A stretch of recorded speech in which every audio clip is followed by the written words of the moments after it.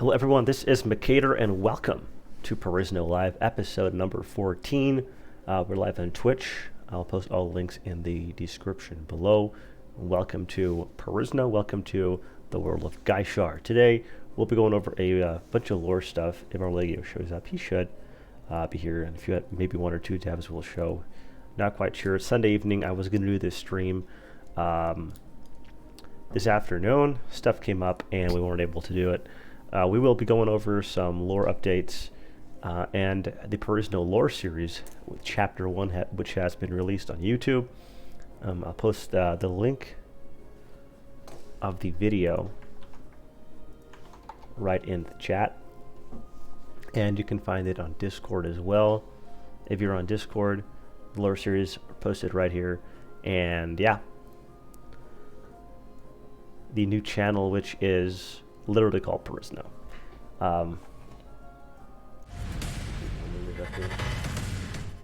Right. So the lore channel, it's literally called Perisno.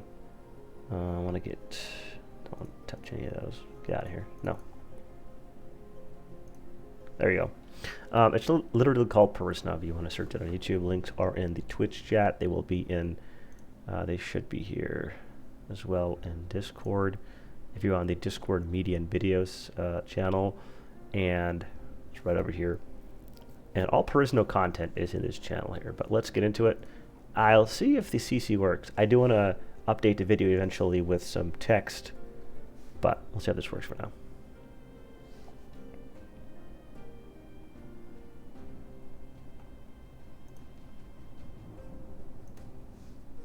Year 394. The war between the Reich and the Illikens escalated, and for a time it seemed like the Reich would wipe their enemy off the face of Perisno. But with their new leader Zeladek, the Illikens had been given hope. During a fierce siege at Volderberg, Zeladek had been captured, but with no reinforcements in sight, the city was vulnerable to more attacks. His daughter had quickly rallied more men, and with the reluctant help of King Aeolus, had numbers to potentially sack the city. The distant sky darkened as another great storm loomed in the distance. Lyanna and her army were heading towards Volderberg. Zeladek had led an attack on the city just a week before. They had breached the walls, but due to some mysterious occurrence, had been pushed back. Zeladek was captured in the fight, which led to the Illikens retreating in disarray. Lyanna stopped her army at the edge of a small forest. They would camp here for the night. She wasn't sure exactly how they would free her father, but the fate of the Illikens depended on it. Heavy rain came down that night, thunder rolling through the air. Lightning struck, and the valley between the city and their camp was lit up like daytime. Lyanna sat at the edge of her camp, sleeplessly peering into the distance. Another bolt lit up the night sky, illuminating a massive shape above Volderberg. Her hands stiffened, clutching the knife she had been holding. It couldn't be.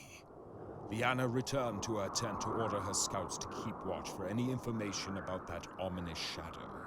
But now she could truly not sleep.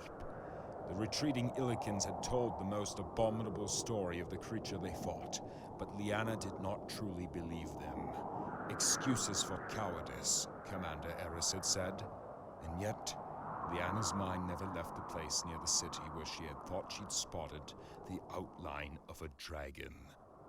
Morning came without any reports from the scouts, and she ordered her army toward Volderberg. Even with the early morning light, the skies had hardly changed, and the lightning had started that night was still going without any signs of slowing down.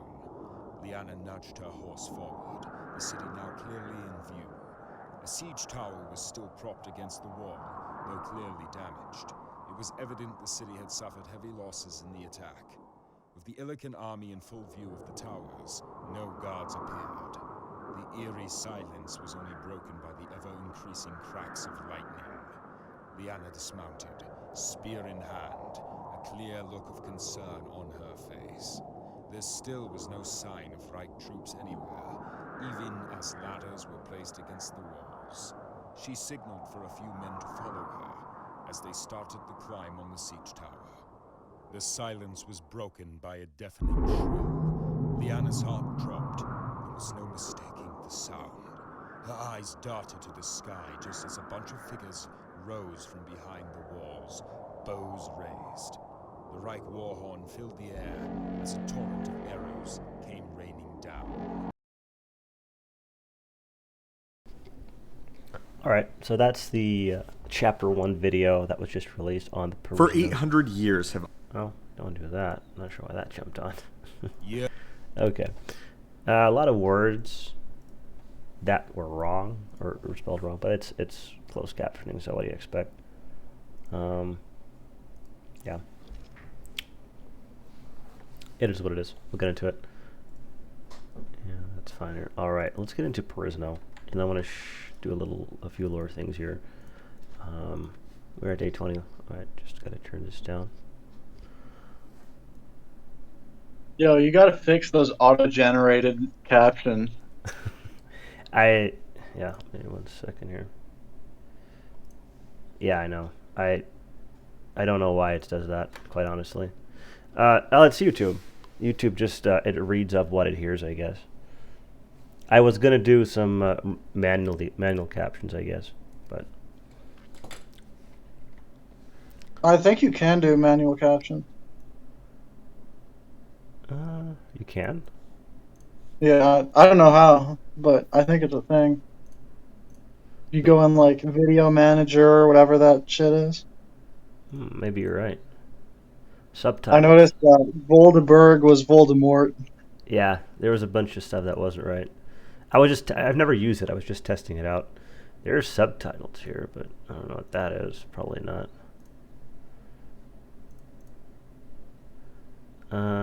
End screen info, audio, blur. What is this? No, that's not it. I might have to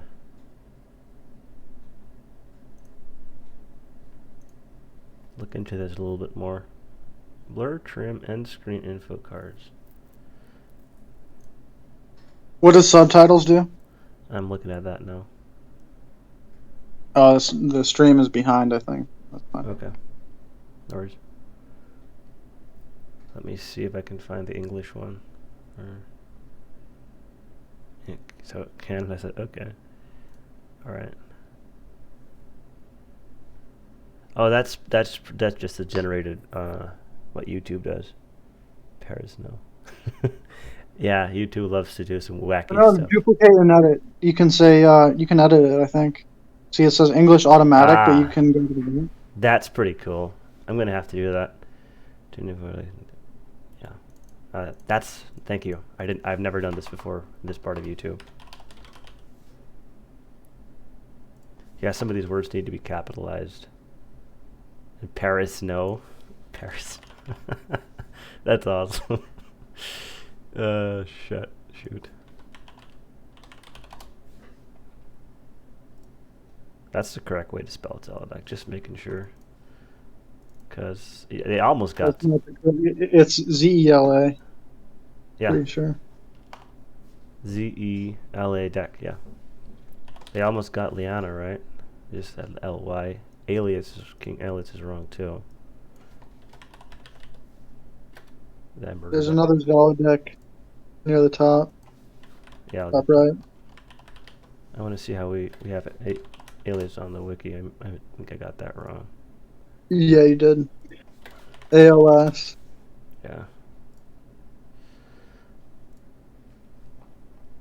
At least most of this is pretty up to date. Just making sure Cretus is here. Where the heck? Never find it. It's ALS. There's no E. Yeah. ALS. Yep. Should King? I think King should be capitalized. It's an important word. Yeah. Let's do. So what's this stream about? Basically lore and Perisno stuff, I guess. Maybe some gameplay. Our Legio did want to show some new armors that he's working on, so we'll see if he shows up at all. I don't know.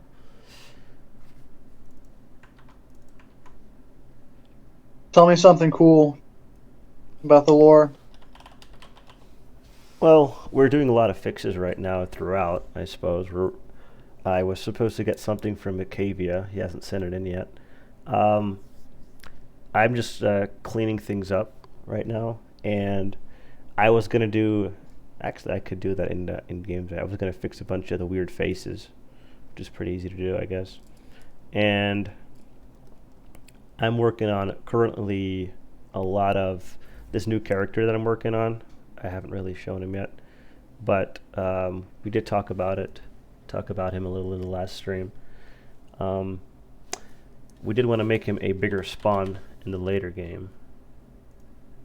I'll share about him. I'll share about him in a little bit. Maybe our Lego's going to be on. I did want to talk to him about that as well. I got some ideas to float around. So basically, he's the self-proclaimed savior of Perisno, in a sense, and he goes against the wishes of Arcanus and proclaims himself the chosen one or the prophet of Perisno, and he wants to, instead of the player bringing back the kingdom of Perisno, this guy wants to do it. He wants to be the guy that everyone looks upon, and Arcanus doesn't want him to be that person because he wasn't chosen, and that leads to a bunch of things, and I'm still in the process of writing that story, so. Alright, towards Voldemort. Yeah, let's not go with Voldemort. We could rename the town to Voldemort if you want. That would be a little strange, but.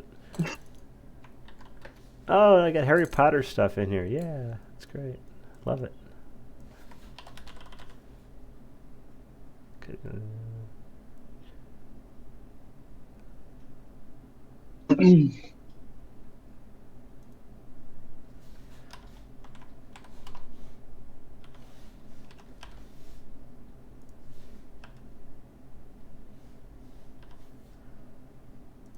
think I spelled this one a few times now, differently.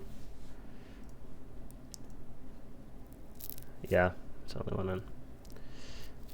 Did you, when you originally created Cretus, did you make it the Cretus Monarchy or just Cretus? I'm just curious. Monarchy, but don't ask me about any Cretus lore because you No. completely changed it from what I thought Cretus was going to be. Okay. Yeah. I kind of made it to fit what we were trying to do with it a little more. I know you did something completely different, but yeah, no, like I'm not mad about it. But just any lore I know for Cretus is wrong. Mm-hmm. What was your? Do you remember your original plan for it? Yeah, it was a bandit. It was a bandit who got. It was basically Pablo Escobar, and he got super rich and he built his own castle and declared himself a king. Mm-hmm. Was Aelus in your vision or your original lore? Was he Illican, or was he just a random person that made his own castle? Just a random person. Okay. He might have been Tolraenian or something, probably, but it wasn't something that I really thought about. Mostly, I just wanted like a Pablo Escobar type, Mm-hmm. You know, so crime lord with his own fief. Mm-hmm. So it didn't really have any super deep stuff in your eyes. No, not really. Okay. Although we could, with that sort of idea, we could add stuff to bandit lairs. I don't really know what, but it's something I wanted to do off and on, when I think about modding. Mm-hmm. I wonder if I could just copy this text in here. That could probably work, couldn't it? Maybe. It might fuck up the timing. Uh-huh. Because right here, yeah, you're probably right. Year 394. The war between the Reich and the Illichens. But if we were to add more features to bandit lairs, what would they be? Because okay, I imagine for who are the Volhir, if there's a lair for the Volhir, Mm-hmm. and you go there, and it's like you can attack, or if you have good relations with the Volhir, you could approach. Or even if you have bad relations, you could approach with your army and like try to deal with them, and maybe they would run away and just like abandon the lair, or maybe they'd talk to you. And if you have good relations, you can just enter and I guess recruit people. I can't think of anything other than recruiting people. Like maybe you buy some unique equipment. The problem, Um, yeah, the problem I currently have with the bandit layers is in both Warband and Bannerlord, they don't do anything for you. You basically drop into a lair and you kill the people and you get some loot. It's yeah. straightforward. It's boring. Um, I think Tofu did add something in one point, the last update, where you get a bandit hero, which is a little harder to kill. But besides that, you don't do much there. You go around, you kill the people, and you get the loot, and you leave. It's basic, and Warband and Bannerlord missed the mark in that thing in both those areas, in my opinion, because you don't do any. It's too boring. Same with tournaments, but that's a different topic, I guess. But to answer your question, on the top of my head, I'm honestly not sure what you could add to it. I mean, besides a battle, what could you do? Well, it would basically be like a little village. But the problem with that is, I guess, adding it to the economy in a way that's balanced. And then also, if it's like a little village, then lords need to be able to raid it. And So yeah, like you want it to be like a permanent settlement then? no, Okay. I want it to be like it is, but this is the ideal. Um, like it is, but lords can attack it too, and just like when the player attacks it, it disappears, and the bandits can't use it anymore. Hmm. And and bandits will bring like when they attack farmers and shit, and they go back to the lair, which already happens. Like in native warband, they have bandits returning to lairs. Then that loot would actually go into the lair and affect the economy. And I guess when a lord attacks it, then that stuff would go to the lord. Um, in terms of how the player would interact with it, you could go and try to talk to someone, like like try to speak with someone when you go to a castle, even if you're an enemy, and maybe they might just abandon it, or they would try to talk to you. Um, or if you're friends, you could go and enter like a village, and there'd be bandits walking around. You could talk to people and recruit them. You could ask like, "How's life here?" and shit. Like, how's the raiding going or something? If it's Sea Raiders, um, So this would and essentially, recruit, buy sorry, shit. yeah. Yeah, go ahead. Now this is just a thought that would have to that would need you to have like negative relations then with the surrounding faction, because these faction don't support. They're trying to kill these raiders or these bandits, and your honor wouldn't it have to be low or negative or low, just low honor? Um, well, most of the factions in Perisno, most of the minor factions have their own faction, right? They're not just outlaws. They're like Fac, Volhir, or Fac. Yeah, You know what I mean? they're just not a main faction because they really don't hold land per se. Yeah, exactly. So we can track the relations with the faction.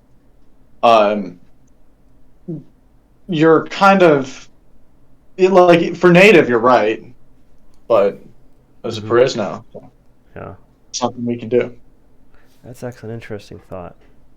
It would actually give the minor factions a little more credibility, because then they would have temporary settlements or temporary hideouts, whatever you want to call them. And hmm. But It would what? basically be a mechanic where you could have nomads, and you could even have the lairs time out after a certain amount of time, and then just move to a new location with no consequences. And if the lair is destroyed, then it moves to a new location after a cooldown.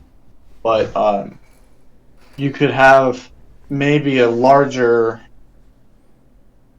Uh, like I'm describing a big feature right now, so I'm Yeah, not suggesting we actually do this, but you could have a larger faction like the Drahara or like the Kurgits, who like in Native Warband, you think of the Kurgits and it's not like a settled tribe; it's like nomads. Yeah. So you could actually have a nomadic faction that sets up camps and then leaves them and moves on to the next place. Would it make sense if their camps, the stronger the camps are, the more parties they'll be able to send out like they do now, in a sense. Yeah. But if they keep losing their camps, they become effectively weaker because they really their camps or their base of operations keeps getting wiped out. But let's say you support the Eagle Knights, for example, and they have one or two of those camps, and they're getting stronger and stronger. There will be more Eagle parties roaming around. Obviously, with your positive relation, they would support you in the attacks and all that stuff. Yes. Yeah. That would be a. I think that would actually be pretty cool. It'd be a lot of work to make, but I think it'd be pretty cool. Yeah. And it's definitely doable. Like the Warband engine can totally. There's nothing impossible in what we're talking about. Yeah. I think it's pretty basic, straightforward stuff with just a few things that would have to be added. But No, it's okay. It's not hard. It's just tedious. mm-hmm. Because we'll have to the Lord AI is spaghetti code right now, and the native code, Mm-hmm. and then we'd have to change Bandit AI a bunch. Like I don't know, it's not that bad, but it's just Not impossible, but just a little. Yeah. What about let's say there's this hideout, and obviously the main faction sees it or Lord sees it. Will they always attack it, or how would that work? Do you think? So hideouts would have to have garrisons then, or at least some strength value, so we could put it into the formula of calculate party advantage, or you know that script, right? Yeah. So we would either have to give hideouts a garrison, which would be the best, because if you have the bandit parties coming back to the hideout, and then they join the garrison, and they bring all the loot back, and the garrison and the bandits grow, and then once the garrison reaches a certain height, it could be like a proxy for population of the camp, then that turns into two camps and stuff. Mm-hmm. But there's a way easier workaround, which is just to give it a constant strength value, and then have the Lord calculate strength against that, and also think about the Lord's priorities. Like, what is the Lord participating in a campaign right now, or patrolling? Because if it's patrolling, maybe it'll attack the hideout, especially if it's at peace. But if the Lord is in the middle of a military campaign, they're not going to go deal with some bandits. Mm-hmm. So it could definitely be done so Lords wouldn't just immediately attack. It's an interesting idea. I would have, yeah. Would this affect all minor factions then? In a sense, it probably would. Only the ones with hideouts, which is definitely not all of them. It's probably it's probably a small minority actually, because Mm-hmm. hideouts suck right now, and we haven't given many of the minor factions hideouts, and no one's asking for it either because hideouts suck right now. Yeah. It's one of the two main things that when I play the mod, it's so tedious and boring in most mods and most native whatever, and that is the hideouts and tournaments. As I said, you just do it to do it. You get a lot of loot, you get a lot of money usually, so that's why people do it. But it still doesn't make it any less boring. But on the top of my head, if I remember, I think in my current game, let's see here, there was the Sakar camps. We had the in the Reich, there was a snow cave for what the heck are the minor facts now called? Let me look at this. So, Eagle Knights don't, Limbard doesn't. They could. It would make sense for the Limbard to have these type of temporary settlements. The Wolf Knights, I think they should. The Falki should, but anyway, that's just the opinion. I mean, they should, but at the end of the day, that would make a lot of work. Missouri, whatever. I don't think it's too important. Which one? What is the heck is that faction called? Let me look up in reference materials. Um, minor faction troops. So I'm looking at. Oh, I'm looking at the chat. Byzantium says a garrison of 40, and you can send patrols from the garrison and purchase the hideout for a large sum. What would that do? That's a that's an interesting idea. Like purchasing the hideout. Um, I guess I don't see the point of that. Mm-hmm. Well, Yeah, what would Byzantium, if you're still here, tell us what would happen if you purchased the hideout. I mean? Yeah. What exactly would that do? If you purchased a hideout, then what? Is it yours? It's still a temporary hideout. I mean, if it gets destroyed by some lord, you still lose it. Then you still lose your money, right? I mean, that would. To get the garrison feature. But hideouts aren't really like settlements. Like they're just like tents and shit. So you could just like set up like I've seen other mods do it and it kind of sucks. So I don't actually think we should do this feature. But um, like set up a camp and then you leave some stuff there and leave troops there, so you can be faster on the map or whatever. Yeah. But that's you can get an option to purchase it. Um, If you take I think it would be annoying to have have enemy lords attack your camp and destroy it and kill the troops and take whatever you stored there. Mm-hmm. And if enemy lords were unable to attack it, then it would just be unrealistic. And that's the way I've seen other mods do that. Yeah. Is like you set up a camp and it's basically not on the world map. It's just a ephemeral thing. It may be more useful if there was a player being okay. I could see that, but that's a big feature. If you have proposals for that, definitely put that in. Did you ever get your bandits attacking castles feature done? I know that was something you worked on for Yeah. years. I did, and then my mod started crashing randomly on the world map, and I couldn't get it to stop, so I abandoned Myth of Legacy. But I did get bandits attacking castles to work. Yes. In some degree, I guess. Yeah. Yes, I got them to attack the castle and make a new faction, and What then I abandoned the mod. what if the minor fact? Well, we essentially have factions coming out of nothing right now and becoming a major faction, and you can do the same thing with. It's not impossible, but what I was thinking, what if minor factions would be able to attack this castle and use the same idea we had for like the what is it called, Third Legion or the Venator? What if we use the same code in a sense, and let's say a minor faction becomes really big, and they calculate, hey, let's say the Illic or Zeladek, for example, he sees he's got 1,000 troops, and he sees a guy castle, for example, and this castle only has 200 troops. He could easily take it. He does, and the minor faction becomes a major faction in a sense, the Illicans, and that would perfectly fit into the lore too. For example, maybe we could have this instead of all minor factions. Wouldn't it make more sense for the spawns to be able to do this instead of all minor parties? Because the Would be spawn. very cool. But from my experience making that bandits taking castles feature,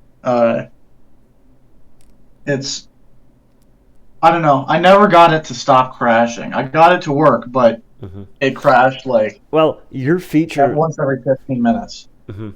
What didn't you have your feature go to where every minor faction party could do this, right? Yeah.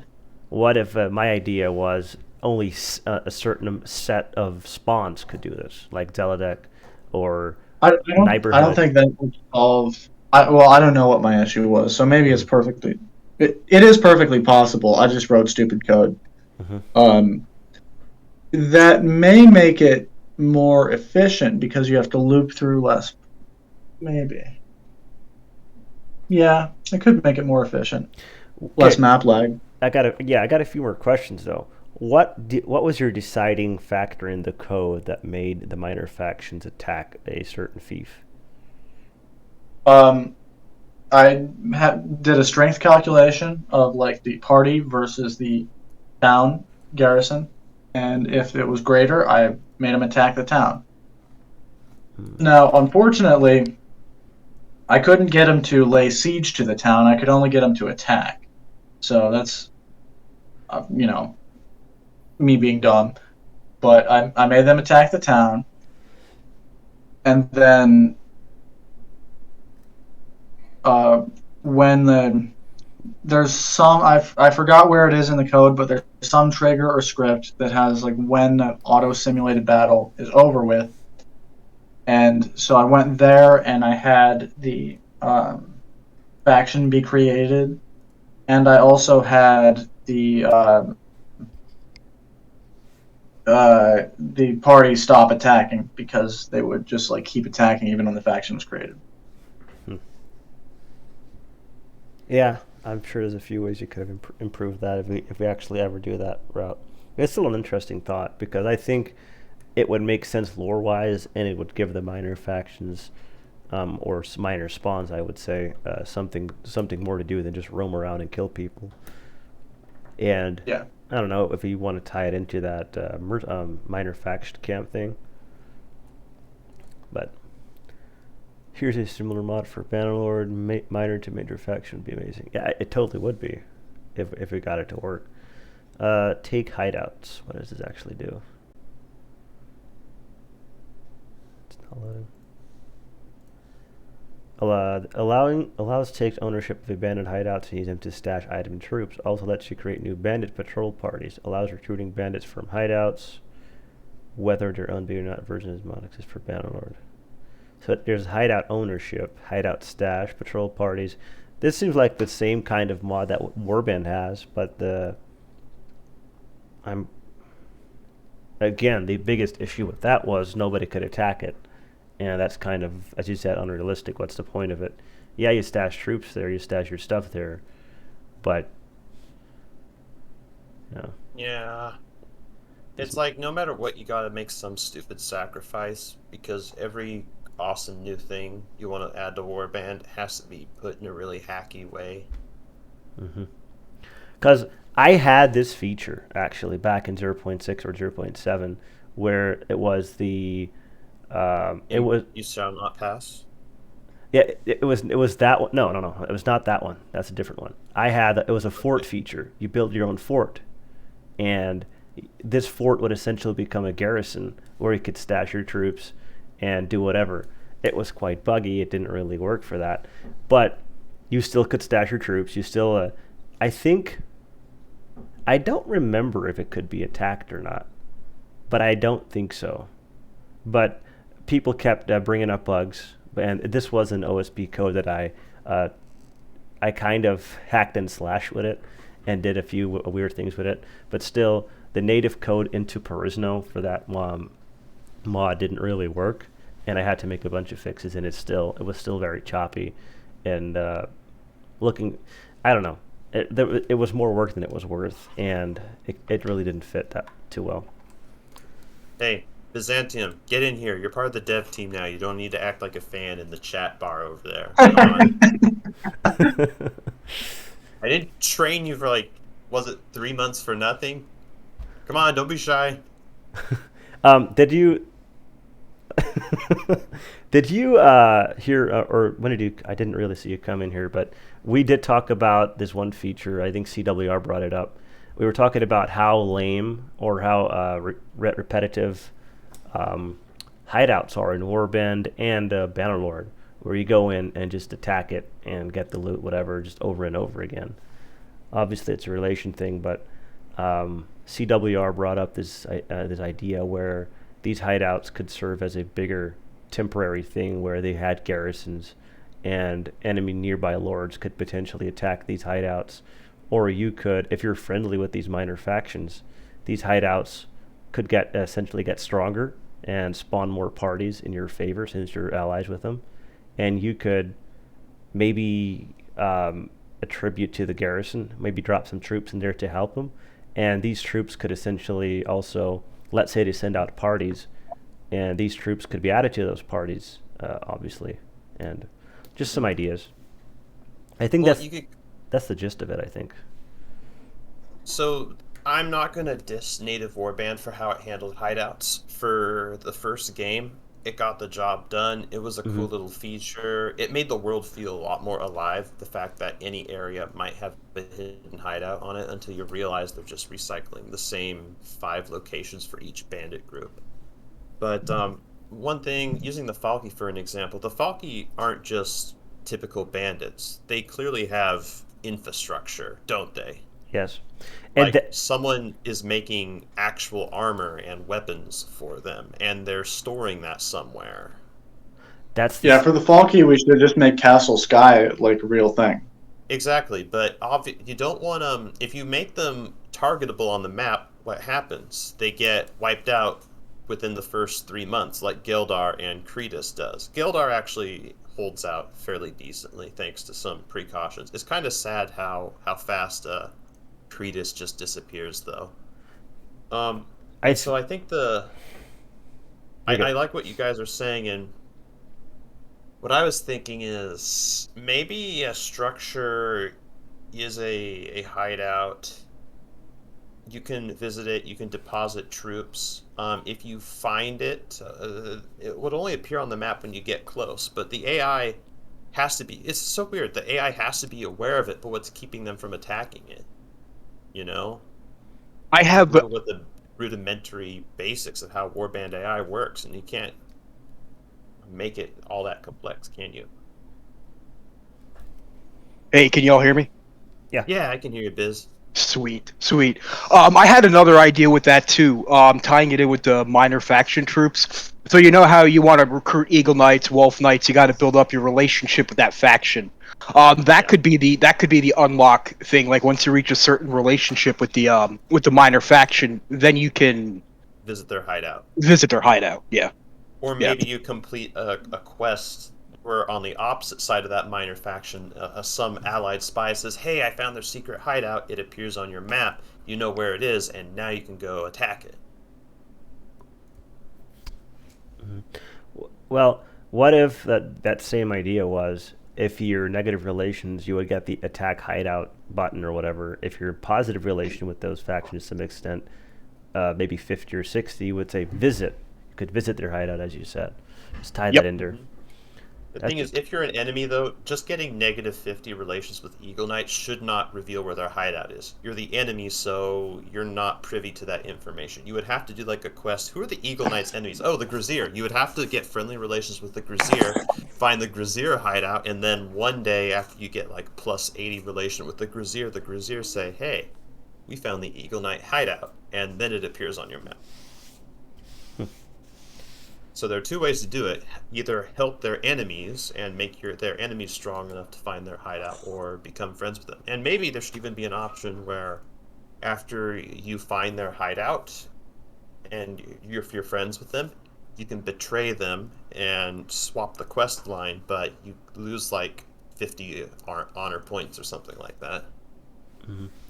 That's the same idea I had earlier, where I talked about honor. If you're helping these certain minor factions, you could potentially lose a lot of honor, and that's one thing that would deter certain players of doing this. But that's, some people do like playing as the bad guy, I've noticed. It really depends, and this would give. Yeah, generally. Yeah, go ahead.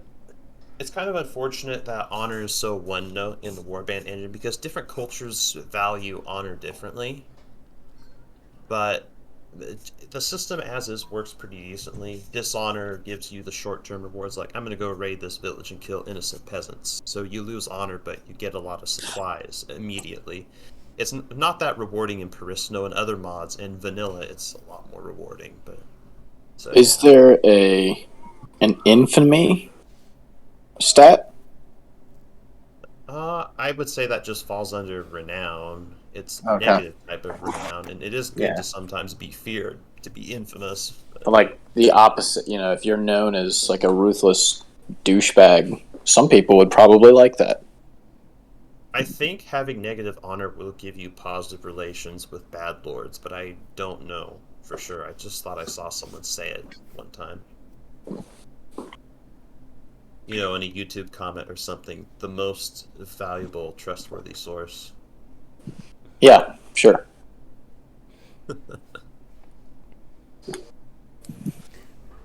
Yeah, I guess this topic just spawned off the top when me and CWR were talking at the start of the stream about how boring or monotonous the hideout system was and what we could do to improve it. And oh man, it's great. I love the hideouts. yeah, and it's pretty much the same thing in Bannerlord, but that's a completely different topic. But it's still, they didn't really improve upon it. You're still doing the same thing essentially. You're still attacking the same troops and whatever. It's just a bigger scene, which is kind of more annoying because you're walking for 10 minutes. But all right, question: is that like on topic of the mainstream? I don't want to like go off track, but I do have a question about the whole hideout thing. Go ahead. I think I want to say it's Florus, or one of the 500 versions of Florus that's out there has a thing where essentially there are, like, they spawn, I think they have random names, but like bandits spawn like lords, quote unquote, and have little hideouts, but they effectively work like castles. Is that something that y'all are like have access to, that kind of system? I have no idea how complex any of that is. But I know that... Go ahead, sorry. Oh, no. My screen just flashed. Oh, that's y'all. But I know that like a lot of folks, like you were talking about playing as the bad guy, some folks that like just having a place to, if you wanted to do, say, I'm going to do like Sandstalker stuff for whatever reason, but I want to live in Draharan lands, but be able to recruit my own guys, but be enemies with Drahara itself. Does that make sense? Yeah, it does.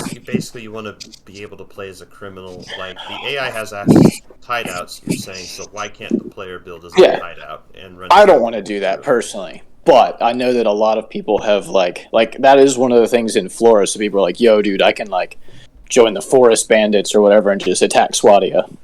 Mm-hmm. And I think the bandits in Florist can even I think bandits can actually take castles if they get ballsy enough, but... I think what they do... I like how the way Pendor handled it was pretty realistic, too, because bandits, they don't want to become a standing faction, generally speaking. No, because then they have to farm. Yeah, then you have to be responsible. You can't be the edgy rebel anymore who's living off mom and dad's money anymore. You have to... Yeah. You can't steal from the man if you are the man. Yeah. Now, historically, though, a fair amount of major factions did start out as bandits, too, though. So sometimes the temptation does get good enough to where it starts out like the bandits say to this town, hey, you need to pay us tribute. We're going to rob you every week. And the town's like, okay, we have no choice. We'll do this. And then another group of bandits come over, tells the same town, you need to pay us tribute. And then the farmers are like, okay, we'll pay you tribute too. Then the original bandits come by and they're like, what? Okay, give us tribute. And the farmers say, we can't. We gave everything to this other group of bandits. So bandits fight each other. Yeah, and then they become a protective force. Yeah, it's like, hey, pay us this money and we'll use our standing army to protect you. That sounds super familiar. I think we call those taxes now. Yeah. I mean, I hate to say it, but that is how a lot of governments formed. I think that's how France formed. I think that's how Germany formed. I'm not sure about England and the rest. Yeah. Uh-oh. Dang it, phone's dying. So did you say... This feature is readily doable in Florus? It's definitely in one version of Florus. This was... I mean, I can't imagine it would be gone now unless it was super broken. But I know it was in Florus as of... Like, Florus expanded, or... I don't know. There's a bunch of Floruses. The one I downloaded in 2018. Okay. I would just like to take a look at that once and see how it actually works. I will... If you have the... Go into it and see if I can't find it, and I'll at the very least, I'll link any information. Cause CW, I'm not sure if is CWR still here. Yes, he is, or he's got himself muted. He had a very similar feature in one of his mods where minor factions would attack castles.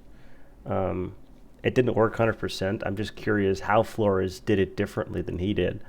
And They had bandits. They would be bandits. They were like scripted in the game as lords.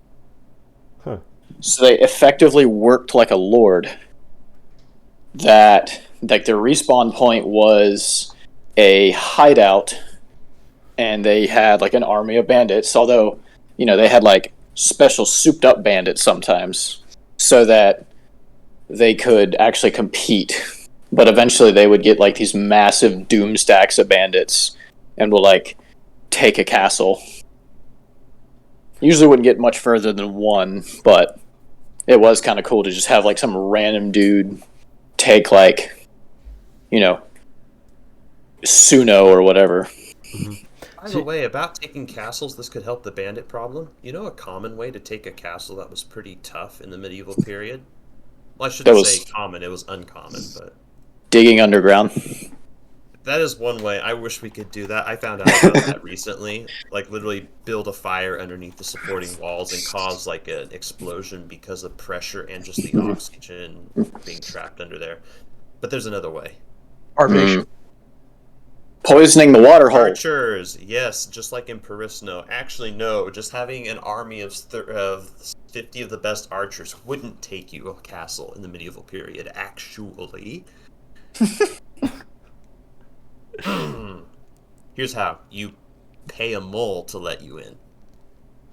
Oh yeah, makes sense. Like, what if it were a rare event?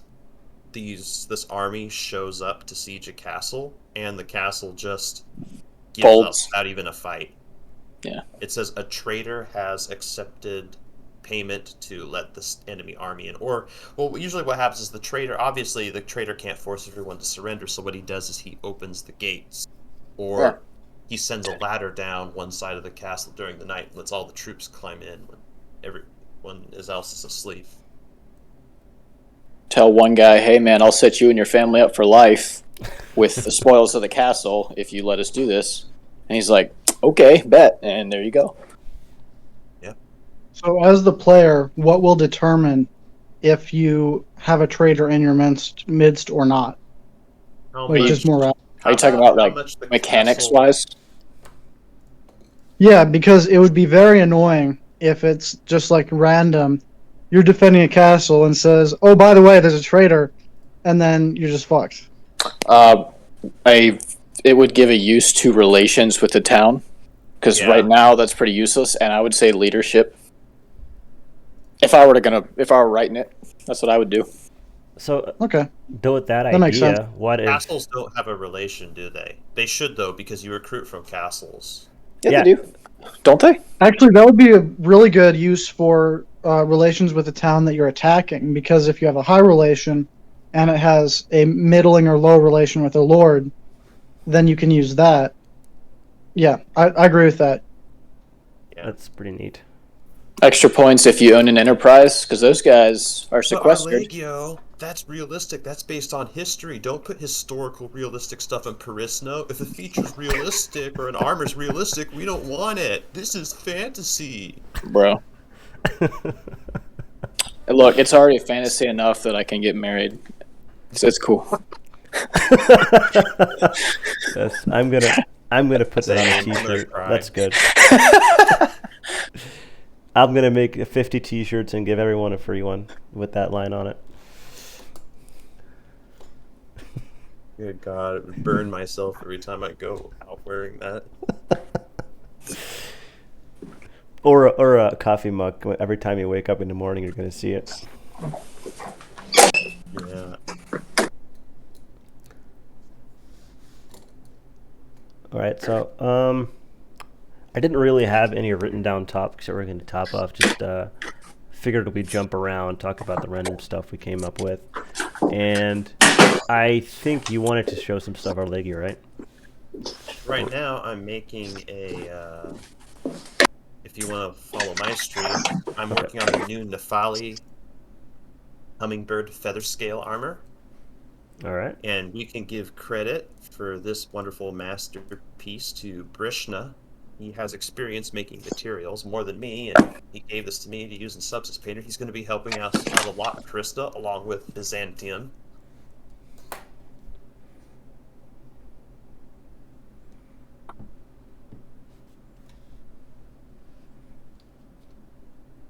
Yeah, I'm following the stream. Yep. So, alrighty. So, yeah, they look kind of like hummingbird feathers, like you see here. I just thought that'd be a really good look for the Nefali scale armor, but exotic and very beautiful looking.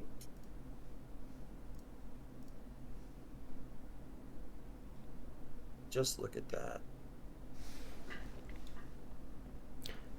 I think we talked about this a while back, where different tiers could potentially get a different shade of this.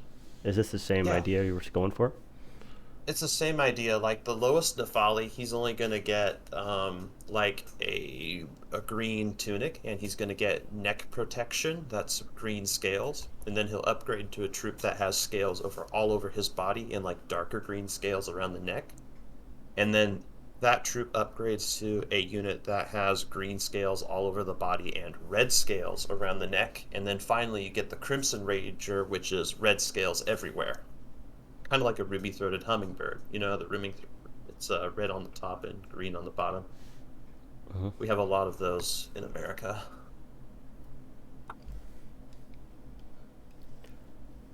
Oh yeah, this is one of the... I thought about... I don't want Elentor to have a bunch of knightly units, but we do have an Elentor knight, so I was thinking of giving them at least 1 or 2 closed helmets. They're not very common.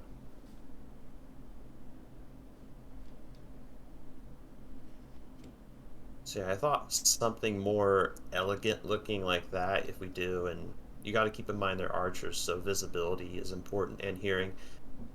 Like 90% of the Nefali are going to have either no helmets or purely open helmets. So, and Mitch, if you want to shoot that down, just say so. That's fine. I won't make any closed helmets for the Nefali whatsoever. I like it. I have nothing against that. Yeah.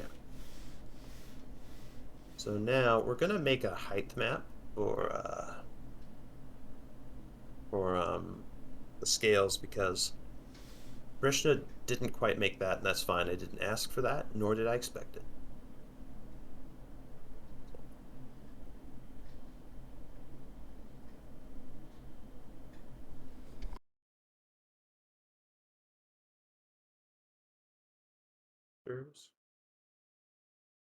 No. I would do some model making right now, but I kind of need to get the material finalized before I start making model work for it. So I want to see how it's going to look in Substance Painter and plan it out. But yeah, I don't have a lot to say at the moment. Biz and me have been talking a lot about hacking. Maybe he would like to talk to you about what he thinks would be best. He's more studied in more Middle Eastern cultures than I am, and I think he has some great ideas for the direction of the Hacking Empire. As long Well, as... Go ahead, Tom. go ahead. No. I was gonna say, I'll shut up for 5 seconds. Go ahead. No, all I was gonna say is, you probably know that I was gonna say this, but all I wanted to do was, if it's not Roman, then I'm probably gonna be on board with it. So good. Yeah. Yeah, that's kind of where I was going. I mean, hell, I'm playing a Roman Bannerlord mod right now. I mean, just Mountain Blade is just chock He's full of tired Roman. of how often Rome is overdone as well. Like No. there's going to be like immediately 5 mods that are just Roman conversion mods for Bannerlord, and it's fun. Byzantine likes Romans, but he is tired of the oversaturation. Well, it's great, but if I want to get a Roman mod, I'm going to play a Roman, either Republic or whatever. You know, I'll play a Roman mod. You know, I don't need to have a Roman faction per se, but I know. So, you know, the thoughts are kind of all over the place, but, you know, I'm, looking at the lore, Hacken is like, at least in the lore, is like a sea empire or whatever. So, you know, I know thoughts were thrown out there for Minoans, Greeks, Romans, and I wanted to toss Phoenicians in the mix too. So, just kind of with all that, I kind of don't know where I want to go, but I kind of wanted to toss like Carthage or old Phoenicians kind of styles in it too, which I don't see that anywhere in definitely not in Perisno. No, I really don't see it much in any Bannerlord mods at all. So I love Yeah, your that's one thing he was talking about is how Hacken has entire control over a whole continent, so a lot of their extra power is now going to be focused on the sea. Them being at something of a naval power does make sense to me, especially as easily as they came to Perisno and immediately built Amarna in less than a century. yeah, kind of the thought of like, hey, what if like the Minoans and then the Greeks and then the Romans and then the Phoenicians actually like allied at some point in history? Like what would that look like? And I don't know. Gonna kind of go from there. Outside of that, I don't have shit. Or I don't have anything. I don't have anything. So I kind of sprung it on him today. I was like, "Hey, Biz, I got 3 other people I'm ready to bring on the Perisno team, and they're all Hackin fans. So I think it's time to finally bring everyone together. And my Roblox project, is wrapping up, so I'm gonna have lots of free time again for other stuff. I just felt it's time. And now he's caught off guard because he has hardly had any time to think about it since we last talked That- like 6 months ago. it's all good. I like his idea so far. I like the combinations. The one thing I like the most is the Phoenicians. I think that's a really cool era or a really cool idea to go Remember with. when we were young, how historians talked about how important Phoenicians were, and now no one talks about Phoenicians anymore? It's just something I noticed. It's like everyone forgot about them. weird. It seems like there's like some disconnect in history too between the Phoenicians and the Semites too. So it's just a weird history. I don't know what's going on with that, but like there was supposed to be like one big cross. Not like the Israelites wiped out the Canaanites. It was kind of like they completely mixed together, and then what happened after that. So I don't know. I think that's kind of where like the lost in time of that period, I think, kind of attributes to the factor that we don't hear a whole lot about the Phoenicians, at least in like mainstream history, right? Normal Yeah. history. Or Leggy, can you go back to like that one, that like 4 or 5 ones? That's pretty much the same one. Yeah. One more, I think. That one. Yeah, that was the same one. That's an interesting style for some. This is pretty Roman, but there are still Mhm. things I would take from it, like the Roman cavalry masks. That people never use those in fiction. I think that's something that would fit Hacken pretty well.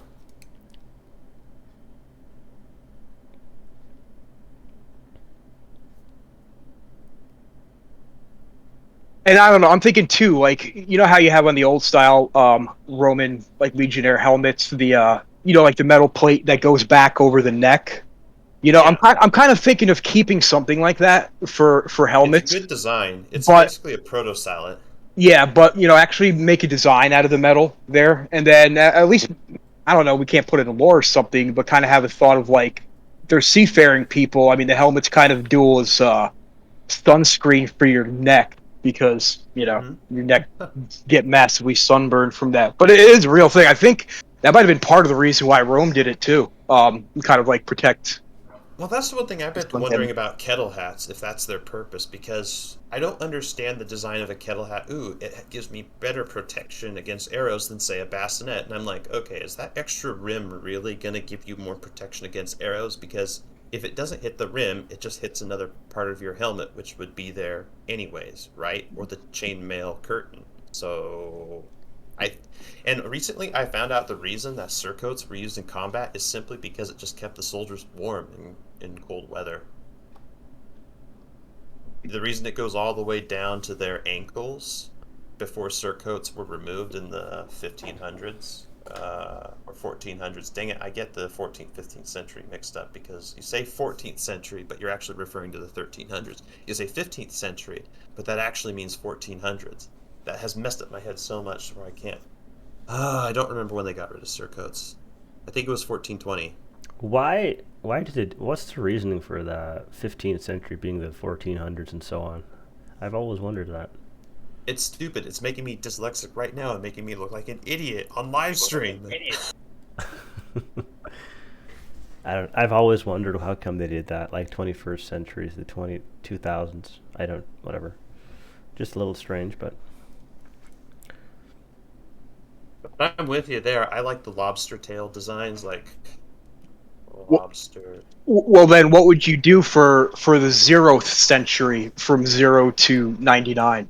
I mean, there would really be no easy name for it. Okay. So. Think about it as if you're 20 years old and 2 months, you're on your 21st year. Like you're working on it. Yeah. Like the number is how many you've, like the 1500 means 15 years are in the past, or 1500 years are in the past. You're on the 1600th century right now. But yeah, as you can see, the design that sweeps back and protects the neck. This is probably a 1450 style salad. This Mhm. says 16th century, but I know that they started using lobster tails as early as 1450. So that'd be a great design. I could go with that.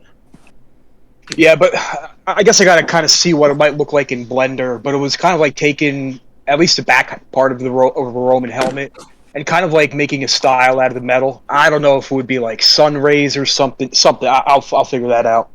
Yeah. Kind of with that, and yeah, I don't know. I guess I really just got to play around with it and see what it looks like. Yeah. But it's not going to be so much like sloping down. It's going to be more of like on a flat plane, like that. Some of the ones are a little more flat. Right. Yep.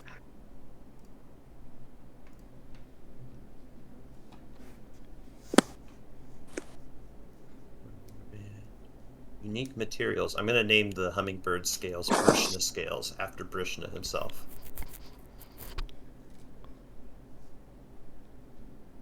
Okay, let's turn this into a new material. Height map.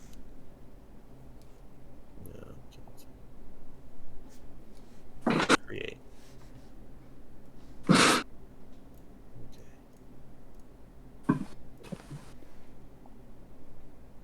Okay, cool. And we can just right down the middle. Frequency.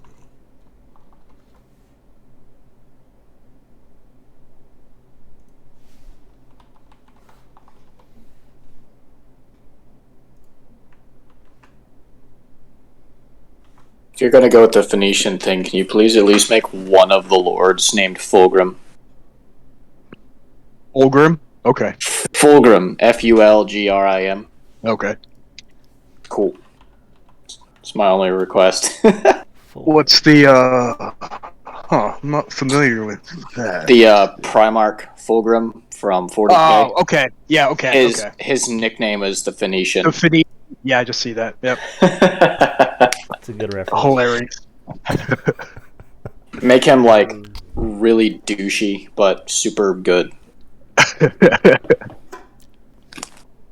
Would you look at that?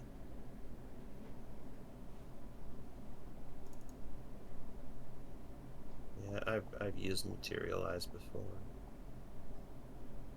It's gonna look so good.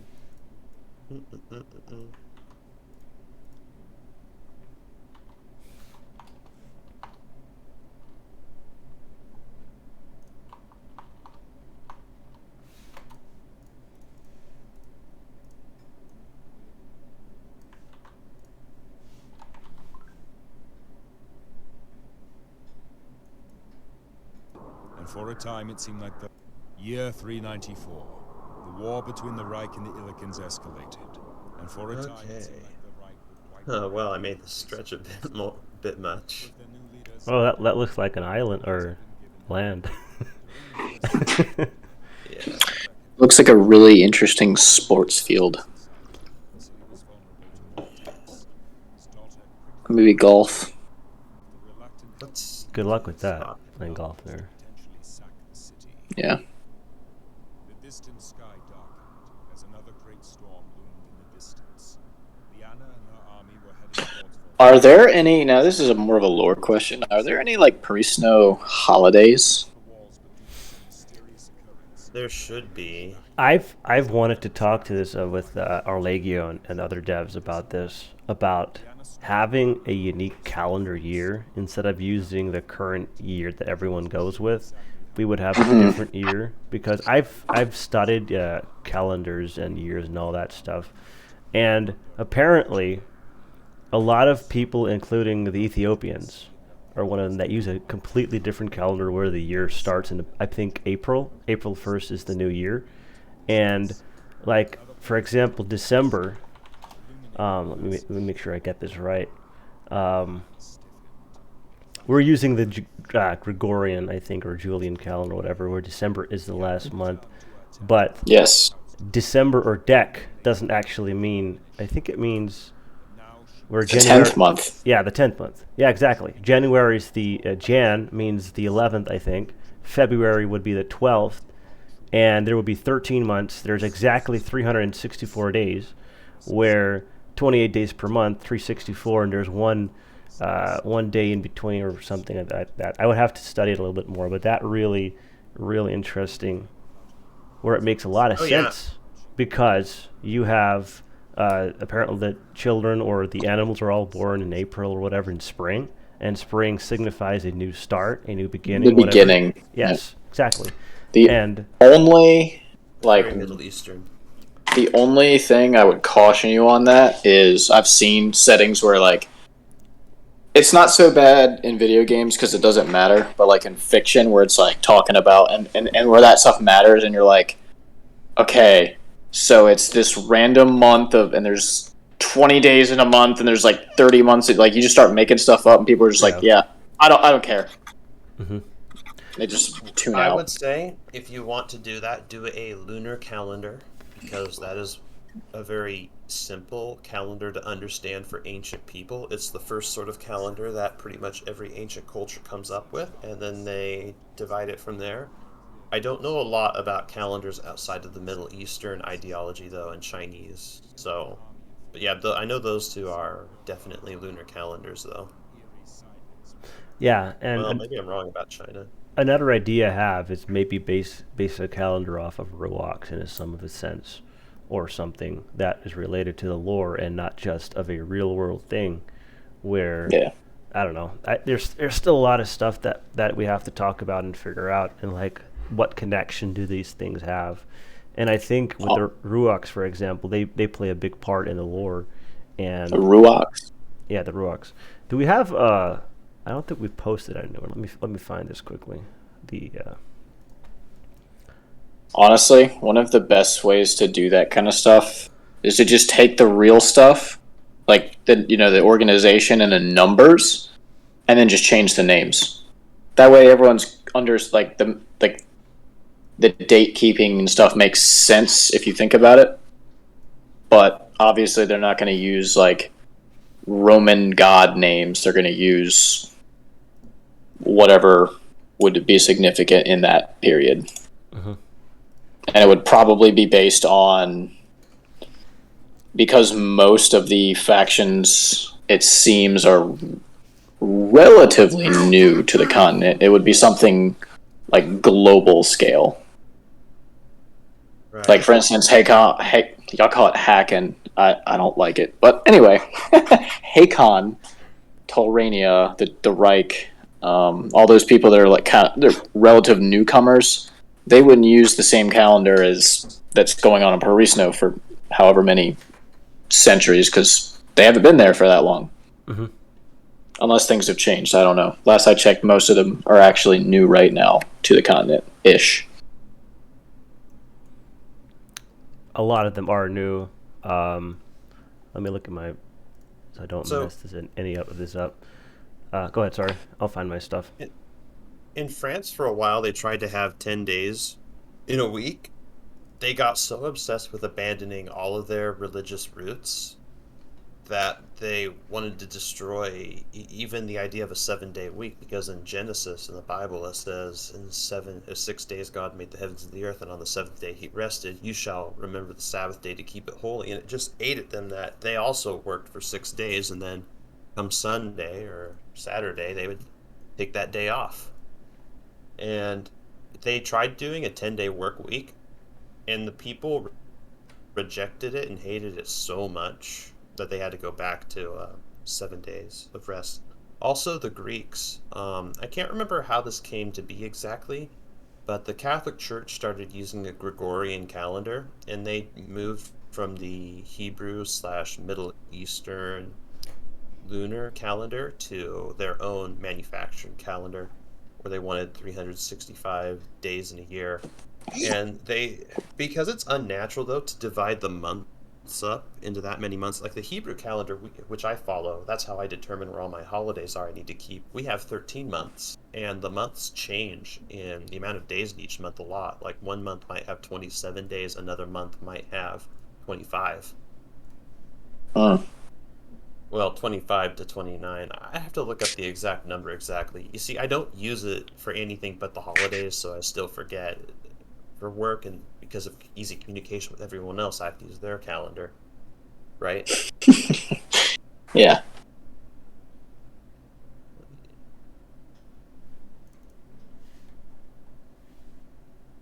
Save project. Let me catch you up here. Lothric, the younger prince, I just wanted to thank you for such a good mod that eats up 700 hours out of my 2K total. Keep up the good work. Thanks for the words, Lothric, and welcome to the stream. Welcome to Perisno. Oh. So that's why he wouldn't link the fire. Okay. Mm. Dang it, not even one Dark Souls fan is in chat with me. I heard you. That was a great joke. I'm telling you, you guys should have laughed.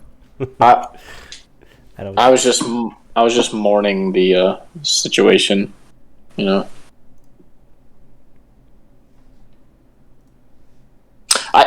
Just as an aside, it's kind of funny to me how like one of the best solutions to the world ending in the Dark Souls universe is jumping into a painting where time moves way faster. So like the last 10 minutes, you're like painting universes in eternity. That's like such a cop out. Like that is peak escapism. Dark Souls covers a lot of deeply disturbing possibilities in the struggle between humanity and God, but not even humanity and God, but nature as a whole, this unstoppable force. Because in Dark Souls, the gods aren't really gods, they're just creatures who obtained a massive amount of power from the force of nature and abused it. So I don't know. It fascinates it to me. They're going to make a Dark Souls 4 someday if Elden Ring isn't already Dark Souls 4. I'm telling you, though, Elden Ring is canon to the Dark Souls universe, and I'm interested to see how it all ties together. The trailer was a dead giveaway, though. Seeker of Ash, Holder of the Flame, yeah, totally not related to Dark Souls. Totally a different universe. Sure, buddy. Right. Do any of you have any of you guys played Elden Ring yet? Somehow we live in a universe where Tofu played it before me, and I still haven't got it because I need a new GPU. I want to try it, but like everyone keeps saying, "Oh, it's like open world," but I was like, "Is it really, or is it just a little more free?" Like, it looks cool enough, but I'm also not trying to get sucked into something like that right now, because that'll happen. Yeah. I've never played a Dark Souls game, and Elden Ring will probably be my first one, if it is considered such. I've heard Arlegio talk a lot about it. I've picked up a lot of things from the conversations. I've never actually played one of the games, so I'm really interested to see how it's going to go. Yeah, I don't know if I'd call it it's not a Dark Souls game, but I'd say like a more recent FromSoft. They're all very similar. I haven't played Sekiro, but like Bloodborne is very similar. Like all the general themes are there. Like the world sucks. Like it's a terrible place to live. And you're a person who ends up really good at killing everybody and like throwing wrenches into plans, but Sekiro? I don't know. I don't know anything about that one. But like the rest of them. Talking about? I'm sorry. Well, which game are you talking about? Just in general, like you're some guy who gets or girl who gets like thrown into something, some kind of conflict, and it's like, okay, none of the outcomes are good for you personally, and most of them aren't good for anyone else either. I love it. It's just too accurate of how the world actually works. You're not going to step in and be this awesome hero who changed the fate of the universe. In fact, even Otto van Bismarck said that there is no man who is great enough to change history. We just desperately try to catch up with what God is already doing. Does that make sense? Mm-hmm. And I would add on to that, no leader ever did anything without the permission of at least 30% of the population. You can't, unless you can somehow manipulate 30% of the population that actually matters and have power, which you can't. You may think you're manipulating them, but the truth is they still made a choice to follow you. You're giving them what they want, what they willingly choose to want. No one just bends the world to their rule. Even back then when you have kings and dictators, someone's getting something out of it. The king has to keep the lords happy. The emperor has to keep the army happy or they revolt. And that is a true, accurate representation of how it should be for a believable story. No one person is so powerful to change things like that. And Unless you're the good hunter, in which case you can change everything. I don't know what you mean. The main character of, well, the player of Bloodborne, you can change everything. Okay, Bloodborne. Which is a from quite a bit different from what I recall. I haven't played that one. It's honestly the weakest aspect of it is it throws, like, it's, I mean, yes, they're not going for historically accurate ever, but like they have stuff from so many different time periods going on all at once where it's just like, when is this? Like, I've heard some people say Bloodborne is the same universe as Dark Souls. It's just very far into the future where everything is messed up and chaotic. So I mean, it could be, but I don't know. They're not similar enough to me.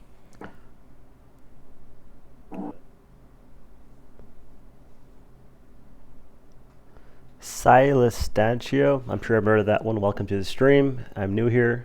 Welcome. Welcome to Perisno. And I think Lothric, the Younger Prince, Arligio, there's a comment related to you on the stream, if you wish to check it out.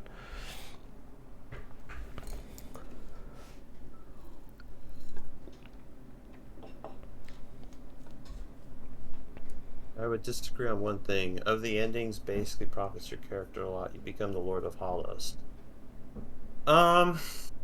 Yeah. So when you become the Lord of Hollows, I wish we knew more about what that actually means. Like, well, think about it being.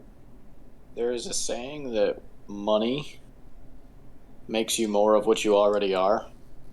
So if you're the king of a bunch of like depressed people who have lost themselves in this thing that they think they're supposed to be doing, you're just the biggest one.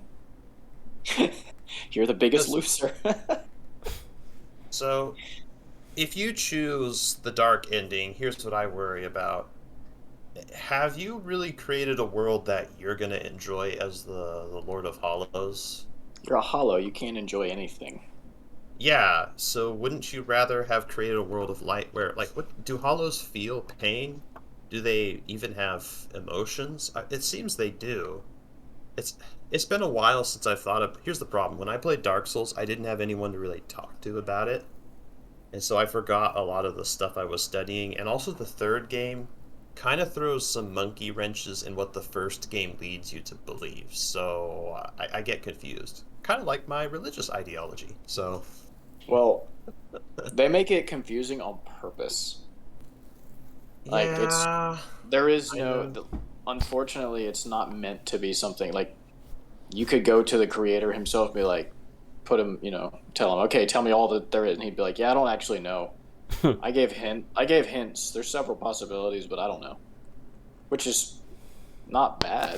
I mean, it's still fun to read about, but like, there is no, it's not one of these things like, oh, if we keep throwing theories at it, we'll eventually get it right. It's not going to happen. Well, in God's case, it has to be figured out, or else the universe wouldn't function. The system would glitch out because the programming wasn't fully written or it'd fall apart at some point. I say, as a writer, if you want to attack the writing of Dark Souls, which you can to a point, I say the author needs to know 60% extra of the world than he actually shows off. So the audience, from their perspective, 100% of the audience's content, you need half more than that you've developed fully in your head. That way you keep the illusion up of the whole world being complete, even though obviously authors spend years constructing worlds, and usually they die before they're done with everything. Even Tolkien died before he finished constructing his world. Rip Tolkien and rip the guy from Berserk. You know, he trained someone to finish the story for him, so I think it will be finished at least.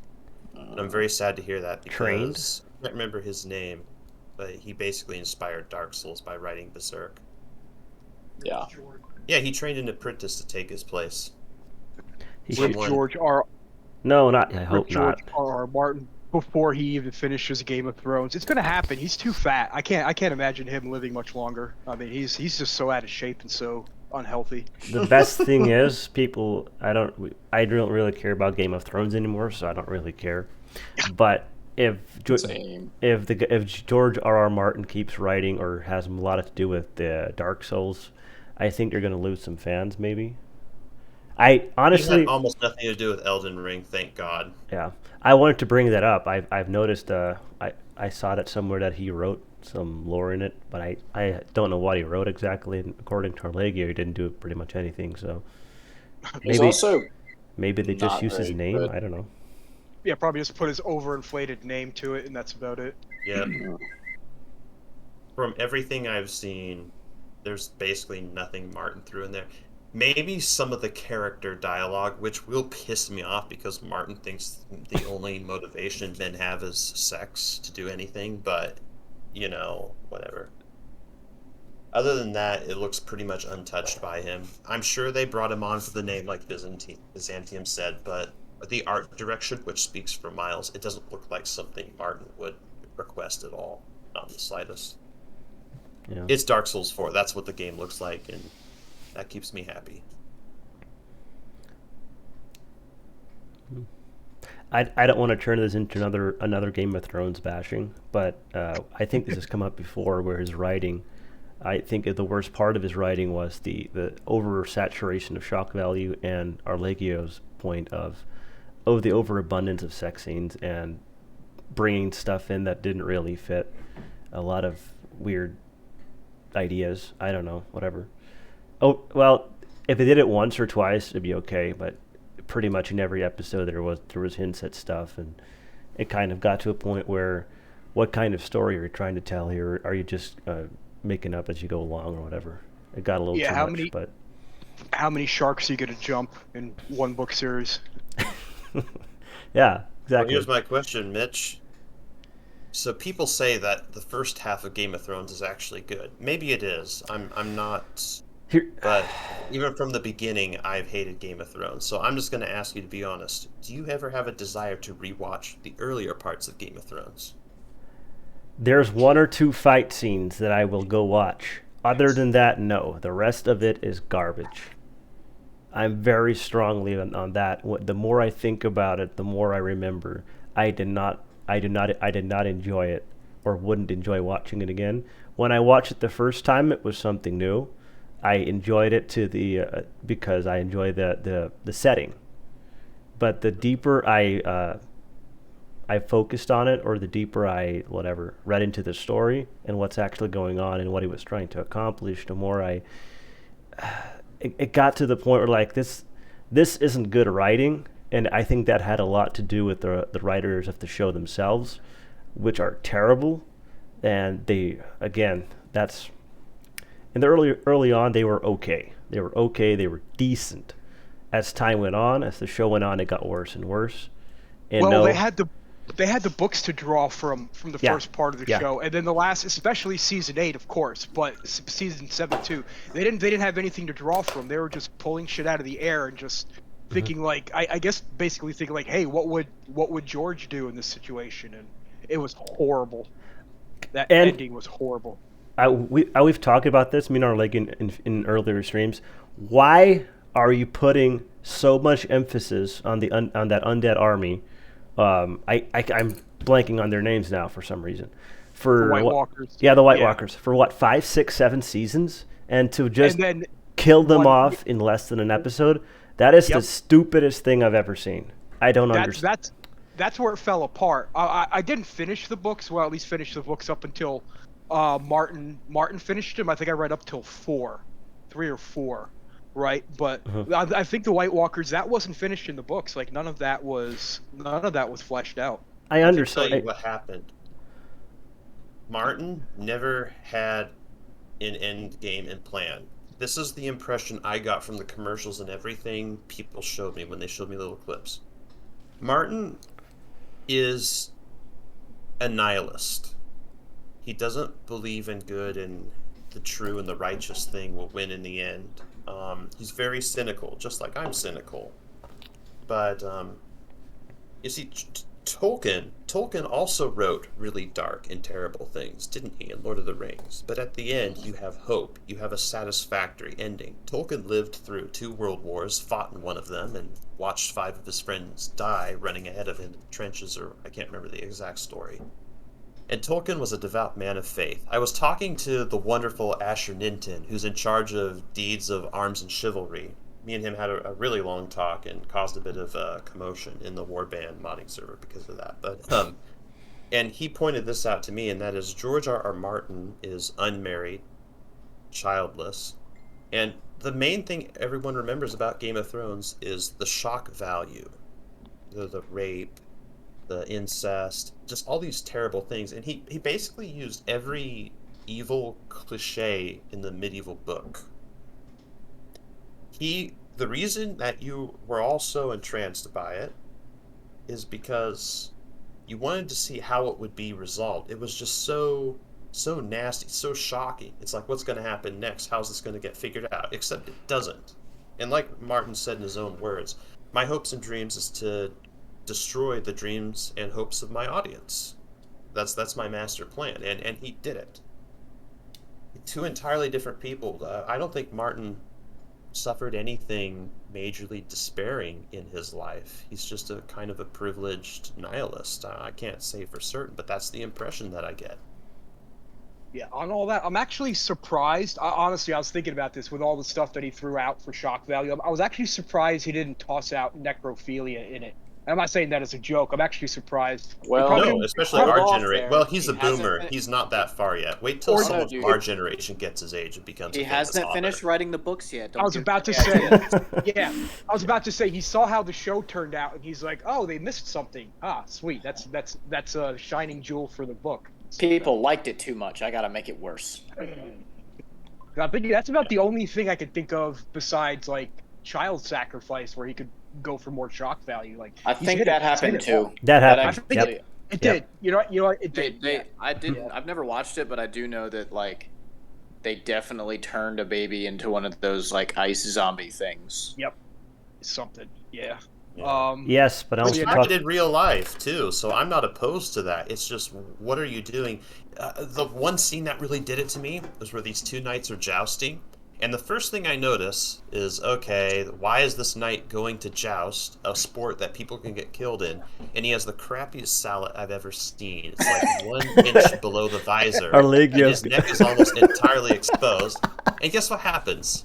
He gets stabbed in the neck and he dies. Yep. As And you I'm do. like, okay, we have a real life account where this French king got stabbed in the eye through the eye slit, because that happens. But in Game of Thrones, the worst possible outcome happens regularly. You see what I'm saying? You use way too many. Everything is too convenient in the worst way possible, and it ruins your expectations. Yeah. It just pisses me off. I'm so glad I didn't get on the hype train. I'll give Game of Thrones credit for one thing. The props in some of the scenes I've seen are pretty good and decently researched. They look nice. A lot of the armors look fine. But that's it. I will say, keep it on topic of Mountain Blade. I mean, honestly, it's kind of made for at least Bannerlord. Honestly, just the way like lords and just the way everything's set up. the plot and everything. At least that is kind of like. Oh, you mean how everyone kind of randomly dies? Bannerlord, everyone randomly dies. Your companion randomly dies. Jeremus randomly dies. Yeah, it's perfect. Yeah, if you just added like less penalty for executions, right? Then it would be like Game of Thrones right there. So. Yeah, no, you killed someone. No important. Nobody cares. There are no national, international repercussions. Yeah, I mean, there should be some people that you execute that like everybody gives you like positive renown. That everybody gives you a relation bonus. You're like, oh, And the glad funny thing is finally. that's how it works in Japan. Actually, in Europe, you capture a lord. Ooh, good job. You get rewarded. Your lord's going to ransom the lord who you just captured. You've done a good job as a knight. In Japan, though, nah, the enemy leader, kill him if you catch him. And if you do kill him in battle, you'll get a lot of money and a lot of fame. Like George R. Martin probably would have been better writing Japanese mythology. That's my take on it.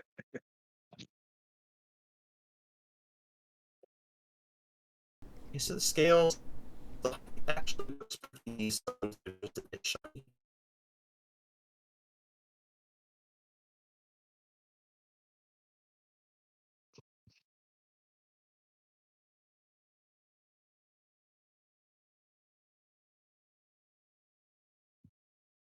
Yeah, look at that.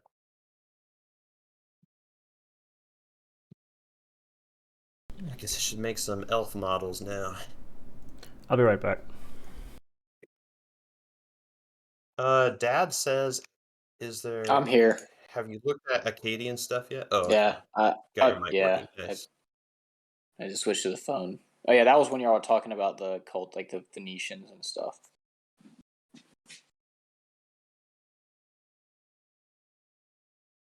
Yeah, really, anything that's different is good. Hmm. But I think just to kind of keep it very, very, very loosely tied historically, so some people can make sense of it, is it's tying the Phoenicians in. Yeah, Acadians, I don't know. Maybe that would fit more with like Drahara, if anyone's going to finally redo Drahara at some point. bro. Like If right, so Drahara lore-wise is a like this generation collection of tribes, correct? as far as I know, yeah. If I remember right, that's like the Sultan. I don't remember his name. I should know that because I spent a lot of time there when I play. Um, but he basically came out of the wilderness and is essentially like a messianic figure for the tribes.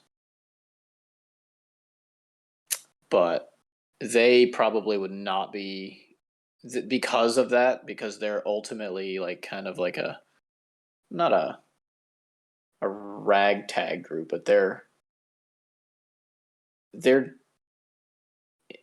like the lords are unique enough that they could essentially all look a little different because that's what they are. Like all of the lords are essentially like chiefs of tribes that are now under a banner until the Sultan leaves.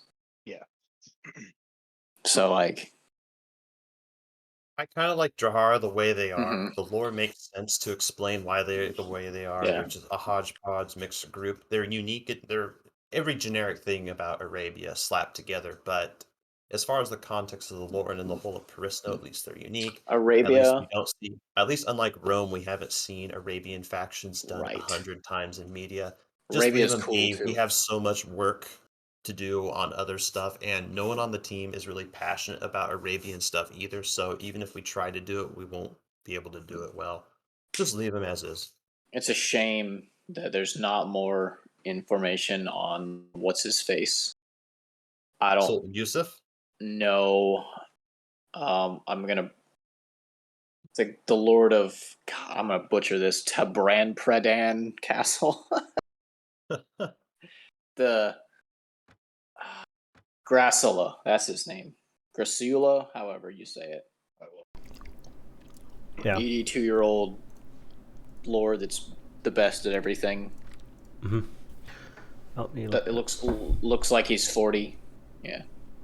I know that he's supposedly like a reference to Ras Al Ghul, but like is there a Lazarus pit at the in the bottom under Tabran Castle. I don't remember how to pronounce it. Even when I had it Tabran right. Padan. I think he was originally added by Leonion, one of the Okay. older devs. I'm gonna find he did write a thread on it, so let me find that real quick. Yeah, I want to say that because there's a couple other Batman references, like Yeah. the Batman, but I want to say that he was based on Ra's al Ghul, which is cool. Like having some random guy who's like, it would make sense why him and all his people are so just because they've had a lot of time to practice and get good at fighting, right? You know, most of them have been in their prime physically for a natural lifespan. Mm-hmm. Shoot, I can't write that right. I know. Still sucks to fight him. I hate fighting him. He's a pain. Yeah.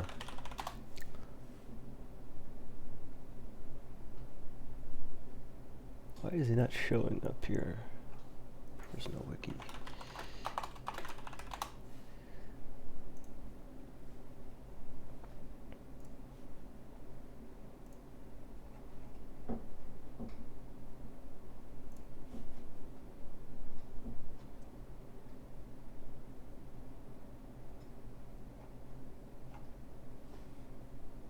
Yeah, that's not supposed to happen.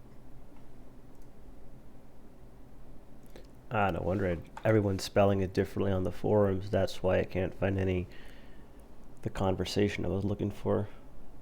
It's actually yeah, Tabranpadan. Don't ask me to pronounce it. I've tried.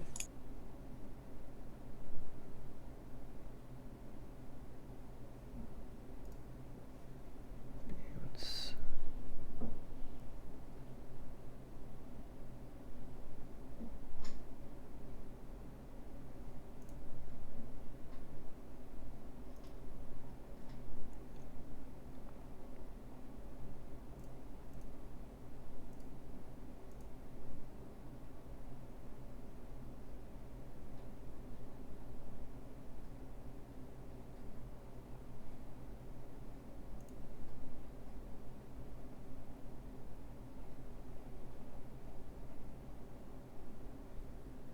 Okay, so I'm just going to see how this looks on a generic warband model. I'll make a unique model for the Nefali, don't worry. I just want to test with this.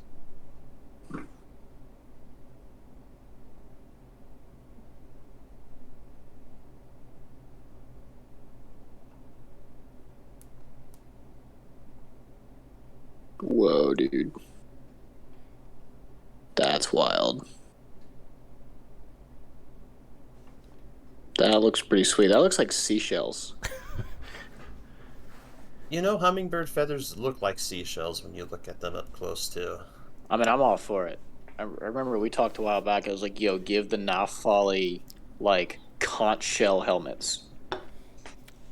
Like, make them get all their stuff from, like, the Fountain Waters. No, just full send.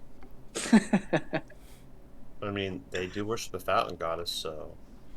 Indeed. Yeah, they could get oysters that have armor. Dude, that looks pretty cool. That also looks like a runtime error waiting to happen. Well, let's see how it looks in normal mode.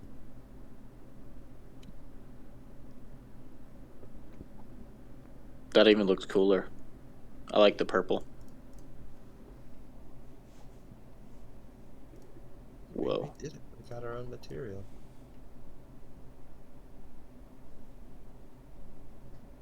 Okay, I'm gonna try to make this look somewhat like what we'd expect. Are you brushing it as metal now? No. Or are you just highlighting it? Oh, that's right. Cool.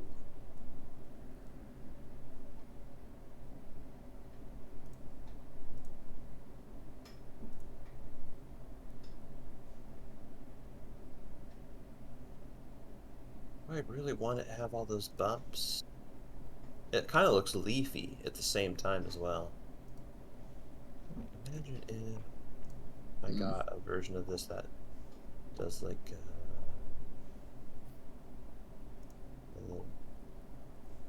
Trying to go for the Crimson Ranger look. yeah. If I can edit the colors live without having to. That's pretty close. Oh, that looks good. Looks like brown leaves, but oh, there you go. Yeah, now we got the right background color. This material will work really, really well. Oh my god, yes, yes, yes!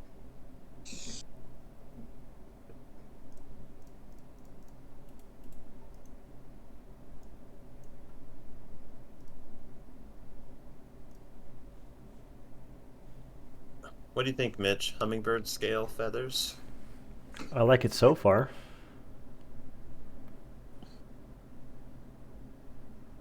I don't know if that's a good. I mean, like for testing, it's good. That's a weird looking like coat to put that on, just because. Oh yeah, we'll change the model. Like the belt, is that just like crunching up some of those scales? Yeah. You know, like yeah. You guys, I might make a new model for this live on stream. Oh god. Where are my Nephali references? If you had a new CPU, you could have 150 tabs open at one time. Yeah, I just kind of force it to do that, and then it randomly closes shit on me. Yeah. Or stuff on me, sorry. PG-13. I thought I had... Yeah, I was thinking Assassin's Creed might be a good point of reference for some of the Nephali stuff as well. I like the waist area here. That looks good.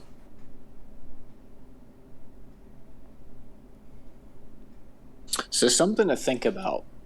I don't know how experienced any of you guys are with like being in the woods, but one of the things that you will find if you decide to go hiking ever, like, and I'm not talking like on a trail, I'm talking like off-roading it,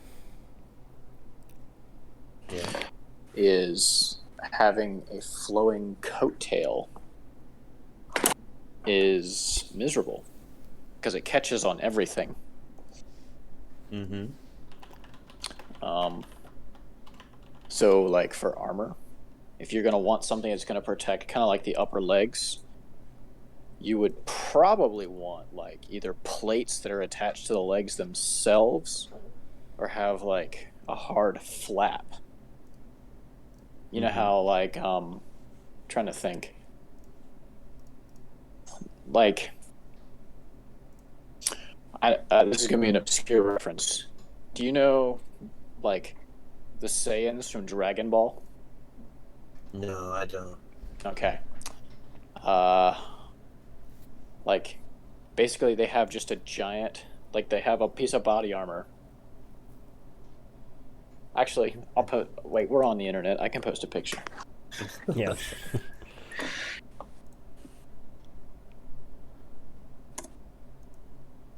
This picture is just weird. I mean, I love it. I'm all for it. What the shit? That's okay then. yeah, don't you know Macavian nobles are born with armor on them? Bro, that's pretty cool. I did not know that. Thanks for that information. Something new today. Oh, Mitch, I want to make this helmet for Realm of the Falcon. The design would fit. I like the style of it, the white. Yeah. But a different thing on top, because that's isn't that a, what symbol is that? That would be the Fleur de Bliss. All it is a generic flower symbol, and lots of factions all over Europe used it, from Germany to England. So it's not super specific, but if you want to keep it specific to Limbard and Talrania, who copied Limbard, Oh, I come understand. on. That's a crappy link. Yeah. Let me try that again. Copy image address. You know what Oh, they yeah. call this male neck protection? What, a cape? This is called a bishop's mantle. Oh. It's a real thing. It came much later in the medieval period, but the technology is just about so that earlier people could mimic it. I wouldn't mind putting it in. Looks warm. If you had a thick one. Yeah. But that's the armor. You see how he's got those little, like, essentially crotch plates? Crotch plate. You mean the three parts that come down? Yes. Middle, left, and right? Yeah, Yep. I might do something kind of like that. It's a little hard to rig the center, like, between the legs, a piece Yeah. that flaps down, because the rigging is just stupid, but I've gotten skilled enough to where I think I can do that. So, like, I'm just saying, like, I'm thinking of their environment, which is going to be the woods, right? Generally. I mean, they're not going to want a bunch of flowing stuff just because, I don't know, they're basically all like... No reinforcement. It's a wet, dirty environment, you're saying.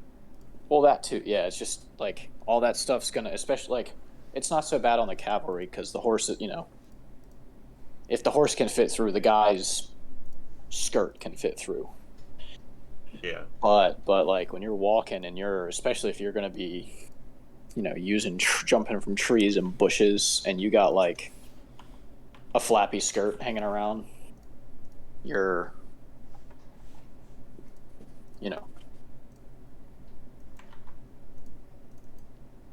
Yeah.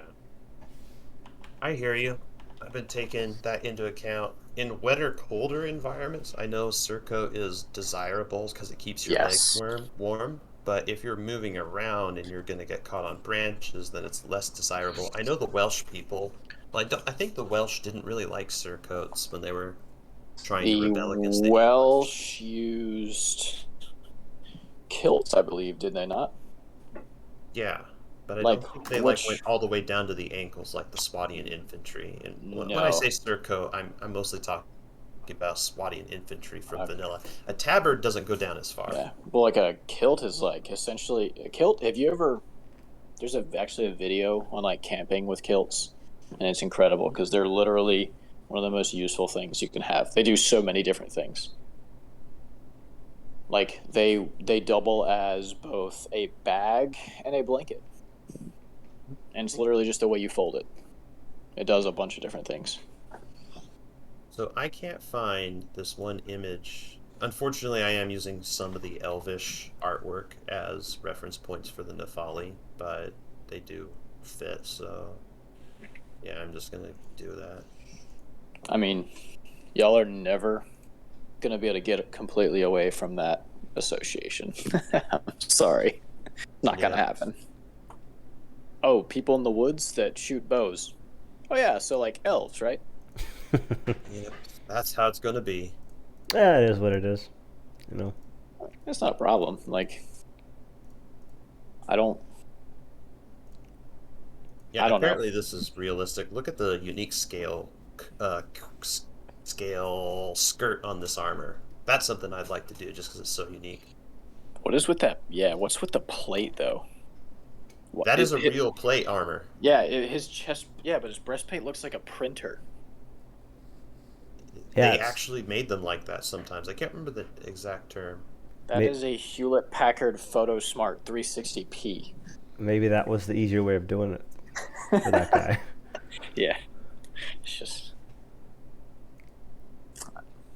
I remember watching and reading that like most breastplates were rounded so that things could glance off. Mm-hmm. That guy's got a sheet. Maybe the blacksmith didn't get the memo, and he just like, hey, this is my way of doing it. I mean, I would rather have a flat plate than no plate. So Those maybe... damn progressive Venetian blacksmiths. Someone's got to stop them. What? Oh, what is that? I'm just curious. Venetian blacksmiths, yeah, they're usually on the cutting edge of stuff and useless stuff too. Have you ever like done some of these searches and then like come upon like warband mod stuff or like Perisno stuff specifically and like, oh yeah, okay. All the time, yeah. Like looking up armors, it's going to be either like Bannerlord or Warband as like 1 out of 5 searches. Yeah. Sometimes warband armors pop up when I'm searching for historical references, and I'm like, well, I mean, yes, mostly, but possibly not. Warband did mess up sometimes, apparently. Yeah, but they're one of the like. They're one of the best. Absolutely. Yeah, they're one of the more accurate historically. Guess I'm just gonna have to look this up now. Maybe I can find it.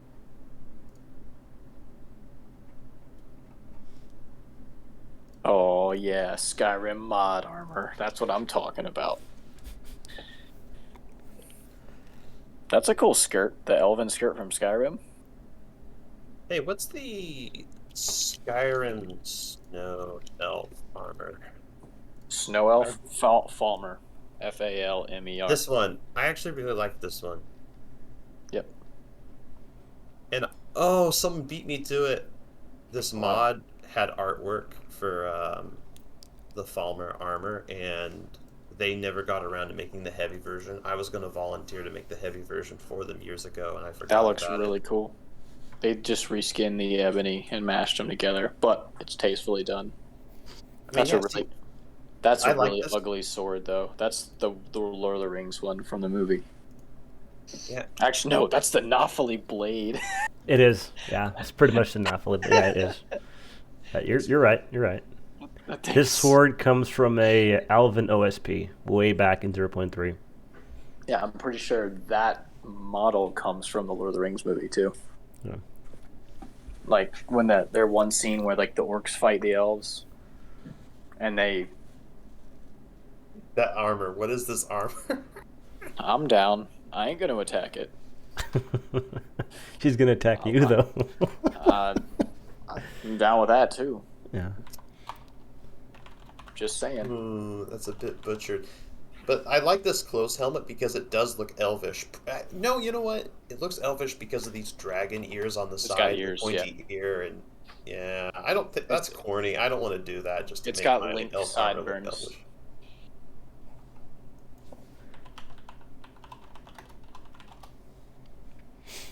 They put the Firekeeper in Skyrim. Uh-huh.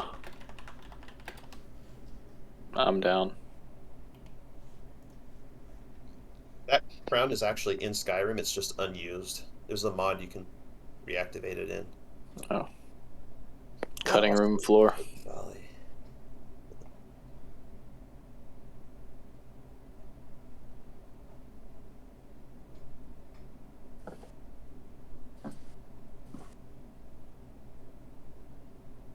I had more stuff for the Nefali saved, I swear.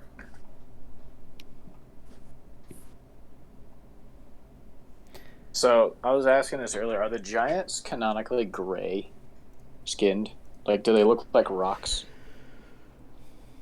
Because the artwork has them looking pretty gray. I think the concept artwork we gave the artist is very similar to what the style we want him to be as. Okay. So they look more like normal people, just bigger. Less like white boy orcs. Yeah, I would say they're humans, but really, well, not humans per se. They're just really big. Warband doesn't depict them that way, but it's Warband. This has come up before where I want the giants to actually work as similar to the giants in Game of Thrones, the show.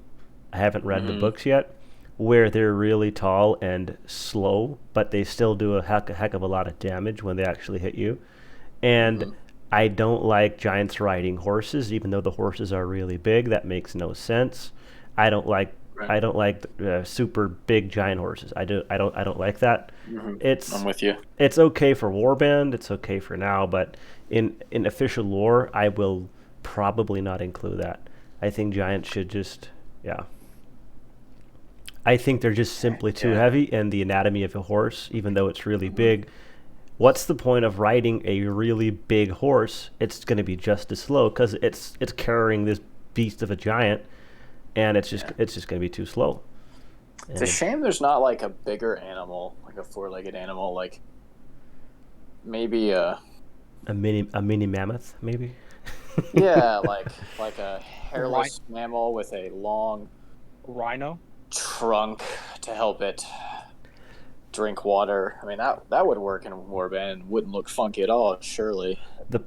The problem think with giant Warband, will- I don't want to introduce big animals in Warband because of the issues we'd had with elephants.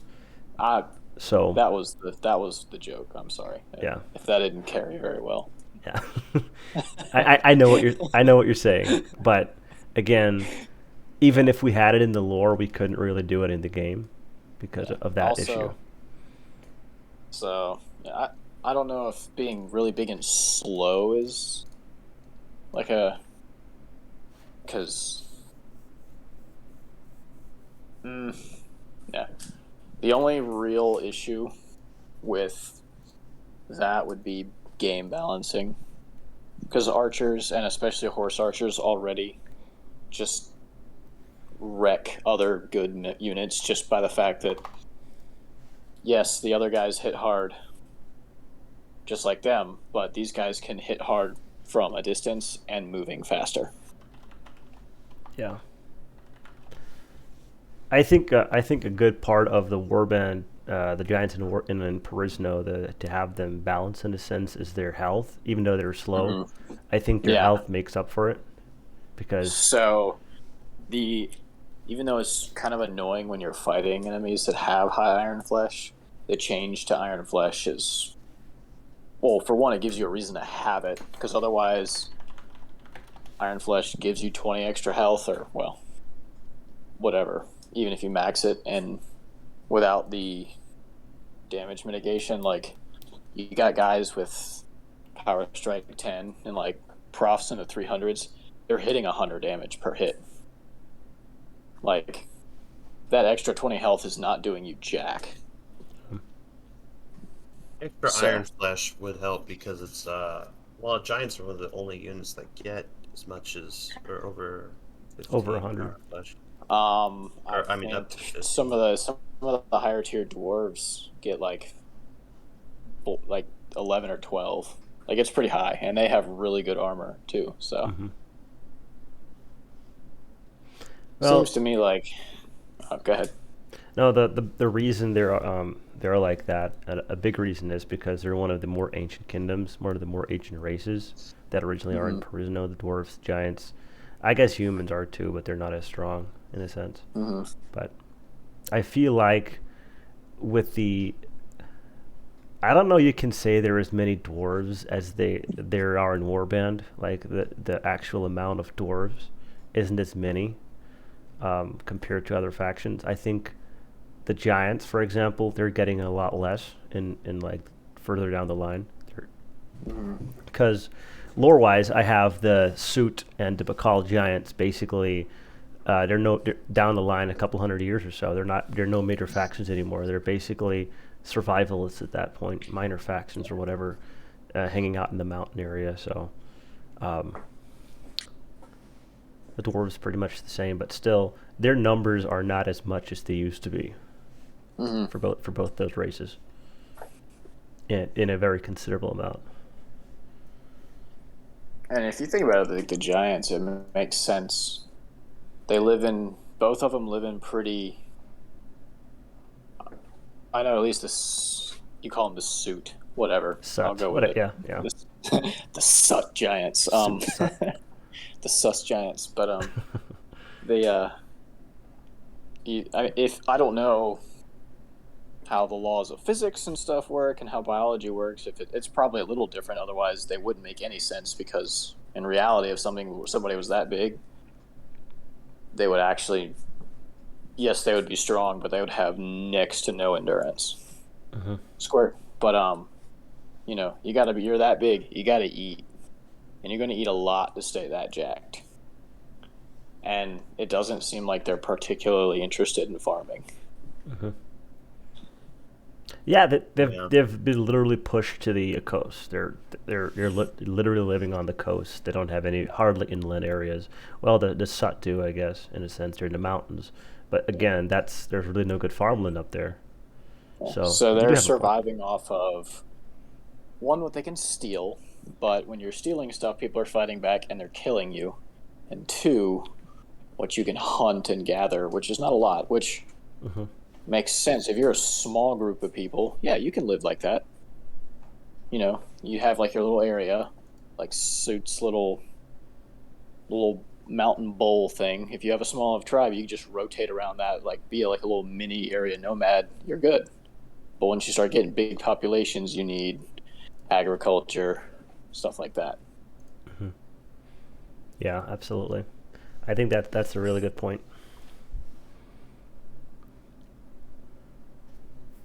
I love the Giants, though.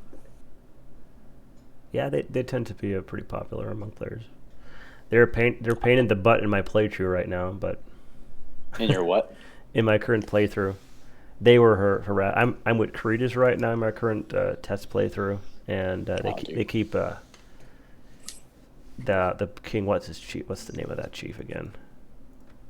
The bad boy one, like the black armor ones. 1 second. I'm gonna look this up. Kern. Grand Chieftain Nazar. Oh my God, he's. Yeah. If I didn't They're have actually doing well. Yeah, if I didn't have Leon Wow. on my side, he would have taken me out a few times. Wow. The Sut and Cretus got absolutely demolished by the Reich, and yes, that usually happens, but it was like in 2 months. It's like, okay, y'all need to chill. Like the Reich is snowballing really early, and if the Reich snowballs, that's a really bad thing because they're a good faction even without a bunch of lords. Did But you when say? they start absorbing Their lands archers and are lords, annoying. Did you say Yeah. 2 months? yeah, it was like 2 months. I'm at day 121 currently, and the only change in the map right now is Cretus took a castle from Drahara. I initiated that, so that's not really not fair. But Westray Castle was taken from Telrania, and that is about it. No, yeah. So That's- Aeolus and Novark are both Reich controlled. Mhm. The Reich also controls the town of Suit, Mhm. and it's like day 70. Oh wow. I enlisted with the Reich. I don't see how that would affect anything. To be fair, I don't think if I was with Cretus or helping them, Cretus would not be around anymore. Oh no. So They are the number one tiny faction to get absorbed. I They mean, get absorbed yeah. before Kulan. They get absorbed before Geldar. Yeah, They're just because in a really bad spot. I'm for con- Drahara and the Reich. I'm constantly the Reich- restocking the castles. So The Reich it seems to me that they're one of the most aggressive factions. yeah. Which it's fair. It's how they kind of are written. Plus, they're a really strong faction. Like they've got a really strong tree. They've got a lot of good lords, Yep. and they're in a location. So like Aeolus is in between that and like the most notorious snowball faction in the game in Drahara. Like Drahara just throws mad numbers at everybody. That's It's what Cretus has to deal with. it's not that Drahara is strong; it's that they have an overabundant, a crap ton of lords, and they just Yeah. go to town. They literally win because they're a Zerg faction. They're the Which- Zan 2.0. Dude, no, they're the They're late game, yeah. The Zan are the Zan 2.0. The Drahara 2.0. Yeah. Now, in that same playthrough, Tolrania is down to 2 castles. Wow. Now this is because the Zan took everything. I took one of them, as the Tolranian rebels, which was a terrible idea. What was your invasion date? It's the standard. It's like 150 Okay. or something. Like this is after. Like this isn't week or month 2 anymore. But it was like I picked up what's her face, Lady Tylora, and we decided to rebel. I had a pretty strong army, but I had no land. I wasn't a noble. I was just like, yeah, I found her. Like, I'll never find her again, so might as well do it now. And we.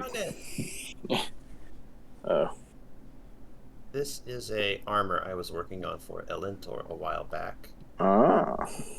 It's kind of like a surcoat, but it's not quite shaped the same, and it will have different materials. I don't know if I want to stick with it though. The neck armor scarf thing. Yeah. I don't know. I'll take this just in case. What's the one behind it? This is what like a Limbard Knight has, or an Eagle Knight. Ah, okay. I see it. I'm just happy to see the lack of, I don't know how to pronounce this either, the queer boily or whatever one. Yeah, sorry, leather wasn't that common. I'm refused to make a bunch of leather armor. Well, the queer boily, like, it's just a crappy looking armor. I don't like that. I don't like that armor either. It makes everyone look like they have a beer gut. It's like, bro. like what is it? Is it Oreo's household that has this one? It's like a white one and it looks especially bad. It's like, bro, your like fountain temptresses all have beer guts. Like manly beer guts. Do you mind it on the Tolranian Archer? I haven't seen it too much on them. They usually use the longer one. I know they have it, but I haven't seen it very often. But that could just be luck of the draw. I kind of like how this drapes down, and it's going to look more elegant like the elves would wear. They're not going to wear gambeson. I don't think that's really an elvish technology to begin with.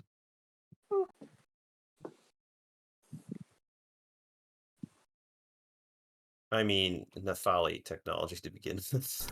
I was about to say. Oops. I wasn't going to fired. correct you. Yeah, I wasn't going to correct you. I don't mind. I still call them elves, like, just in mental shorthand, because 1 syllable versus 3.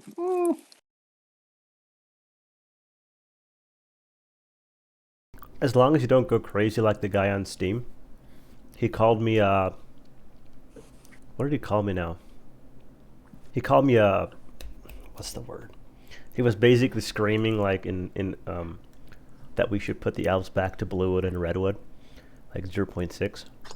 Bro, And that he- was And like when I first started playing this mod. yeah.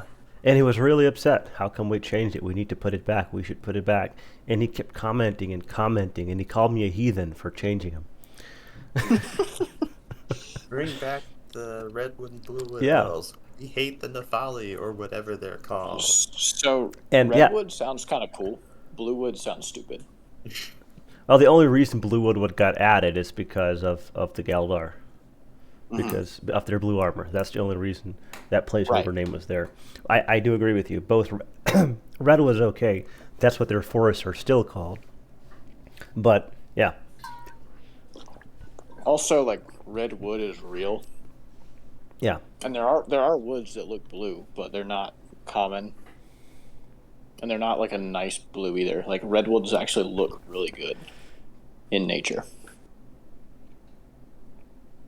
A wood that would be considered blue by you and me would be considered gray by someone else. And they look kind of dead. Yeah.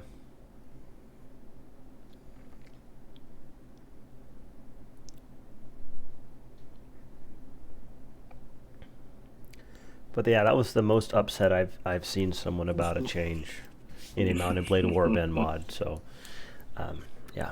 Yeah. And yeah, he basically called me out a few times, and it was like, how come I don't respond? And I finally did. and then he goes off how mean I am, that I'm a heathen, that I should change it back, and all that fun stuff. Yeah, the Steam comments are pretty interesting sometimes. Did is there any? Are they gonna remain like facial hair beardily challenged, or are they gonna now that they're not elves? The Elentor Nefali should not have beards since they're pure. Really? Not really, but to some extent, facial hair is not really something that I've been really looking into. But since the Geldar are kind of a mixture or less pure race, it doesn't really matter since they have human genetics, I guess. So that's different than what I remember. Okay. Yeah, I didn't want to originally put beards on Elentor, but The lack of diversity made you do it. Yeah, they have 3 faces. If they have nothing else, like they're gonna look pretty rough when everybody's got a colorful helmet and the same slanted blue-eyed face. I still have to find a person that's really good at making faces in Photoshop. I'm not that good at it, and you need a dedicated. I'm not sure what it's called now, but there are people who literally that's what they do is make faces and designs like that. And I'm not one of those people. It's really hard to find them. And the ones that I have found were able to make. I think I shared one of these a while back in. Was it Images and Media? The ones that I was able to kind of. The drawings. Yeah, it was based on the drawings. They're really good. Well, yeah. I mean, actually, I had a different person use the drawings, the sketches, or whatever, the concepts as a whatever base, and then try to get that face in the game. And I haven't actually talked to that person in a long time. So, yeah, that's one of my main things for 1.5 is adding new faces. So we'll see if I can actually get to that. The art was really good. I do remember like all of the female Nefali were like they looked like they hadn't slept in a week. It was funny. Like that's right, the tree people smoking their grass. Like go figure. You're getting all in touch with nature, dude. Yeah.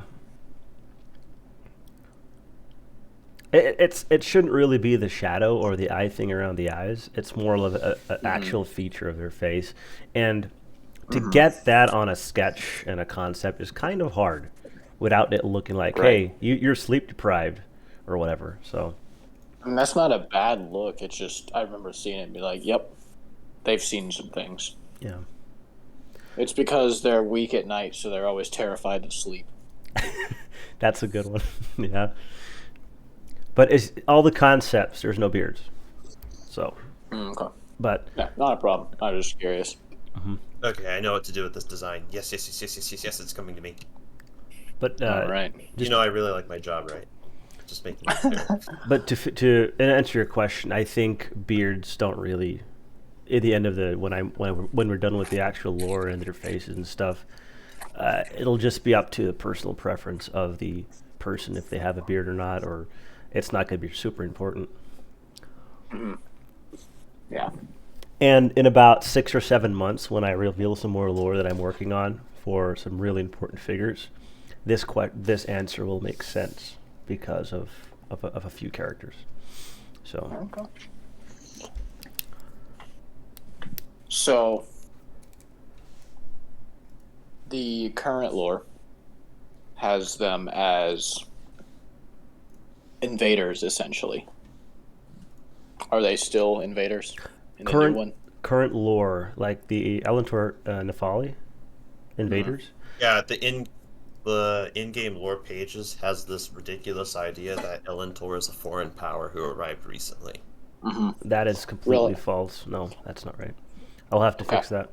But we had a guy who was on the team that worked on the lore and made changes to the lore and didn't really ask anyone else about it. And that person is no longer on the team, and that was probably one of his changes. And so, yeah, The original idea Okay. wasn't. They've never been invaders. So Okay. Because I was kind of weird. It's like, oh yeah, the forest people came and landed on a land and happened to land on the coast with all the forests, and then live in the forests, even though they're essentially sea raiders. Mhm. But okay, I'm gonna look at. displacing. Yeah, sorry. Go ahead. Hmm. Go ahead. You're fine. I mean, I guess the only people they could possibly be displacing would be like old Perisno or the Amazons, which would make no sense because they are friendly.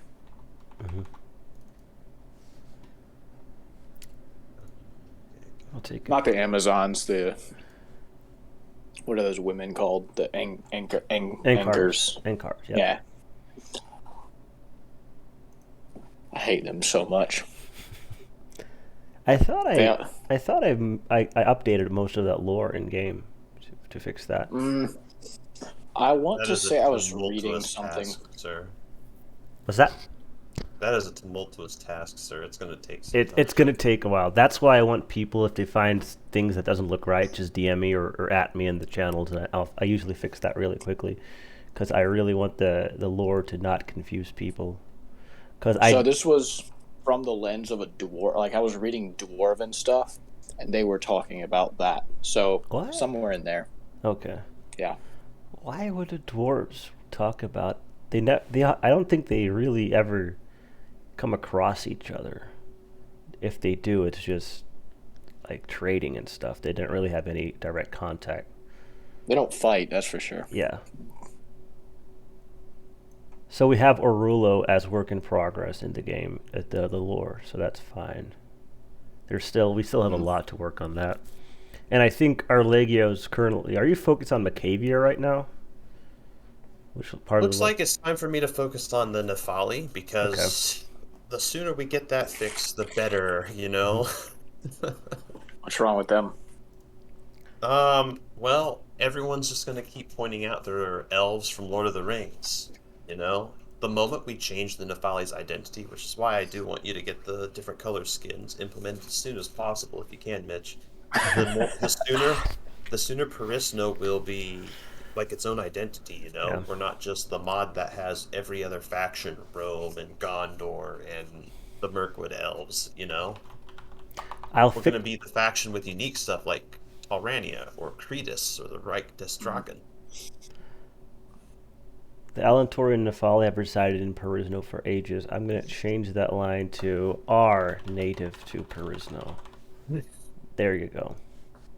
Dang. You know, I don't think you need to change that one, because that I automatically assume they're natives. Well, maybe you're right. They have been actually. in Perisno for ages. Kind of implies they were somewhere else, their ancestors. Well, So technically speaking, in the real world, like we're all native to our own hometown, but if you go far enough back, nobody lived in the American continents.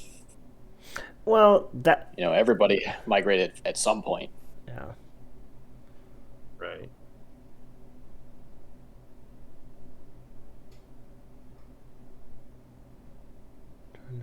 Years. Native could mean they were here before recorded, or history here started being recorded. Yeah.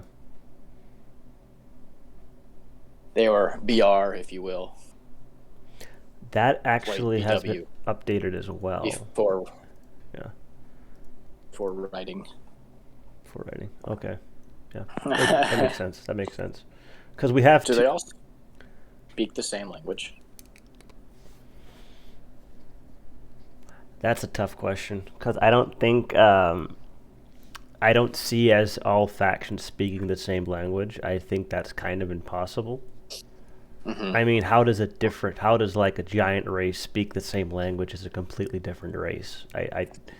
I'm sure there's some people or characters within each faction that can speak like translators or stuff like we have. I think that would make sense, so they can trade and communicate in some way. But I'm sure the languages themselves are different. Otherwise, it would kind of be strange. Hey, everyone's talking the same language. That's kind of weird. Well, but I would imagine that everyone minus the Taurania, Hakon, the Reich, and Drahara would speak essentially what would be the old like Perisno empire, when it was at its peak language. Everyone, right? Yeah, I think all the Perisno, like the offshoots, like the small factions, like Sogheim and all those factions that are related to Perisno, Ancient Kingdom, those would all talk the same language or know the same language. The dwarves would speak a different language. The giants would speak a different language, and so on and so forth. But all Perillo, hence humans, could essentially original Perillo, whatever, they would all have the same language. Yeah. Because that The Reich would be different because Yes. they're from somewhere else. Yes. Drahara would be different. They're from different tribes. Hakon and Taurania would probably speak the same language because they're both descended from the old Hakon Empire. Yes. And all the factions that come from Nicinia and the Nicinian continent would essentially have a similar language. Oh yeah, that's not how it's pronounced. Nicinia. I think Okay. that's pretty. I butcher words that I make up all the time. So I'm serious. I do. I don't know. It's just the way it is. I know that there's a voice dialogue line where the guy goes something about he speaks in really funny. He's like, "We are the people of lasagna." Sounds like he Yes. says lasagna. I think that's the accent he put on, but yeah. He's really good. The new video I put out today has his narration in it too. Or the lore video I put out today. Let's check out catch up on Twitch chat. Install Warband again. Where is my blocking skill? Mercator. Hey, props to you for actually turning it to manual rather than automatic. Anyone who plays Warband with manual blocking is playing it the way it's meant to be played. It's better that way, anyways. What, you get screwed up if you block automatic? Yes. Have you ever tried to block two people attacking really quickly? Okay, I bet that does not work very well, yeah.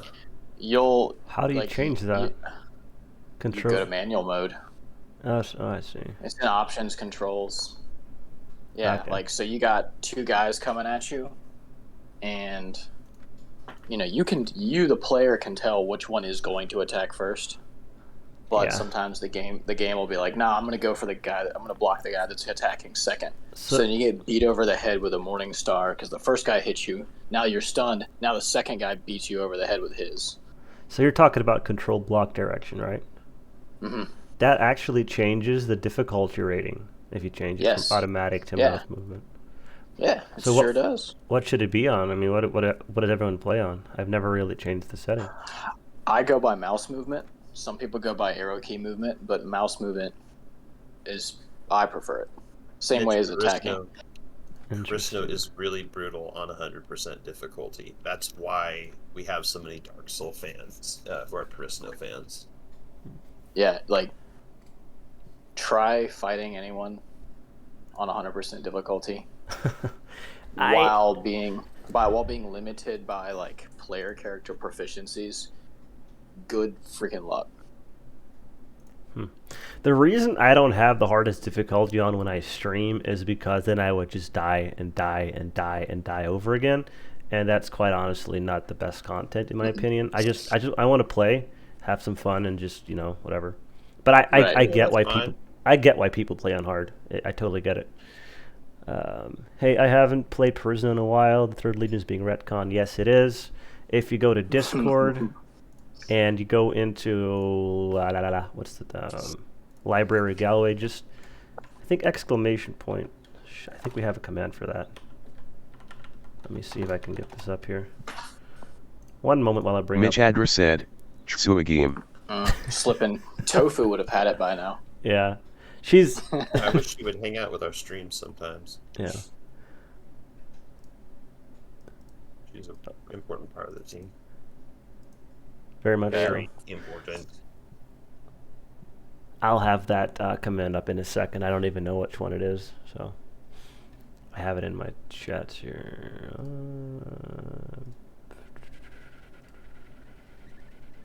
Yeah, maybe I should give Well, this works as a very simple, like... What do you guys think? Just the basic shape working pretty okay for an Ellen Torn unit, and then we can make this the scale part. Yeah, it Alright. reminds me of the high tier. What are those guys? The Valahir bowmen. Okay. The Valor. The Valahir Uller or whatever they're called. Valhalla. Dude, I don't know. I know some of those names are like actual words, but I hate y'all for doing it because I'm just like, fighting anything in the valley here is just like, oh, my buddy killed a valley here rush, and it's like, okay, I hope that's a good unit that died, not of crap, but I don't know. I can't pronounce any of these. It's like, yeah, you got killed by the Sargala Mentradringer Villigarod. Just like, okay. So the alphabet killed me. Got it. A lot of the names are actually real, but a lot of the stuff I That's come what I'm up saying. with is not. I Just- know. I like Like, your a names, lot of the Mitch. valley here are legit, and it pisses me off because it's like this is a real word that someone actually came up with at some point. Like this was used at some point in history. It's the same way with the Realm of the Falcon stuff. That's actually real, or real to a certain extent. Like there was this one I saw a guy translate all the words. And I'm gonna find that in a second here. What I think it was Yume, the Yeah. one person in the Discord, did a bunch of that. Yeah. But what I do when I make new names, for example, the Chrysana troops, I named all of those troops. I just take a real word and just change it around or whatever to make sense. Like it has, if you look at it close enough, you'll see where it originates from. So. Gatradectus, Gatraticus. Shadestalker. Gatraticus. Oh, see, I always saw that and thought there was an S, so I thought it was like Gastrodectus. It was like stomach ladies. Okay. That's funny. 1 second, I'll bring up. Man, I'm doing 4 things at once. Hold on, let me get the other thing first, then I'll bring up that word. Okay. Wow! It actually works for spherical projection as well. Yes! Yes! Yes! Oh, dude. Look. It's a kaleidoscope. No, look. You see what this means? We can make the neck version and it'll actually look okay. Mm-hmm.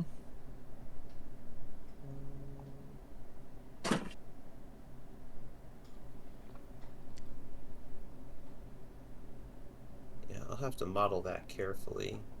If I make it So a do you- sphere, then... Do you know how to, or do you model weapons at all? Oh, totally. Check out the Talranian Paladin. He's got some sweet new gear I made for him. Okay, so that was you. I should have known.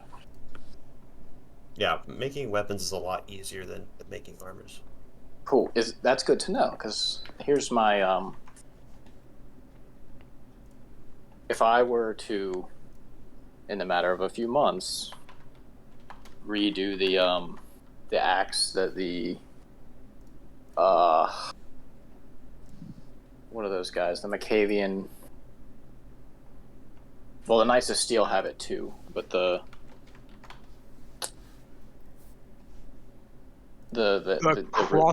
crossbow axe, or no, the religious troop. They have a big axe.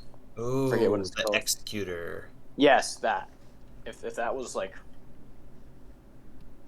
would you consider an update if I did it? Just because I hate the way it looks. Okay, cool. Yeah, Because go for it. It looks Dude, like I'm going to make a tutorial series. Perisno is going to take 3 years for me to do by myself. I calculated the current rate. I just brought on 2 new model makers. I'm also teaching Nom Carver. I'm going to ask Crimson Paladin to join the team formally sooner or later. I just want to finish doing something I said I'd do for his submod first before I ask him, you know? Mm-hmm. I just the Executor looks like a prop, like a LARP weapon, even like in the world. Like it looks crappy. Like, I mean, you know, Is it the texture or just the design? Because some designs may look stupid, but they did a little bit in of real both. life, too. It's really flat looking. Like it looks like it was something somebody made of wood. Mm-hmm. Plus, I mean, if that's what y'all are going for, that's one thing. I'm just not a fan of double bit axe. Like 2-sided looks silly. When I think of executor, I think Are you talking about the axe the divine eightlings have? yes. Okay, That's okay. one. That's I was wondering. I knew what you were talking about. I was just not. It was not registering. But yeah. I couldn't remember what they were called, but yeah, Yeah. those guys have it, and the Knights of Steel have it. What don't you like about the axe itself? It looks. I think it might actually be partly the texture. Okay. It just looks kind of flat, I guess. Like, especially with the stuff that our Legio's putting in, like, a lot of things catch the light a little better. Like, they look like metal. That axe does not catch the light. Yeah, it's just black or flat, if you want to call it that. I know what you're saying. Yeah, it's also just it's a silly looking axe. Like if you're gonna call something the executor, it needs to look scary. Yeah, if you said you were going to make the new main weapon for the North Guards, I would have stopped you because I'm writing lore around that. I recently sat down and wrote a bunch of Macavian lore.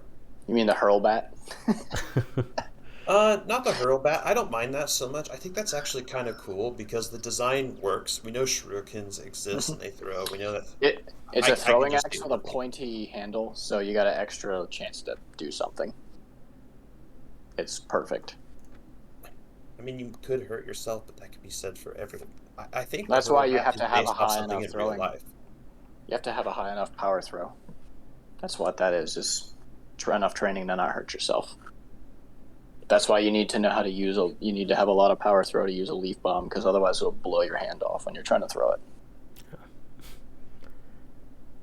That's my internal excuse anyway. So where are we at? Nice. Why are the divine eightlings not showing up under Macavia? They should technically. Well, I want that to be sharp though. I don't think so. oh well. I'll look at that later.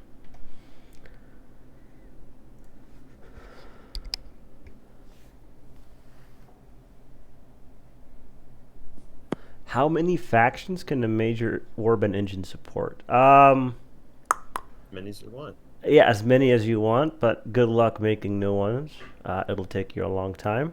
You can do 1,000 if you want, but good luck having a big enough map. Good luck making the map. I wish you the best of luck. Thanks to Torgrims. This episode is now sponsored by Thorgrims and its crashes. Good luck with that. And you can make as many as you want, but putting them on the map, having enough space, making enough assets, and all that fun stuff. Making lords, making female lords, making ladies, making the actual fiefs, making the castles, making the cities. All that stuff has to come into. You have to also make the NPCs. You can do copy and paste if you wish, but then you would have to. It's just a lot of work making a faction, because how I did it, copy and pasted, then actually have to go individual, change every single troop, every single lord, every single location, every single fief. Pretty much everything that's there you have to duplicate and edit manually. So yeah, you can make as many as you want, but the time consuming of adding a faction, and then you set a limit. Add 100 more, that's going to take you 15 years. So time is the bigger issue than actual limitation. You would probably burn out quicker than you could make new factions. So let's see, else is there a limit, of course. Yeah, I understand your question, but the Warband engine is very limited to, well, not very limited, it's just limited since it's a 32-bit system. I think pretty much every other games could probably handle more than Warband, so if you want to make a ton of factions, you can. There's some mods that have the complete world, I think. They have a crap ton of land. A lot of it is empty, because how are you going to fill all that space? But you can add a lot of stuff, but over time, you're going to run out of memory, like you do in Perisno. For example, my computer, it has 64 gigs of RAM, but it only uses 4 because of the engine. So over time, if you play an hour or two, you're going to run out, and the game is going to crash. If you play Perisno, for example, but all the assets, all the textures, all the stuff at loading, the overland map and whatever, doesn't matter your computer, you're going to crash eventually. And so, but I hope that answers your question, Lothric, the Young Prince. All right. I know Total. I haven't modded Total War games, and I know they do a lot of copy and paste as well in that. But you can have a crap ton of troops on there at the same time. But I think the models themselves are a lot lower poly than Warband, for example. So that's why I can make a massive amount of troops and stuff. But I also did talk to the team that's working on the Total War Perisno mod. He said he's going to have an update in summer on where they are. They're currently busy with their studies in college and stuff. So, yeah, that's where that's at, if anyone was wondering. I didn't know there was going to be a Total War mod. That's pretty ambitious. Yeah, I haven't talked much about it for the simple fact is it hasn't really amounted to much yet. I have talked to the guy a few times, but he said the whole team is currently busy with real life stuff, so he'll have an update a few months down the line where they're at. That game has siege equipment, correct? Like large weapons? Honestly, I've only played Total War once. And let me look at my messages to see which Total War he's talking about. Give me a second here. So it would be interesting to see the different factions take on siege weapons. Especially Tolrania. Oh my gosh, dude. Yeah. He's talking about Medieval 2 Total War, and I gave those guys a go-ahead to make the mod. So if they're going to make it or finish it or have any completed version out anytime, I am not sure. They just have the permission to do it, and how far they're going to get, I have no idea.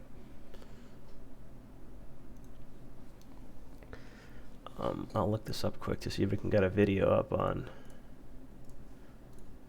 Medieval 2 Total War to see how it actually is. I think that's the one I played a while back. The only Total War that I've really ever seen much of was Warhammer, and that's because Total War is the only place to get Warhammer Fantasy anymore. Isn't there a Warband mod for it? For Warhammer Fantasy, yes. It's last time I played it, it was pretty bad. Mm-hmm. Like they stripped out most of the battle parts of the game. Our Leggy like Sorry, go ahead. My bad. Oh no, you're good. What in the world? What? Just planning out the upgrades right now. Oh, okay. I was like, cool. I like it's like no one's ever gonna see them like that. All that camo. They could hide right behind the city names. I wonder how many polys a single set of armor has in Total War, because I'm watching this video and they keep rendering in. And it has a very similar feel to Bannerlord, like the deployment screen. There's not much here, I guess, but...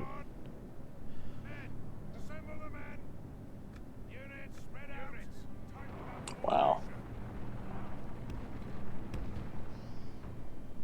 So you're gonna this is green screen that you're making, effectively. No, I'm just planning out in my head as the armor gets progressively better. The green marks where the scales will cover. Okay.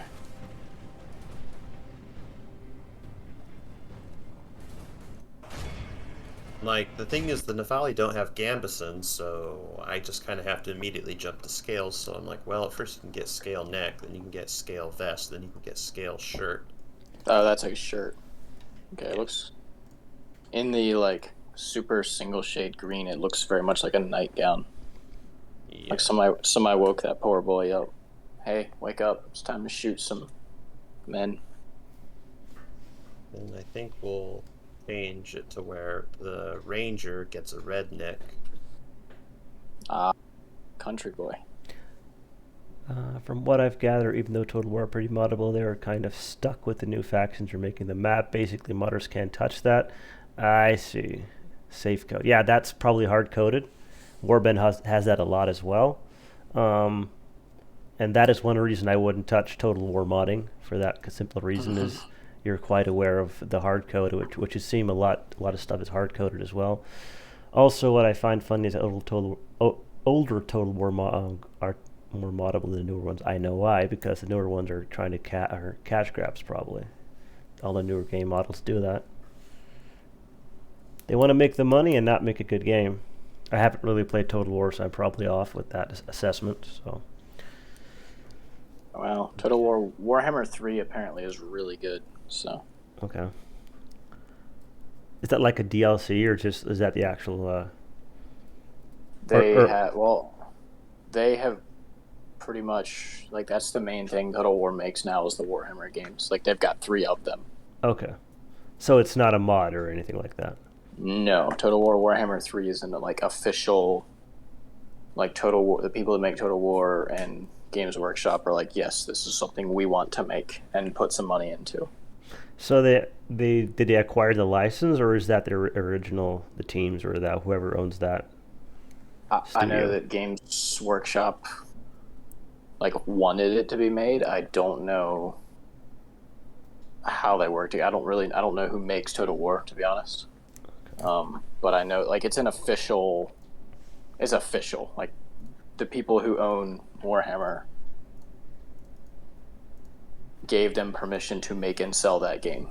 Okay, so they're probably making a cut off of it, I guess. Oh yeah, 100%. Yeah. Why aren't we doing that? Oh, sorry.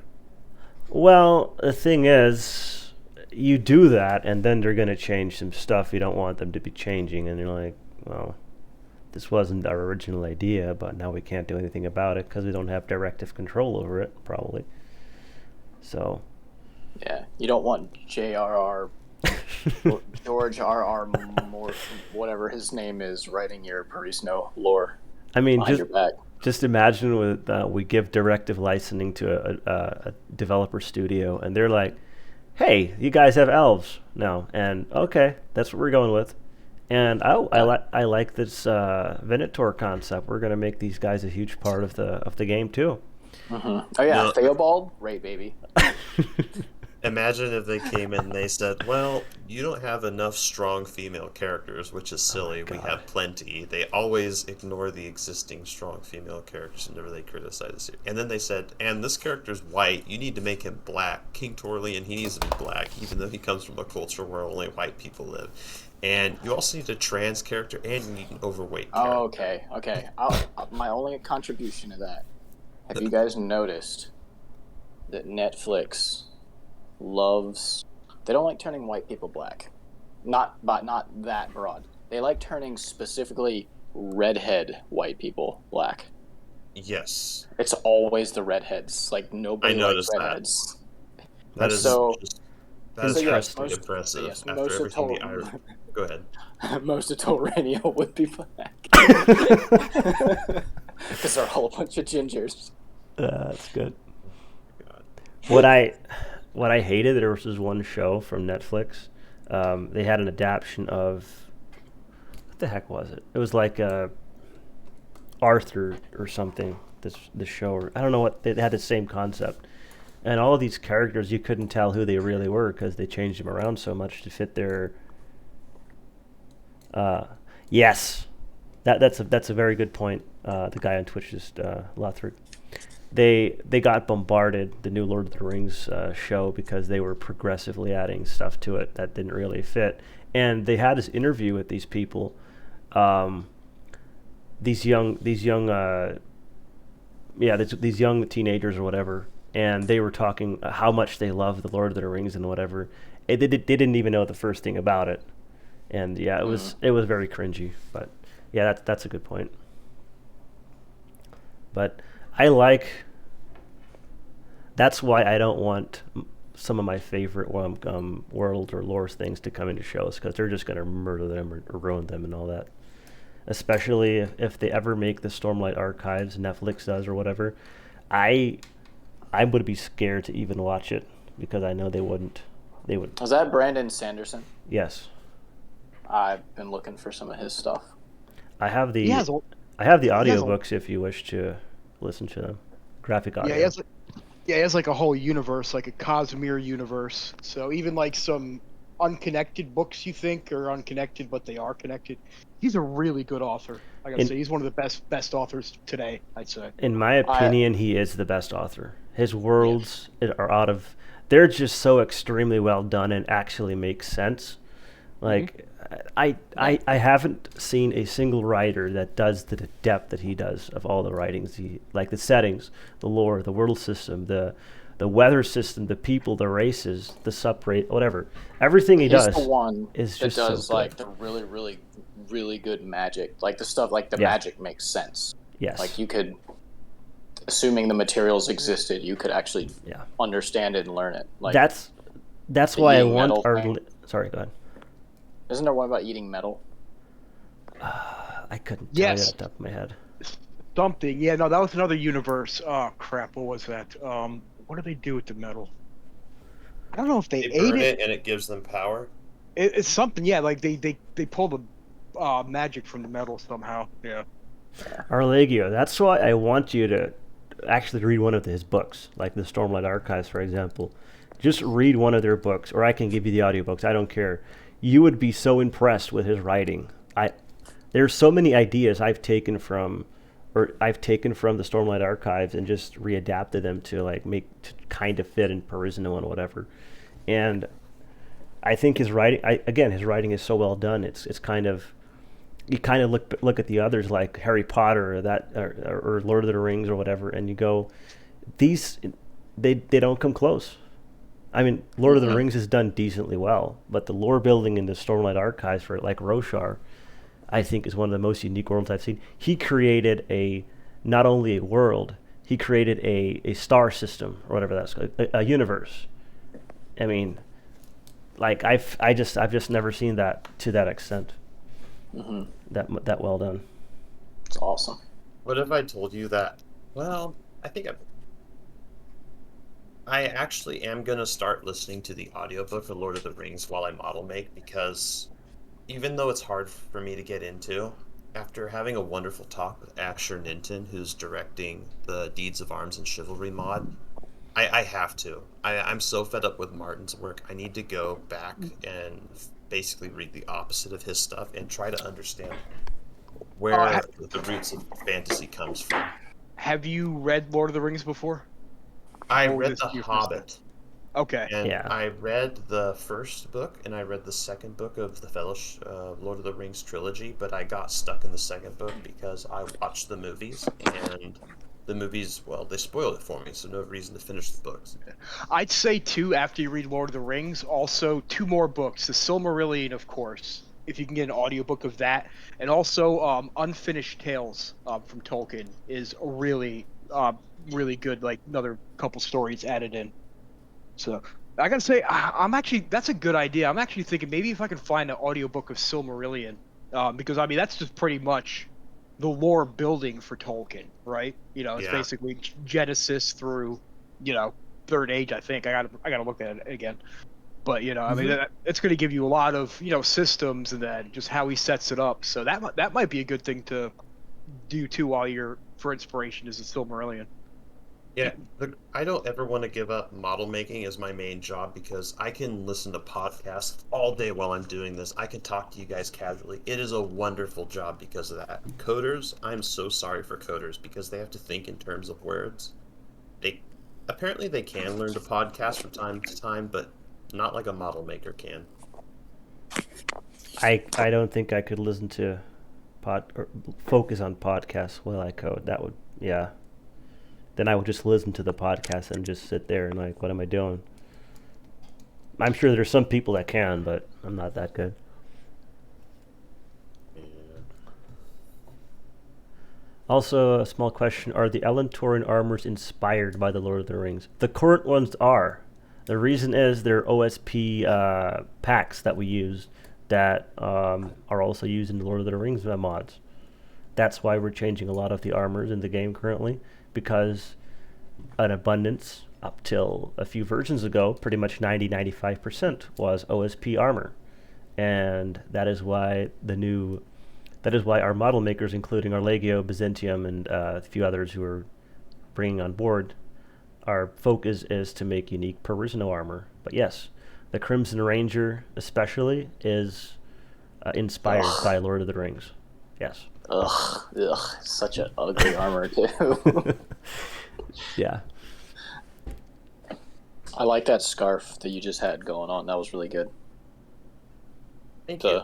It, In Substance Painter, this one? yes, that's good. Look at that, y'all. Yeah, it's an Feast OSP, your eyes. but I may copy it. I like the split in the middle, but the split, that's not really something you would do for protection, you know? So Mhm. I'm going to have to make it connected. But I think about making this one bigger to match it, you know? Yeah. Yeah, so any of you guys that like to play with a little bit of, like, if you like to be goofy with your people, what I have done with some of my best companions in the past is all of the Crimson Ranger and like palette swaps, and have like the Elantor Power Rangers. Like there's a red one, there's a gold one, a yellow one, a blue one. It's super You good. suck. You suck. Hey, You are a toy.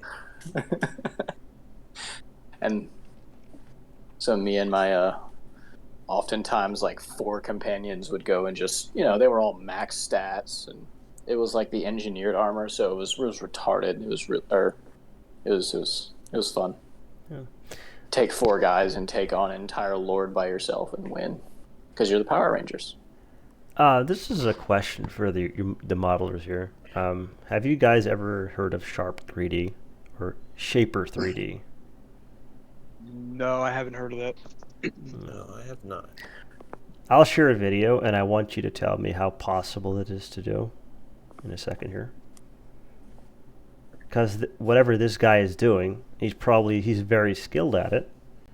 And I'm wondering if he's just making it look easier, or if the program he's using is at the level Blender is, or if it's just a very simple program that he's manipulating. So once the video is up here, 1 second. That might be the case. I mean, Materialize can make even me look like a professional material maker. I mean, the armor satisfy my sad you're going to change them. Well, a lot of the armors... I always make something better. Don't worry. Yeah. There are some armors we will keep for the simple fact for the Ingvar's mercs. So you'll be able to use certain armors at that to make your custom troops. So, not all of them, though. Oh, I just realized, am I not supposed to be here? This is like all Dude, dead. it's fine. Oh, it's We fine. would've It is. screwed you away. Yeah, you're fine. If it was a Perisno only or a dev whatever stream, you probably wouldn't have access to it. But I actually encourage people who watch the stream to come on the Discord live and actually chat. It's a fun way of it's a... It I'm not really even here helps for the us keep in stream, touch so. with the community. You Yeah. know. I mean, I No, figure actually, out- we're a AAA company like EA who doesn't like the fans, hates the fans, and Cool. wants to make a bunch of money. I shitpost enough in text and image. I figured, like, now I can do it verbally. Or sorry, crap post. Yeah, you're fine. Where's the video I wanted to show? Hey, Legio, did you mention what we talked about to Mitch about looking at like dual effort, making new items, and then possibly looking at getting them moved over to Bannerlord too? Did you mention that yet, or? So, Byzantium believes that Bannerlord modding is worth it. Okay. I don't. That is a huge undertaking. I told him we could maybe take a small step and see. And here's the reasoning. So, with what I know now, Bannerlord is shaping up. One way or another, we're going to make our next Perisno game, right? It's either going to be our own game on Unity, or it's going to be a mod of Bannerlord, right? Yeah. So In either aspect, I want Patreon or some form of way to get a few guys on the team to work on it full time. In order to do that, if it's a mod or a game, you would have to have the funds to do that. Because why not have a job you enjoy, you like doing, and working on a project like Perisno, I think would be a perfect example for that. Obviously, Bannerlord would give us a bigger footprint because a lot more people. I don't want to say a lot more people play Bannerlord, but I think it's more popular in the sense that it's newer, the engine's better. I mean, the videos that I've shared, or Legio shared in the Bannerlord discussion channel, there's some very impressive stuff people are doing with the engine. I'm very impressed. If I hadn't seen those videos, I probably wouldn't have changed my mind the way I have right now. Because that's what I was thinking of too, the flying mounts especially. Yeah, exactly. I mean, they literally made helicopters in Bannerlord. Yeah. That is like just What? yes. Like my thought on it, like now, like when me and Arlegio talked earlier, was just that there's gonna have to be a push to get the custom items. If we're gonna move some of them, say from old Perisno to the one for Bannerlord, right? The items are still gonna have to go there, so I might as well just kind of take a look at it. Start making some scouting missions to see what does it look like, or take the same mesh, and what's the difference for making the material for Bannerlord versus Warband, right? And then basically it's going to be higher resolution and a slightly different map export, which is really easy to set up. So if it kind of works, I'm guessing probably the way it would shape up at this stage or near future would be, make some new items or maybe grab some stuff that we're looking at transferring over, and then it would just be a mod pack, or sorry, an item pack for Bannerlord right now. Right. What we were suggesting is make a mod pack where you could replace Vlandia with Perisno. And the other thing is, so what if it doesn't work, James? Well, even if the only as far as we get is replacing Vlandia with Perisno, we've made a footprint in the Bannerlord modding community. That will draw attention, more Patreon supporters, possibly new recruits. And either way, we're going to be making higher quality texture, higher triangle models, or higher triangle versions of these models for our own game in Unity. So we may as well change the workflow to better textures and higher poly versions of stuff right now. Or as soon as we understand what we're doing. Yeah. Either way, we're going to make better models and better textures.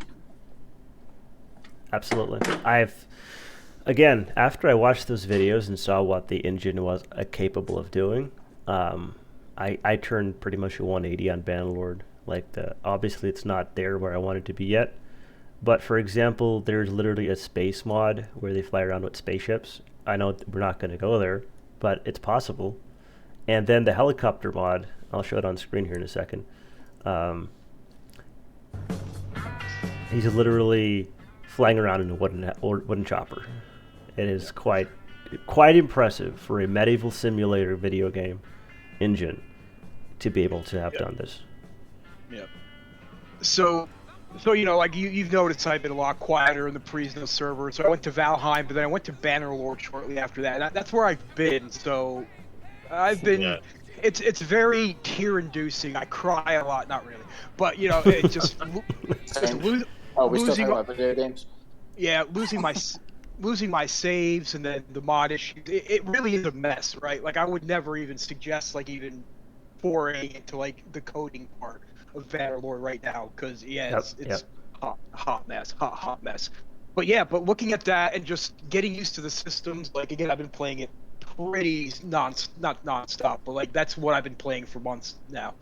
And there is so much potential in there with just the way they have the systems in place now, with the companions, with the just a lot siege engines, of course. I mean that's just huge. That's what people have been talking about that in Warband since day one, I think. getting siege engines in the game. There's just so much that could be done with that. And then the physics, better graphics, of course. So I don't know. I'm kind of excited for it, but it is frustrating, like the state it's at and what Tail Worlds keeps doing to the modders. So yeah. If when it's out of beta, and I know that Bannerlord can handle a massive amount of troops, a whole crap ton of new assets that we would add because we're adding how many factions does Bannerlord now have natively? Natively, oh crap, 6. six or seven. Hold on, there's 3 Empire. Those are the same thing. Yeah, Oh my it's still God. 3. I hate that. It's still 3 kingdoms though. So it's three empires: Valandia, Britannia, Sturgia, Aserai, and 8. There's 8 of them, including the 3 empires. So if you're looking at Perisno, we're probably going to double that in a sense. Mm-hmm. Depends what era we take, but let's say you double that for the sake of talking about it. You have double the assets. No, you can't say double the assets because there's going to be usually So, like, remember this: Limbard, Talrania, same culture basically. We can just make a few of the helmets different. Like, one thing I'm going to do: Limbard uses clap visor bassinet, Talrania uses pig face bassinet, but generally the same assets. And if it makes sense in the lore, take the opportunity. Yeah. Just save yourself some time. So with the engine, I mean, with the way I'm modding it too, I'm kind of like on the edge of like, I'm pushing it to kind of break it to see how it breaks and what it does. But consistently throughout all of my playthroughs and fucking around so far, like I have pretty much most of the, if not all of the big item, like, OSP mods, basically like the item mods in there. And it's gigs and gigs and gigs worth of stuff. My load up time is not that significantly longer, like a couple seconds, a few seconds, and it's not really noticeable in the game. I think it's noticeable with like super high poly textures, but it only really is an issue when you're like on the inventory screen, and everything kind of circles around, you don't see stuff. But other than that, like, the engine seems to be pretty handling a lot of shit. I've had some huge battles, like I think 600 or 700. Okay. Yeah, it works pretty well. So my question is to you then, the way you're looking at it. A lot of the bigger stuff or the bigger battles, they would basically depend on the computer then, or your specs.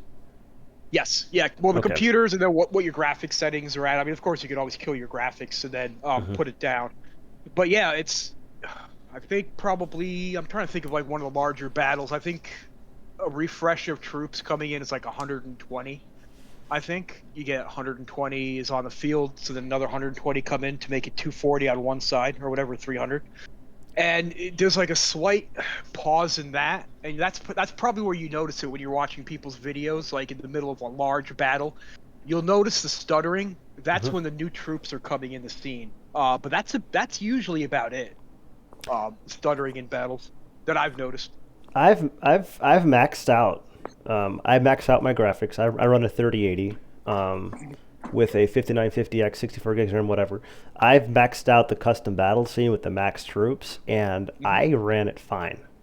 Yeah. I ran 90 to 120 FPS, which I was very impressed with that. That's like 1,000 plus troops at the field at the same time. It did not stutter. That was impressive. But again, all the extra battle stuff that they're doing too. On top, that warband doesn't do, all the extra checks and everything and hits. It's a lot. It's a lot going on, and I'm impressed by it so far with what it can handle. Just if they can just clean it up a lot more. Clean it up, yes. Yeah. I had another question at that. We will have to learn some new tricks because I'm a very rudimentary model maker. I learned low poly.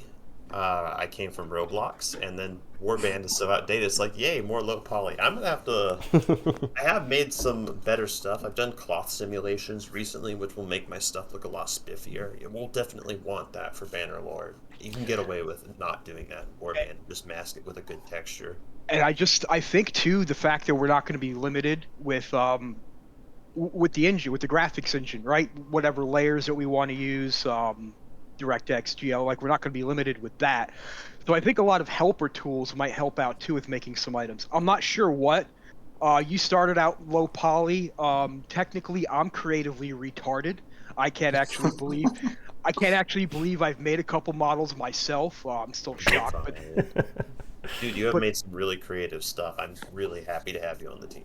But you know how I get there? It's literally like bashing my skull bloody on a brick wall is what it feels like That's what whenever I I do, though. get something done. I don't even use for the longest time. I didn't even reference a lot of concept art. And then finally, I realized you save a lot of time to just like take 10 pictures you like on Pinterest and kind of mix and match stuff you notice from them. But we'll get there eventually. Yeah, but again, I'm just saying that because I just don't know. But there might be some better helper tools or maybe some plugins or something that can help us out with like the cloth and stuff like that that you kind of can't do in Warband because you're basically jury rigging all the fucking texture layers. So yeah. Yeah, jury rigging is about the right term for that. Yeah. I know I myself have been quite honestly bashing Bannerlord up to this point. And to be fair, with the promise they did, like all the still in beta, it's still in beta. Yeah. A lot of the design choices, a lot of the stuff they're working on and focusing on, I don't know why they're doing that. And I wish CWR was here because he spent a summer working for Tailworlds on Bannerlord, and he has a lot of good insight. I wish he was here. I learned a lot from him, and a lot of the stuff that he talked about, the stuff that they're focusing on, kind of didn't make sense. I mean, some of the features they were working on, and some of the stuff they pushed off, like the design choices, was kind of the situation of why are you doing this? So that kind of turned me off for Bannerlord for the longest time, and the fact that it took so long to come out. But apparently, halfway through, they literally had to remake their engine. So that was one of the bigger things that cost them all that time and stuff. So, yeah, I up to this point, I've done a lot of Bannerlord bashing, and yeah. Now they're saying repent or be baptized by Knights of Swadia, or Vlandia in this case. Again, It's frustrating. I'm not going to say again like the coding and then just me dealing with like trying to run mods. I mean, sometimes I actually want to play, and it's just frustrating. Like you lose your save. I try to go back to save like 8 hours ago, and maybe it'll work. Like it kind of makes me give up on actually playing the game, but the potential is just so there. the potential, absolutely, I agree. Yeah, and they are going to get there. Honestly, I'll bash Tail Worlds and all that, but they get there. They get there eventually, right? Like, how long did it actually take to come out with, Warband and then the original ones? Really, it took them forever. So, Yeah. I think they rely a lot on the modding community too. Not really with the coding, but maybe the design choices and like what they're doing with troops, because they just know that people are just going to say this blows, and then just going to make a mod with different troops anyway. So maybe that's a part. If they can just get the engine polished and clean, and then no major changes to it and all that, I think everybody will be good. All the pissed off modders that left like 6 months ago, and then all that good stuff, they'll come back. Right. But that's kind of what everyone's waiting for. Again, like the troops and the troop trees and then all that extra crap, that's just bullshit. Like XML modders, I guess they're calling them. Like, they're just doing that through XML files. They're not even rewriting anything. Oh my goodness. Right. All that Another stuff. friend of mine was talking about that. Yeah. He's a good friend of mine too. I hope they give. I'm not really confident they will, but I hope pretty much through every aspect of the modding sense they give us tools. I hope they give us tools to rewrite, so I don't have to go into the code and change every single line. Well, we're gonna have to. It's inevitable, but I wish they would have tools that you could go into the faction, like a program or something, like the map editor, for example. You can go edit the map and stuff. I wish there was a similar tool for the coding side of things for certain things, like the simple factions and troops, that kind of thing. Like Morgs, for example. It can go into Morgs for Warband and change around the stuff and change what you want. I wish there was a similar tool for Bannerlord, your module system, instead of going into the freaking lines, changing every single line, changing that, changing this, which is it's easy to do, but the amount of time it takes to actually do it, it's insane. In Warband anyway. I'm talking about I saw one tool, I think, and this is like an older tool for Bannerlord that was kind of like that. I don't know if it was trying to be Morgs, but it was at least doing that where you can like edit all that. But then whatever Tail Worlds did with like adding the civilian clothing and all that shit broke all of that, and I think that's when that person gave up on that tool. So Yeah. Oh, that's so sad. That's, I think, the biggest. I've seen some very incredible modders, and some of them have been on the Perisno team for Warband, and one time and time again, I kept losing them because they got fed up with the limitations of Warband. And do you know the after death? Everyone knows this. The after death cam for Warband. You know what I'm talking about? yeah, yep. Basically, the one in Perisno and the best working one in the whole every single mod uses is now. The guy who originally coded that was on the Perisno team, so that was quite impressive. But once again, one of his main reasons that he quit was because of, I guess, in real life stuff and limitations to the engine. A lot of the stuff you want to change, well, you got to use, or the deep stuff you got to change in Warband. You have to have Warband script enhancer. And I'm never going to add that simply because there's an extra step to playing Warband. And then I'm just going to have an endless amount of angry people like, hey, I got to add this to play the mod, just to play it and whatever. And I myself don't want to have this extra step to play. I just want to go into the launcher, play the mod, whatever, when I want to have some fun. I don't want to have the script enhancer crap all just... And Yeah, separate exe and all that extra crap, and then half that shit's broken anyway with the even with the newest That's the WSD. deal breaker for me. The fact that it just breaks the mod. Period. Yeah, like I saw WSE and I saw a couple of the projects people were working on with the multiplayer Bannerlord. I forgot the name of it, where they can kind of share the same campaign map, and I really wanted to look at that. Actually, kind of when I was a lot more active in Perisno before, I was really thinking like, hey, maybe I could look into that. But then, yeah, you guys kind of put the kibosh on WSC, and I agree with you wholeheartedly, 100%. Oh my God, it's just imagine the amount of people that would come on a Discord and comment about how to get it working. Mm-hmm. Tofu would quit. Tofu would simply give up.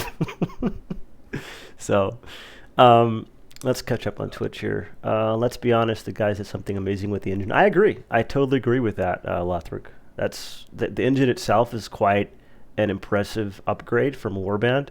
They're not even in the same league. I think they did an amazing job on the engine. On just a small fun fact, Bannerlord's release didn't make me want to refund it. A few days after trying it out, I'm just waiting for more things. But a few weeks ago, the new Warhammer Total War came out, and I just want to refund it so bad, but I can't anymore. Okay, fair enough. I've never myself wanted to refund Bannerlord because I'm very optimistic in the sense that they're still calling it open beta, and I really want to see where it ends up. So, and Byzantium, they'll get there eventually. Hell, even CG Project Red got there with Cyberpunk. Is Cyberpunk in a playable state right now? I haven't played it, so I can't. I heard that it is. There was a major patch or something, but I don't even trust that. Mm-hmm. I'll give it like another year probably, and then I might play it. But I don't even. Yes. I had never bought it, so. Yep. Just want to. Supposedly there was a big update or a big patch or something that supposedly fixed a bunch of stuff, but this is all hearsay. I have no info on that. Yeah. It's something I might check out eventually if it's like $2 on CD keys. I don't know. Yep. The next gen patch fixed it. No bugs, no crashes. Waiting for the first DLC. So did you enjoy it, Lothric? Is that the question? That's the question. Is Cyberpunk living up to the expectations of what you had before all the bugs and stuff? Before like the. Because I saw a lot of videos on Cyberpunk before it came out, and I was like, this looks like a really cool game. And then it launched, and it was a complete crap show. And like, okay, I'm not even going to buy it. So that's where I stand right now, and I guess apparently it's been fixed, so that's cool. And I think it's kind of funny that you guys brought up the topic of new games and being released with patches and stuff. There's this YouTube channel. He's kind of over the top. You might know him as the Angry Joe Show. He does game reviews, and I kind of enjoy watching him. He bashes most of the new games and stuff because there's a lot of crashes, but he's very informative. He plays the games a lot, and I usually go off of what he says about the newer games coming out, and that if I want to buy the new game. A big example, there was this new shooter out. It looked fun. It looked really cool. Oh wait, no, not a new shooter. What the heck was it? That new zombie game? What was it named now? Dying Light. Not Dying Light 2? Was it Dying Light 2? Let me look that up. That might be it. I've heard a lot of people say good things about Dying Light. Let me see here. But the problem with him, he does reviews right after the game comes out. So he doesn't give them time to fix their bugs. But he's still fun to watch in that sense that... yeah, anyway, that new zombie game that came out. And he bashed it a lot because the actual game is good, but apparently the story is really underwhelming, and there was a bunch of stuff that, whatever. So, I still haven't played that either. Yeah, thanks for stopping in, Dad. It's good having you. He said his goodbye in live stream. Oh, I missed that, I guess.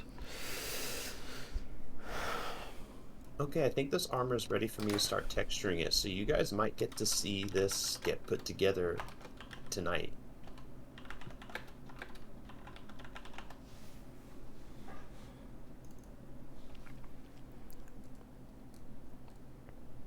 I'll go ahead and make it 2 materials. Then I can make the PBR really fancy on one and have a specular map if I want to.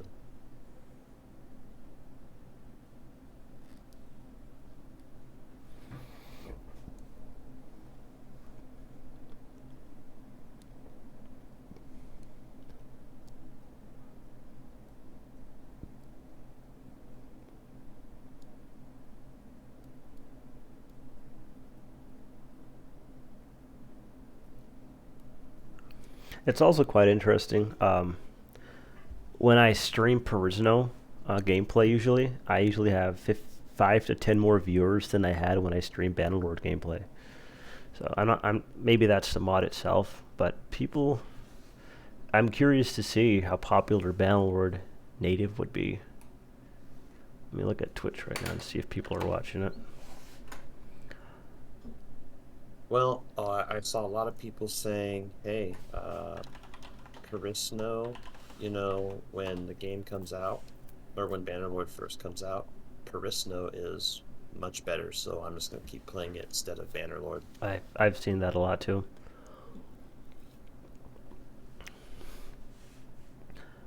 The few areas that I don't like about Bannerlord are things that we can change.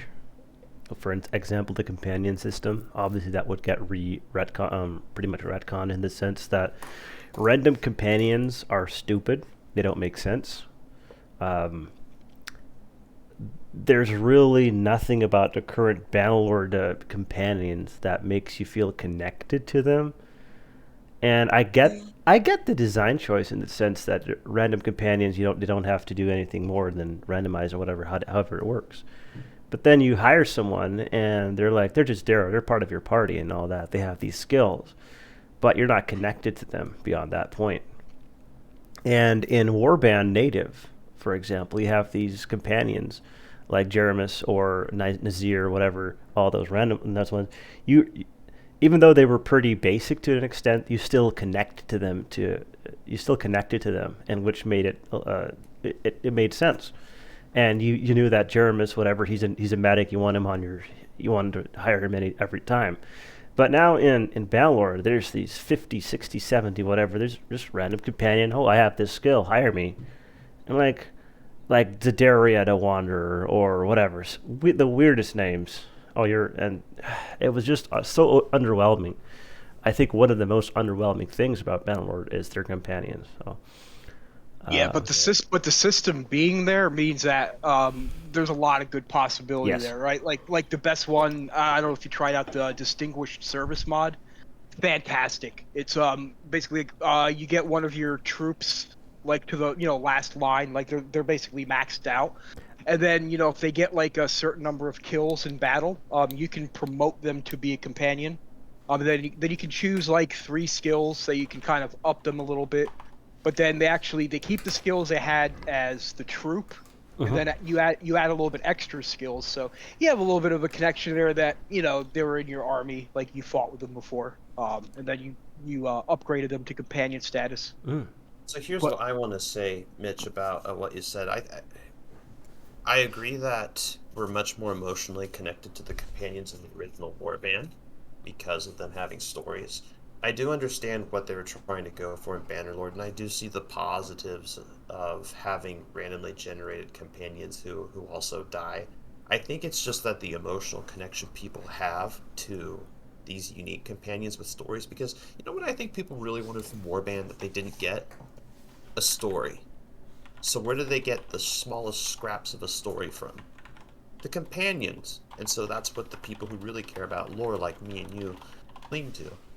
But the game was also trying to be a sandbox game, and so sometimes the static characters was a bit limiting. Unless you can create 70 static characters, then it's really rich, but that's a lot of work and could be unbalanced if you get as many as 70 companions. So Again, for I get your random point. companions Yeah. definitely don't work. Yeah. So I don't want random companions if we mod Perisno in Bannerlord. Again, Certainly agree with you on that. I'm going to go back to my point where I say I know I know why they had that design choice. I'm not bashing that design choice per se, but all the all the things that I don't like about Bannerlord, that we can change those.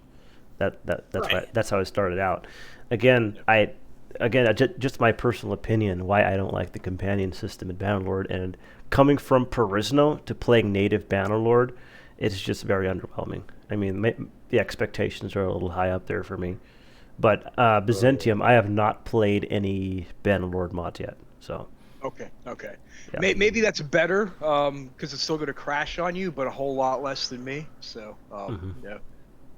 I'm waiting to see it. Like I play Bannerlord probably once a month right now, just to check it out, check out the updates. That's where I'm at. So. Yep. And then I have to start it all over again because they updated it, and my save game, I don't want to continue it for that reason. Exactly. Yeah, like the next, the one that's in beta now, 172. Once that comes live, that's gonna break. I don't know, probably break every fucking mod out there. That's got to be so frustrating, spending all that time on those mods, and then boom, you got to just keep updating. That's another reason that why modding on releasing mods on Bannerlord right now doesn't really make that much sense. Code mods for that change the code. Assets obviously is going to work better because it doesn't change the codes and stuff, but to that sense. But that's I wonder how much of this is perception too. Well, I know they're doing more updates because it's early access, but they're still going to update it after it's fully released, right? I'm kind of wondering, like, if Tail Worlds like 3 months ago just said, you know what, fuck it, we're just going to say it's fully released, right? But then all of these updates are technically just patches or whatever. Like what's the perception there, right? Like, would people be more accepting of it as like, oh, just a new update? If they just said like, hey, this is fully released. I don't even know. I gotta look. Like, I don't even know if there's a roadmap. Like, what's their criteria for it being fully released? I don't even think we have that at this point.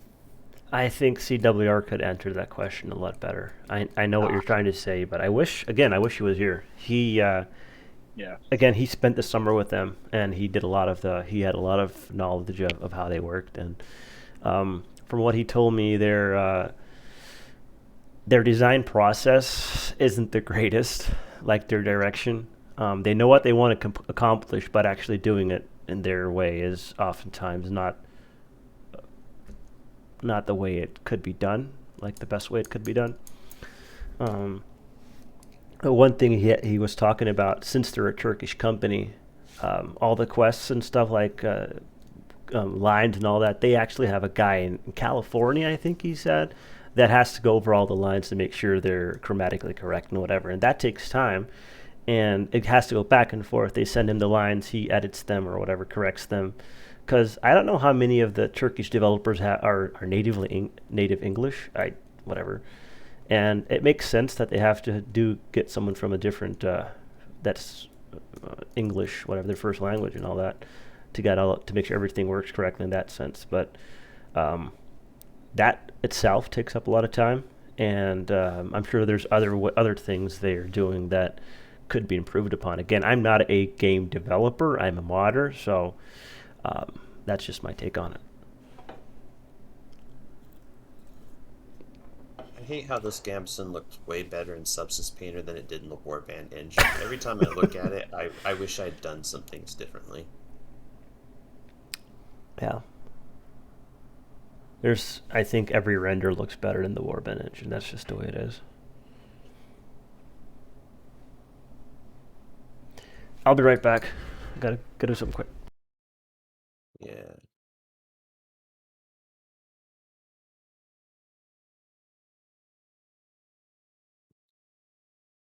Yeah, I just should have made the green a little bit better.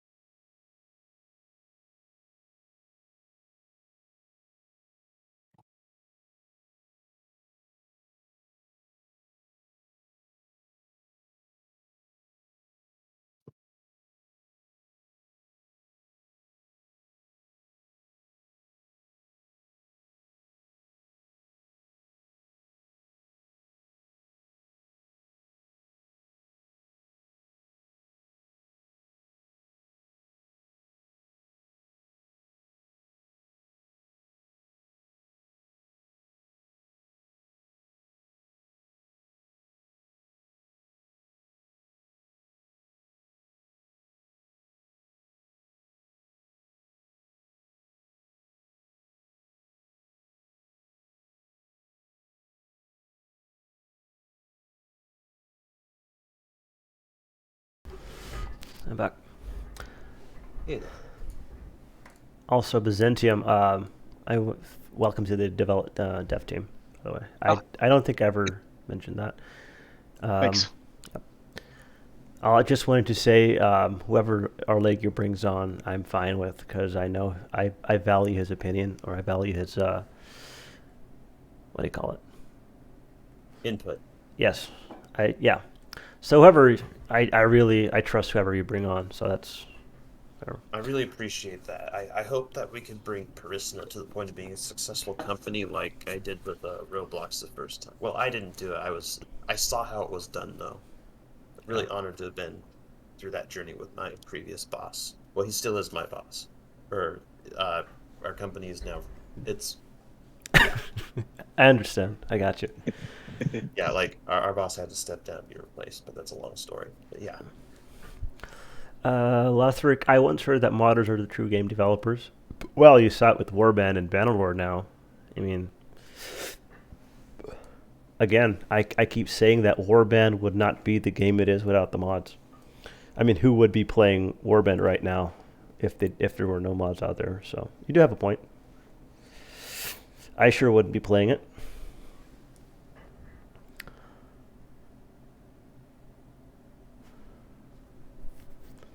Also, I wanted to put on that one video I keep talking about earlier from the treaty.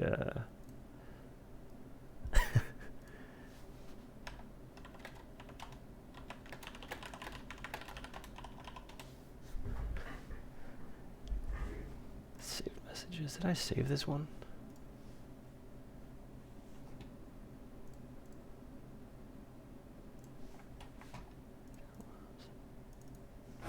What you? All right. If you can direct your attention to the video to the stream or Legio, I wanted your input on this one as well, and Byzantium, just a video I found. I don't know this program. I don't know how real this actually is. I'm just curious to see what you guys think on it. If this guy's actually really good, or if this software is halfway decent, or what he's doing, because I have no idea. I mean, I kind of already can do all that just as fast in Blender. Mm-hmm. Like, you want to see me do it on stream? It's not that the tool's doing all that for him. Okay. It's that he's following a blueprint that tells him what he needs to do. I see. You see how much time I've wasted dinking around in Blender? That's actually me just trying very little things and figuring stuff out in my head, slowing down, designing in my head. Mm-hmm. Here, watch this. That's why I asked, because yeah, That's why I ask you.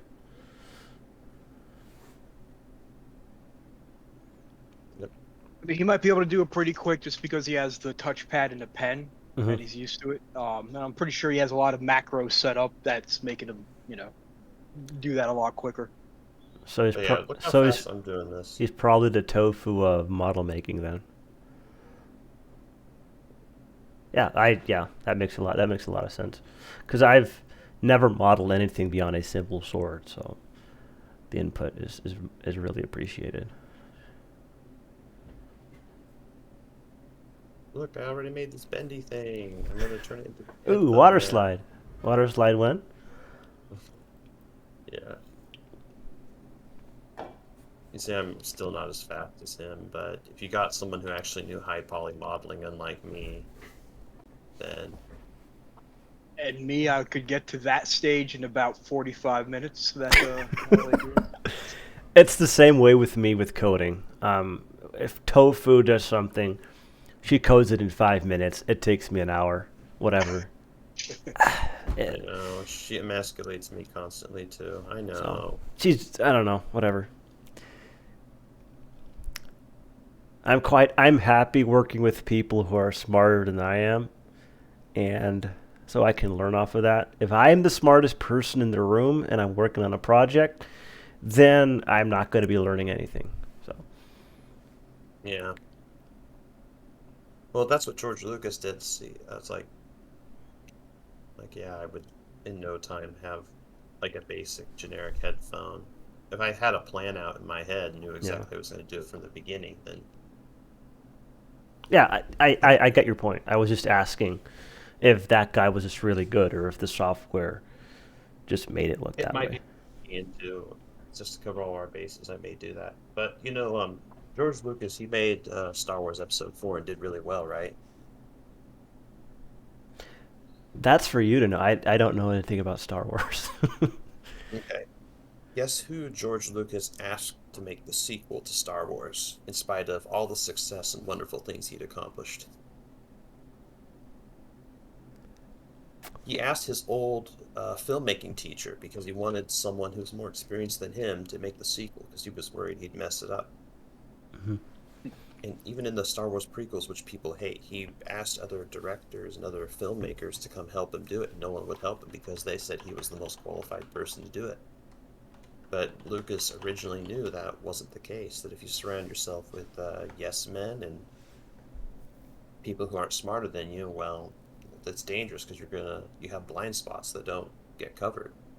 I have Byzantium here today, and I just kind of told him, I have a few guidelines for you on making Hacken, and that's it. The floor is yours because I'm not the person who studies the real life culture it's based off of. I don't have the wealth of knowledge required to do a great job with it. The floor is his. Yeah. Warlord, welcome to the stream. I was waiting for you to get on. How are you this fine? It's morning, so I'm going to say morning. Hello, Warlord. One of my favorite Perisno streamers on Twitch. Just check out Warlord. I linked his stream in the chat. For those of you who are interested in more Perisno content, he has some pretty good videos up on his YouTube as well.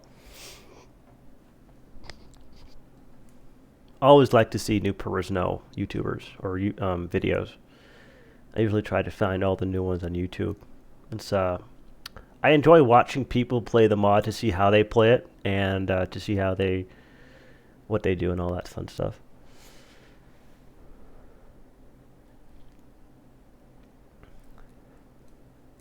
I'll just make my own leather.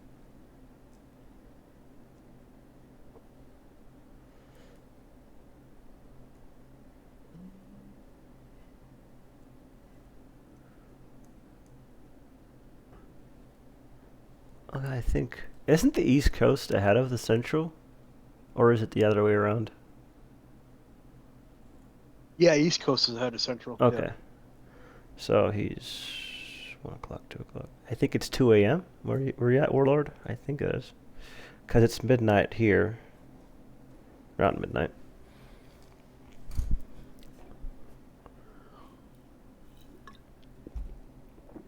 I always get mixed up with time zones. I mean, China has less time zones than we have. I don't think they have more than one, do they? China? They're a bigger country. They So- might have 2. So what's really Russia- going on? Russia has 11. Oh my god! Yeah. Wow. Screw that up on the UV map. Yeah, It's we did. 1 a.m. on the Gettysburg battlefield. Okay, so you're an hour ahead of me. Interesting. I thought the East Coast was 2 hours ahead. I don't know. I hate time zones.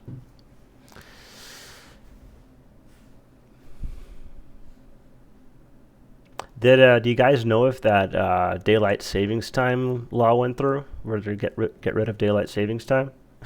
I don't I know. hope so. I hope so. Yeah. Just imagine, you got to make a law to put. That's crazy. What are humans gonna do How next? did that even get passed in the first place? I don't know. Someone had a bright idea, like, hey, let's do this. Well, it's not really that crazy considering some of the laws that are out there, but they nerfed Khuzaits in Bannerlord. I mean, I've never played with the Khuzaits, quite honestly. So the upside is, the world hasn't ended because I'm an hour ahead. That's a good point. I'm sure you'll let us know when something catastrophic happens, since you're ahead of us. Or ahead of me.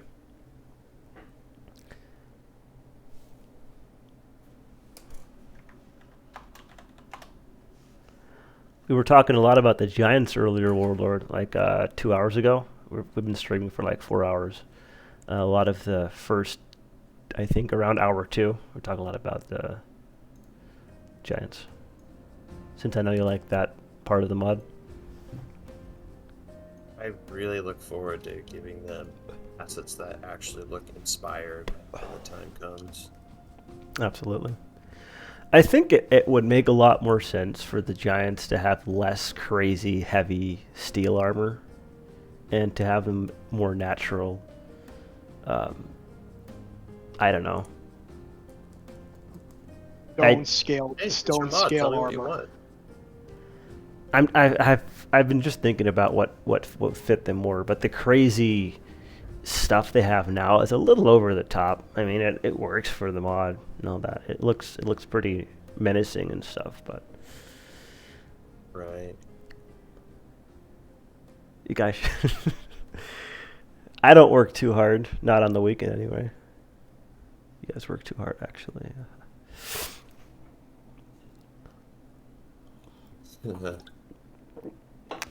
I know our Legio's always busy.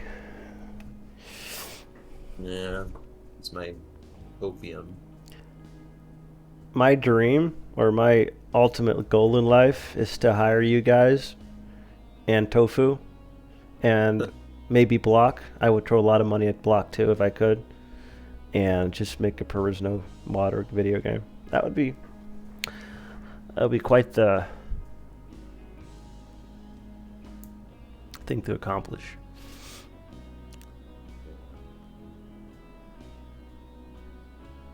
Anything to get it on 64 bits and, a DirectX within the Oh my last, God. 4 years. That would be nice. Do you know how frustrating it is to play your own mod and with an absolute monster of a computer and it still crashes? I just, man, some days I'm just so annoyed. I mean, I spent, over $4,000 on a computer and I can't run a game from 10 years ago with mods on it for more than a few hours. Oh no, you ran out of memory. You have 64 gigs, but I can't use it. Good job. I can't believe you've done this. Yeah. That looks really good. I like this so far.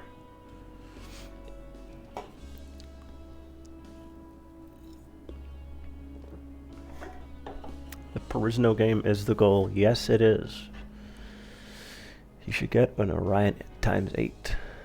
Orion? I'm not sure what that even is. A nice texture for the cloth parts.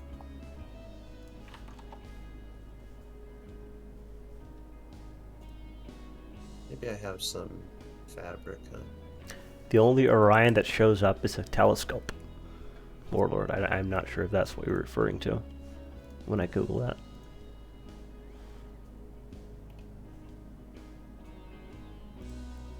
No, I wonder if this Japanese texture would do the job. $30,000 PC. Oh my god. I don't think I need a $30,000 PC. I actually bought my current PC for the future, like when I want to do like run bigger programs. I was thinking about Unity and rendering and all that stuff. That's why I spent so much money on it to obviously not run a warband, but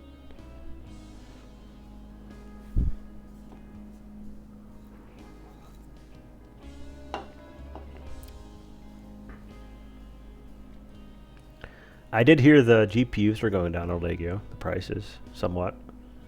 You know, I'm about ready to buy one. Some stuff got fixed to where... Yeah, like, I'm not feeling so much financial pressure anymore, and I think it's about time I get one. Because my computer's getting... I think my GPU, current one's getting a bit worn out. It's not the newest anymore, that's for sure.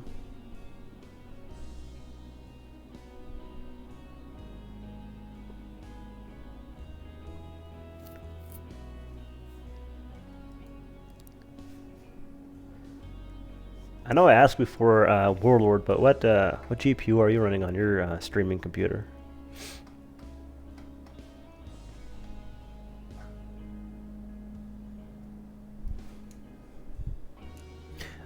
Byzantium, I wanted to ask you earlier, I keep forgetting. Have you modded other games besides Warband? No, I think I did a couple just tweaks in like Terraria and RimWorld, but other than that, no, not really. Okay. RimWorld, I've heard of that. Fabric.sbs. So, why won't it work? I guess I can use that.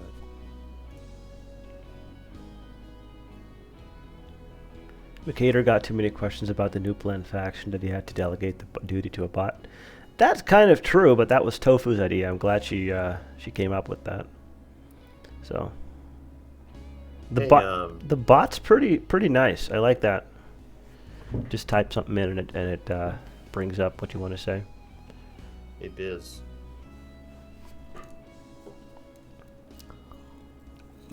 I have the zebra material. Oh, do you? Yeah. Nice. Oops. I wanted to show Warlord the new video. Hey, Arlegi, I'm going to show the new video I released today. It's like 3 minutes over the stream right now. Okay. If you're okay with that. Go right ahead. All right. And I fixed the closed captioning, so everyone who wants to see the actual words, just turn on closed captioning for YouTube. The actual words are now correct. The spelling is correct. It should be. So. War between the Reich and the Illikens escalated, and for a time it seemed like the Reich would wipe their enemy off the face of Perisno. But with their new leader Zelidek, the Illikens had been given hope. During a fierce siege at Volderberg, Zelidek had been captured, but with no reinforcements in sight, the city was vulnerable to more attacks. His daughter had quickly rallied more men, and with the reluctant help of King Aeolus, had numbers to potentially sack the city. The distant sky darkened as another great storm loomed in the distance. Lyanna and her army were heading towards Volderberg. Zelidek had led an attack on the city just a week before. They had breached the walls, but due to some mysterious occurrence, had been pushed back. Zelidek was captured in the fight, which led to the Illikens retreating in disarray. Lyanna stopped her army at the edge of a small forest. They would camp here for the night. She wasn't sure exactly how they would free her father, but the fate of the Illikens depended on it. Heavy rain came down that night, thunder rolling through the air. Lightning struck, and the valley between the city and their camp was lit up like daytime. Lyanna sat at the edge of her camp, sleeplessly peering into the distance. Another bolt lit up the night sky, illuminating a massive shape above Volderberg. Her hands stiffened. clutching the knife she had been holding. It couldn't be. Lyanna returned to her tent to order her scouts to keep watch for any information about that ominous shadow. But now she could truly not sleep. The retreating Illikins had told the most abominable story of the creature they fought, but Lyanna did not truly believe them. Excuses for cowardice, Commander Eris had said. And yet, Lyanna's mind never left the place near the city where she had thought she'd spotted the outline of a dragon. Morning came without any reports from the scouts, and she ordered her army toward Volderberg. Even with the early morning light, the skies had hardly changed, and the lightning had started that night was still going without any signs of slowing down. Lyanna nudged her horse forward, the city now clearly in view. A siege tower was still propped against the wall, though clearly damaged. It was evident the city had suffered heavy losses in the attack. With the Illican army in full view of the towers, no guards appeared. The eerie silence was only broken by the ever-increasing cracks of lightning. Lyanna dismounted, spear in hand, a clear look of concern on her face.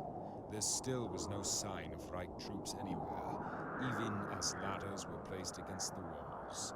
She signaled for a few men to follow her as they started the climb on the siege tower. The silence was broken by a deafening shrill. Lyanna's heart dropped. There was no mistaking the sound. Her eyes darted to the sky just as a bunch of figures rose from behind the walls, bows raised.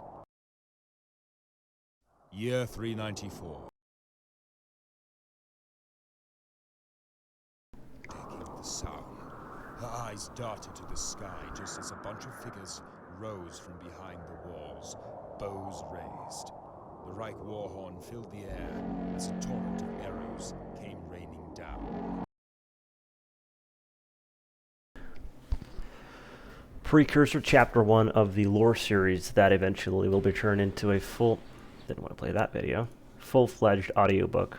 Down the line, obviously.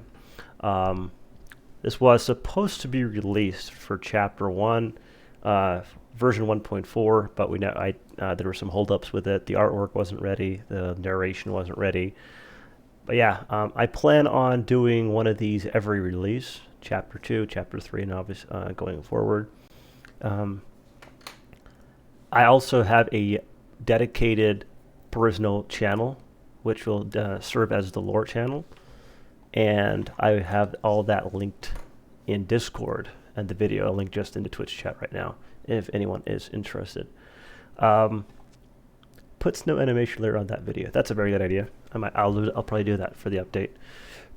His voice is excellent. That is the same voice actor we've had all along. I just reached out to him a while ago, right when I had this idea, and I was like, hey, how do you feel about doing another narration? And this is what I came up with. I like his work.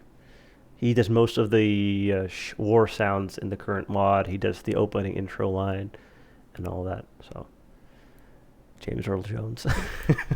Not quite James Earl Jones, but yeah, he's really good at what he does. He's a professional voice actor, and he used to be part of the Perisno development team before he branched off and started doing commissions for his work. So I'll give the floor back to Arlie. I can't find where I saved this important file.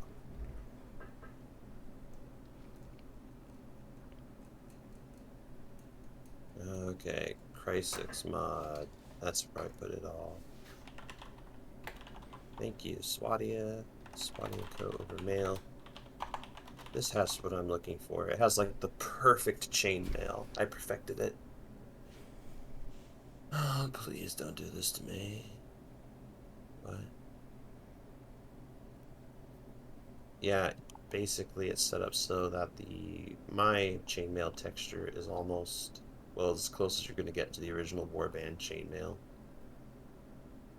Pretty hard to do, though. Which one? Dumb question, but which one is yours? Mine is the blue. Okay. That's the original Rodox Circa over Gotcha. mail. So yeah, where can I find the mail? Yeah, more lore videos like that are coming eventually. I want to do some adaptations of our Legios. For I think our Legios has a book coming as well down the line. But I do want to release a bunch more of those chapters. They're eventually going to be put in a book in some way or form. And this was the year 394, which is 1 year before the current Warband timeline. So these lore videos and chapters will kind of lead you into the current Warband timeline to see like a year before what's actually happening. Um, that's the plan anyway. And I plan on jumping around from a few characters. Liana and Zelda. Liana is the main character in this set story. I will jump around to different characters around that time as well, and a few different things. So.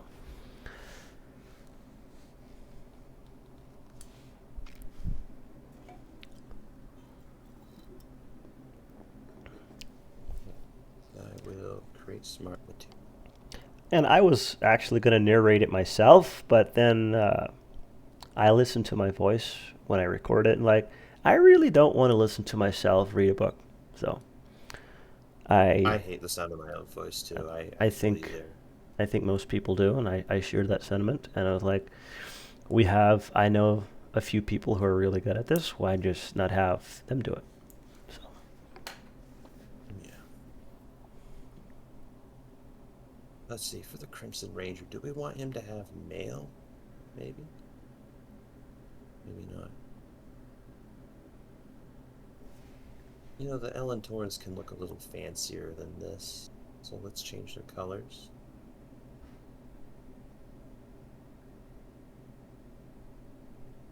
Something brighter.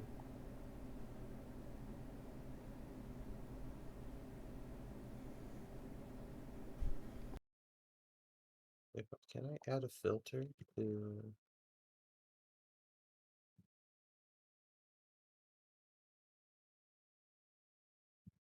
Maybe. Oh, nope, I cannot.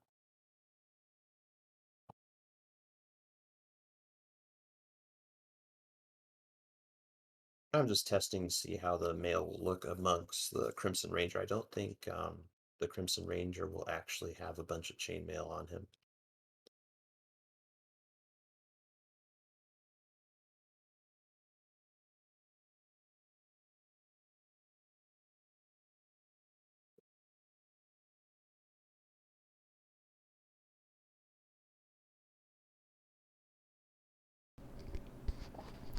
I always try my best to sound like Mr. Bean, and it seems to work out for my narrations. That's a good one.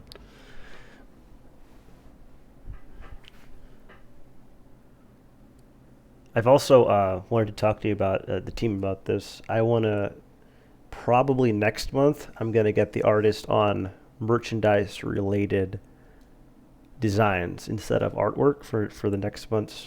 I usually do an artwork a month kind of deal. So for next month, I wanted to do at least one or two merchandise related things where that will look good on merchandise or whatever. So I'll probably come up with some design and see what you guys think. The Crimson Ranger sounds great. Well, it is a troop in the mod right now. So, yeah, it does sound great.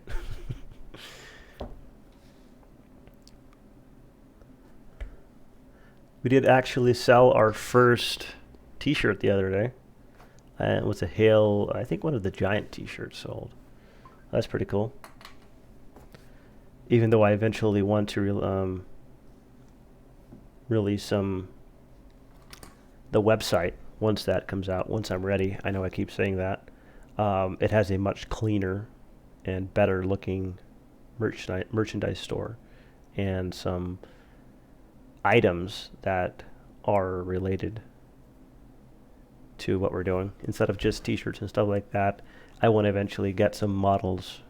And I know how much our Legio loves Funko Pops. We'll get some of those too. Oh, what?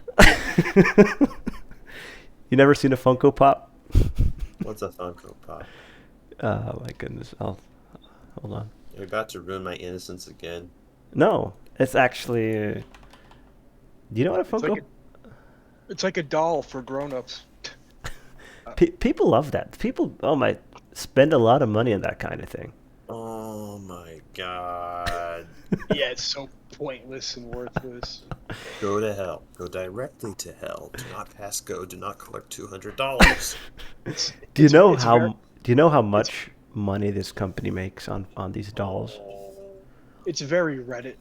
It's a very Reddit thing. It's I don't know. I see them in Walmart all the time. Like, who actually buys these things? They look so dumb.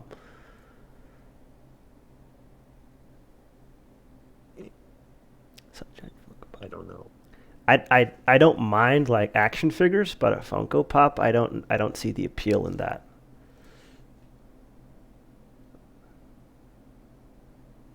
Yeah. I do eventually want to get 3D models of certain characters in around the world of Perisno. That would be pretty cool. I'm still working on getting my first 3D printer. I may or may not acquire one down the road. We'll see how that goes. I have a few people that are knowledgeable in that area.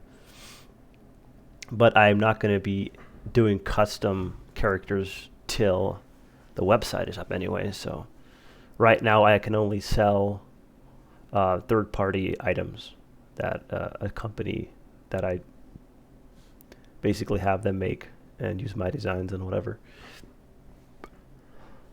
And I did want to get a few disc plates as well, but apparently you have to buy one to create your own. So I haven't really wanted to spend any money on buying a random disc plate so I can make my own designs on those. They're really cool looking though. A display is such a good idea too. I'm sad you can't just put a design up and have them sell that design for you to other people. They've got that part figured out to make some money, that's for sure. I'm not surprised to do it that way, I'm just disappointed. Same.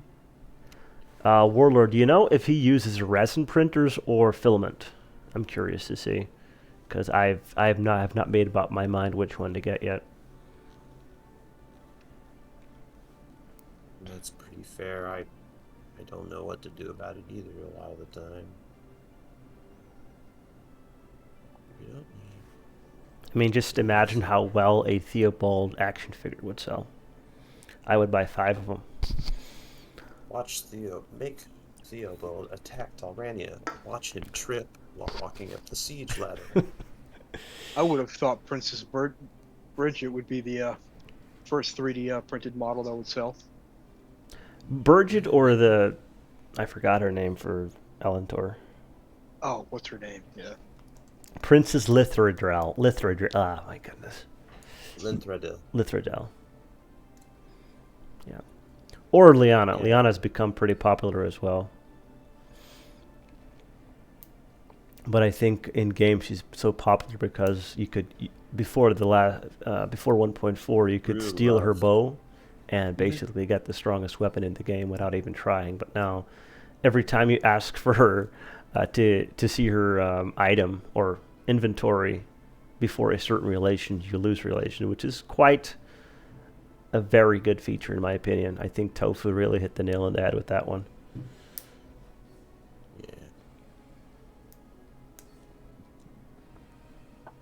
He is a designer who plays Warband. So do you think he would be up to printing models for us and selling those models and getting I don't know how that works.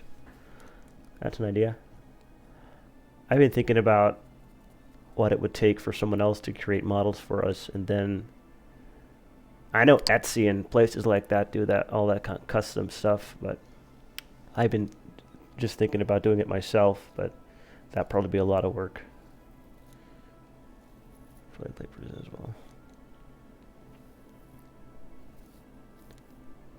Because I know our Legio has said before, if we went that route, you guys could create something in Blender, a 3D model, and we would somehow import it into a printable model, I guess.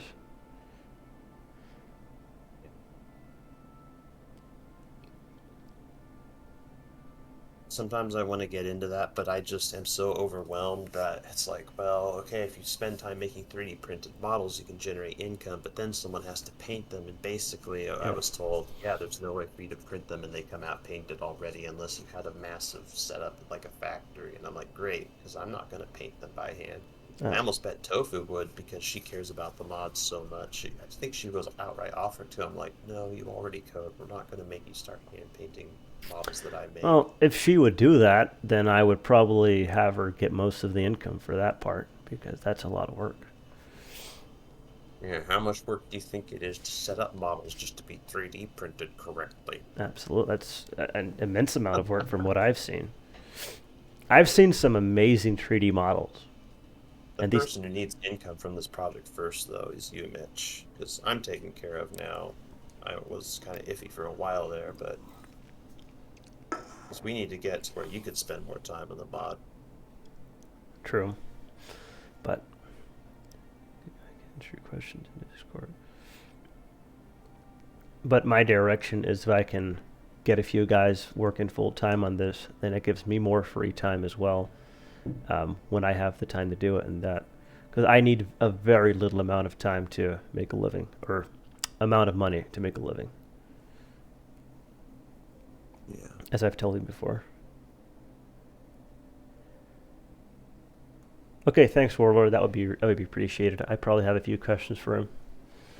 Pick his brain on the 3D modeling, 3D printer world, because my business that I work for, the company that I work for, actually offered to us potentially get a 3D printer, but for me to use this 3D printer for my own thing, I'm not sure how that would work, but I think I could figure that part out. But again, they wanted to know what kind of printer I would go look for, and I'm still doing research on that part.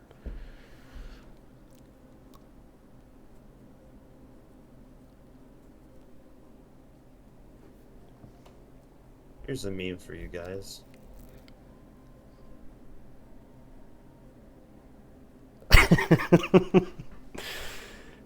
Yeah, I like that one. That's a good meme. That's a good one. I don't have enough fabric armor examples.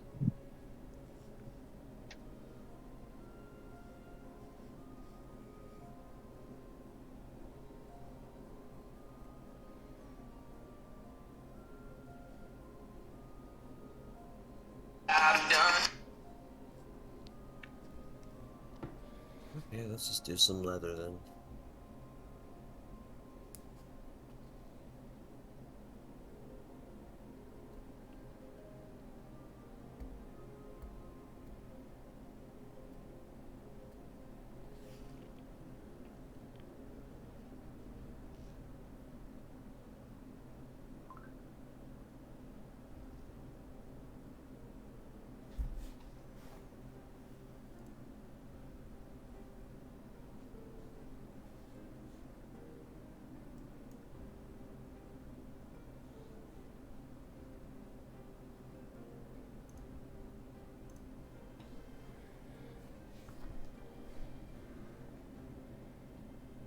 Okay, the moment of truth.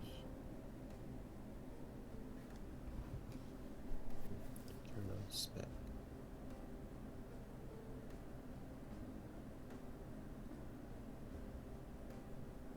Yeah, I think that works pretty well.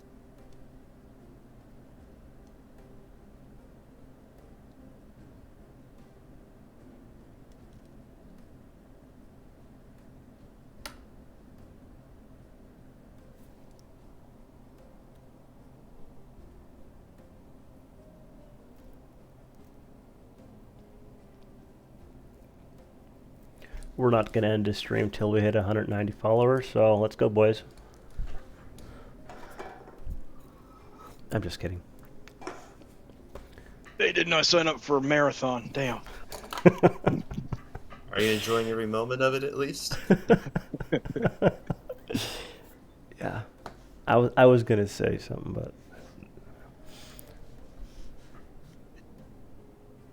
Can't be any worse than the My Pillow guy live stream marathons. What does he do? I don't know. He did like a couple live streams. I don't even think he like finished them like as long as he was planning on. I don't know. What would a pillow guy do on live stream? Oh, he was a guy that was like, about like election fraud for Trump and all that. Okay. So he was doing like live streams. I think it was, I don't know what it was for. Okay. God, they were pretty bad though. Like, I can do long streams, but oh my God, after 4 or 5 hours, it gets too long sometimes. I don't know how the people who do the 24-hour streams do it. But Meth. I think it's meth. Yeah. to be fair, I've seen people do sleep streams where they sleep and people watch it. Hundreds and hundreds of people watch these people sleep. I don't understand, but then you go to the different sections of Twitch, and there's streams of a person. I saw this person with he was a big guy, and he had this weird suit on. He was sitting in a hot tub. No, not a hot tub. A kiddie pool, and doing some really weird stuff. And he had hundreds and hundreds of viewers. People, I just don't understand some people, but whatever floats their boat, I guess. Yeah, the purple's a bit too strong on that. It looks nice up close, but then you get away and it just is dizzifying.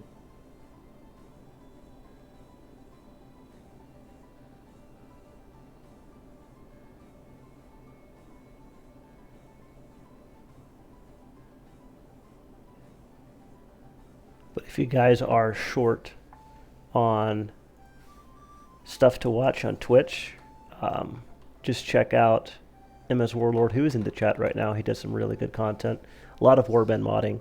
A lot of Warband mods, excuse me. I usually check in his stuff when he plays. So I think he's one of the few streamers I actually do enjoy, quite honestly. I also... me and him have this thing where we watch that is she redheaded?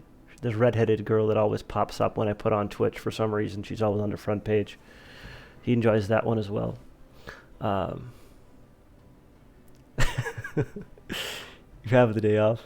I don't know. I gotta go to work in 7-8 hours from now.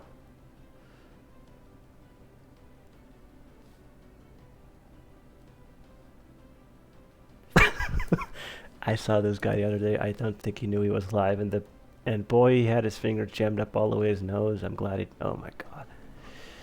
I don't know. Some of these guys are just crazy. I don't know. But if you're doing that kind of content and you're making money off of it, why would those people stop doing that? So, I mean, Pretty much. you know. Why would you? Yeah, I'm just waiting for Alegi to do his kiddie pool streams too. You are one something. Yeah, you should do a 3D modeler in kiddie pool. Get your kicks in now. Here, I try to show you how to make awesome Nephali armor without short-circuiting my equipment. Like, people would probably watch it too. Yeah. It's Twitch after all. So. They just want you to put cat ears and get on Oh my God. video cam. That's all they want. Man, those companies that make that kind of stuff, they're probably they're laughing all the way to the bank. That's for sure. Be your next Cat Noir femboy star. I'm probably gonna get banned from Twitch for making fun of these people, but hey, whatever. It's just something else. You guys Hateful content. hateful content. You'll see me next week in my own kiddie pool just so I don't get banned. Yeah, you have to be in the kiddie pool for the apology video. Oh That's yeah. yeah. I'll think about it. I think I'd rather delete my social medias, all of them, which are not a lot. I do have Facebook simply because I run the Perisno Facebook group. My Twitch. I do have YouTube. I guess obviously I do have YouTube. I have a Discord. That's a social media. Yeah. That would be pretty hard deleting Discord for all the Perisno stuff. But I would be very close to doing that instead of doing a kiddie pool stream. So.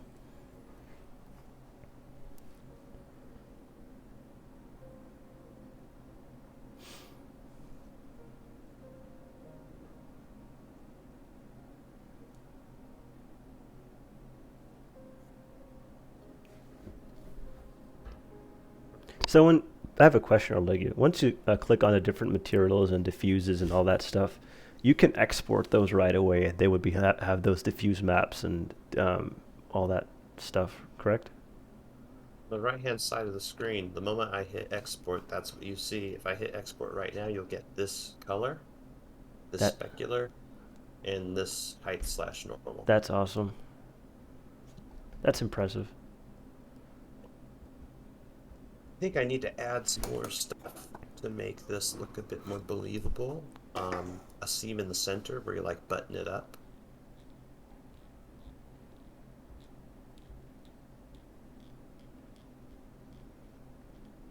Are you making the feathers specular, or are you going to make them flat? This is my specular map so far. The specular map almost always looks wrong in Substance Painter, so wait to see what it looks like in Warband before you judge. Yeah. I'll be honest, I'm not really feeling it for this armor, but I hate 90% of what I make until the very last few steps are put in, so... I was just thinking feathers aren't... I don't know, I guess they are kind of shiny, but I kind of think of it as more flat, really, in relation to light.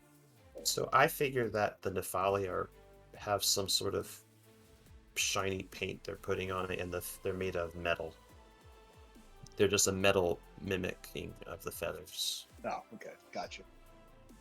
Maybe not, like this is pretty intricate though, but they're also a bunch of really small pieces. I don't know. I know I don't want normal scale armor though.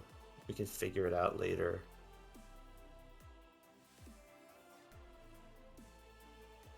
Like, I can't... Maybe there's a way to, like, cut them up into scales and then set them out in the heat and they automatically crinkle up or something, huh?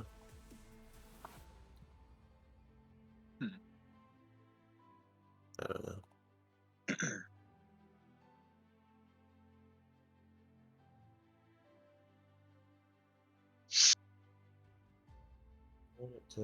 Channel mapping. Draw from diffused points. Yeah, it's official, another Bannerlord save hosed. New game. Alright. I swear, this is like every 3 days. Oh my goodness. Again, that's why I only play it once a month, so I don't have to go through that. Actually, when I do play it, I mostly do the custom battles, just for the heck of it, and maybe start a new game. Trying to get too invested, but you know, like you get a really good run, or it's like holy shit, how did I get this city, this castle, whatever? It's like, oh great, and then you come back to the next day, it's like, oh well, my whole save game's hosed, so new game anyway.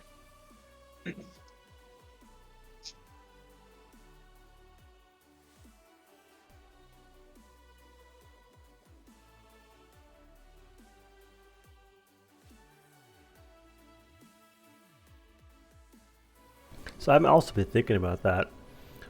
One of the current issues in Warband, and that's probably going to be the same way in Bannerlord.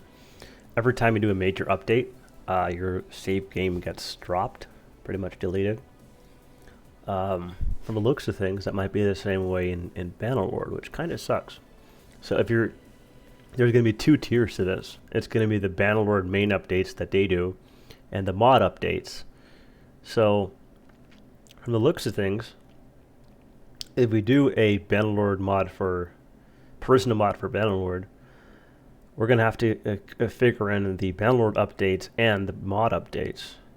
And I think both of those things would break save games, which is kind of not sure how to feel about that. Yeah, trying to preserve save games. Well, now, I mean, definitely just not. Don't even bother. Yeah, don't bother. But I guess it just depends on what Tail Worlds is going to do after they go live. Are they going to make updates that's going to break saves every once in a while? I see them doing it, honestly. I hate to keep talking crap about Tail Worlds, but Mhm. I see them putting out possibly a post-release patch that breaks saves, but I don't know. I mean, they did it for Warband like 7 years after it was released. They updated Warband every random blue moon. So Yep. Yep.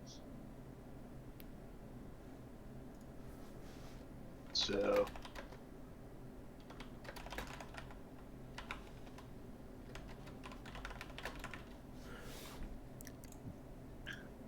I don't know. I guess I don't know how else they could break it where like the mods that are just items or maybe just some troop overhauls. I don't even see how Tail Worlds can break those mods anymore. I'm sure they can, but a lot of those mods are still kicking around for a few versions now. So it seems like Tail World's not breaking any stuff related to that much. I guess the big one was that civilian clothes update thing they did a little ways back. Mhm. But now, like with what my original thought was on just getting some items over, and then eventually making it to where we could do like a faction replacement, like a troop overhaul of Yeah. Vlandy or something like that. And those should be relatively safe, I think. As long as we're not touching AI, we're not touching code. It could even be all XML, really, honestly. Yeah, I can see that working. Yep. And then again, mostly just to showcase, just to get Perisno's name out there for Bannerlord and showcase some sweet custom items. Absolutely. I'd see it as a win-win. I don't see a downside to any of it. Mhm. Minus however long it's going to take for me and Arlegio to figure out what the hell to do to get get stuff with a Bannerlord. Yeah. It was last year sometime. I was set on creating the map, the Perisno map for Bannerlord. And then the more I thought about it, the less I was sure of what I was doing because at that point I hadn't completed the Gaishar map references yet. And I really did not want to use the Warband map that we currently use as a reference because of it being from Warband. So I sat down and it took me 4 or 5, 6 months now, and I created the Gaishar map references with Perisno and all the continents and that. So if I go back to doing that, I'll be a lot more confident of the direction we want to go with that. So Nice. I am impressed with their map editor. I am impressed with that. And It is fantastic. Yeah, I went Yes. in there to fix some scenes and all that, and it's just compared to the scene editor in I was Warband. I was having a ball with what's it called? Oh, crap, man, I'm blanking on the words. What do you call it now when you're I'll come up with it. But anyway, just working with it compared to Thorgrim's, for example, it was such a breath of fresh air. Yeah, it still crashed on me, but I think that was mostly because I was trying to like save X scenes that were like default. I don't know, whatever. Yeah. I was save I started saving things differently and it started working better. But yeah, Hmm. I can actually foresee it might actually even be fun making scenes for Bannerlord eventually, right? Hmm. Because I was looking at that for Warband, like I did make that one Elentor scene with all the blue buildings and crap that was kind of out there. That's where just to make that scene just took forever, and then I didn't even finish the AI mesh. Yeah. I showed Tofu the AI mesh, and she basically cut me off with the knees, and I was like, "Oh, okay." That's awesome. Yeah, that's what I was talking. The AI mesh in Bannerlords is a lot of fun to do. Oh, It takes a while, but it's still fun to do compared to nice. Warband. So Yeah. Didn't even touch that. I just went in there just to fix a couple scenes for a couple mods I was trying to run together. But other yeah. than that, yeah, just opening it up and navigating and everything is just so much cleaner. Yeah, that's why I keep saying I hope they have tools for every aspect of modding. I don't think they will, but that's just a wish of mine that I have. I mean, just imagine if they did for the maps, for the coding, for the simple coding stuff. I guess Yeah. they I think have. it's going to be a lot easier because it is going to be C sharp, I guess. Mhm. Use VS Code. So I don't think it's going to be. You're not going to need tools. You're just going to need to know what the calls and the references and all that is. So Yeah, versus Python, whatever the hell Oh y'all my are doing for Warband. The, yeah. Oh, you're the engine, the Warband engine is written in C++, I believe. C++ Warband. Mhm. If you Yep. can correct me, I think it's one of the C sharp or I think it is C++. And then you're using Python from the codes that you're available to you. And why? It's just frustrating because they lock all the good stuff away in C++, and so Well, Python is really built on C++, so yeah, it's yeah. meant to work with that. So I think that's just I think that was just a Tailworld dev's way of getting around not doing anything in C++ Yeah. and doing something that was more on their skill level. So I kind of think that was kind of just a failing of them not being that good. But I understand that part, but to lock some of the stuff behind hard coded that they did is kind of yeah, that's dumb. I don't understand that whatever, but apparently they're doing similar stuff in Bannerlord, which is pissing off a lot of modders. So I just hope they get around to not doing that. I'm not sure if you've seen the open letter to the Tailworlds. They Which one? There was a couple. There was the one like the service soldier guy, freelancer guy. Like he was really pissed and lit into Tail Worlds. Open. I don't know if you have a link. Shoot it to me, but I'll look for it. I gotta see which one you're talking about. it was posted on the forums. I'll see if I can find it. I can't promise you. It was a few months ago, and Okay. that I was really turned off because of that because they did a lot of the locking off stuff again. And like, That's what it was. Yeah, I think that's exactly what okay, the okay. service soldier guy was. Yeah, it's like they locked off. I forgot what it was. It wasn't even like something big, but he lost it. He was like, "Fuck this, I'm out of here." Yeah. Yep.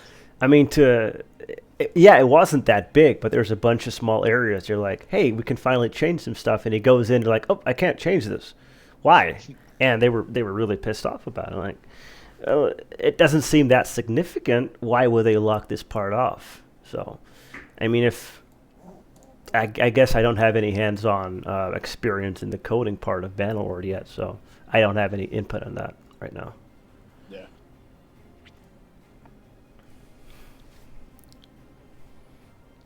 Chillworlds donated $100 to our multiple sclerosis fundraiser last year, and it gave me the opportunity to tell them they owe the mod developers 15% and free pizzas for keeping their game alive. It was memorable.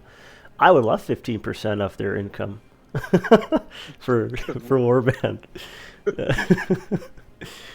Never mind the free pizzas.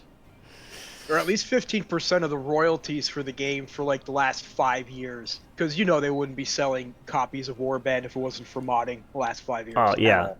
absolutely, absolutely. I mean, I'm sure that's impossible to tell, but how many players have bought Warband to play mods? I'm sure there's a whole ton of those people. I bought Warband actually so I can mod, because modding on like cracked Warband or whatever, like when I tried forever ages ago, I was like, Yep. nope. So yeah. Yep, same. I was way back in 2007 or 2008. I was looking for a medieval simulator game, and I was on a weird question and ask forum on Google somewhere. I don't know what that site was called. And I asked, hey, does anyone know a good medieval simulator? And this guy said Mount and Blade. I don't know what that is, but I looked it up and like, I was never so excited in my life. I jumped in the game and I did that custom battle, like the original Mount and Blade. I was having so much fun. I mean, I grew up playing Age of Empires and jumping from that to Mount and Blade. I was having the time of my life. So, Yuzura, welcome to the stream. Good to see you, man. How are you tonight? Or this morning? Sorry, it's past midnight.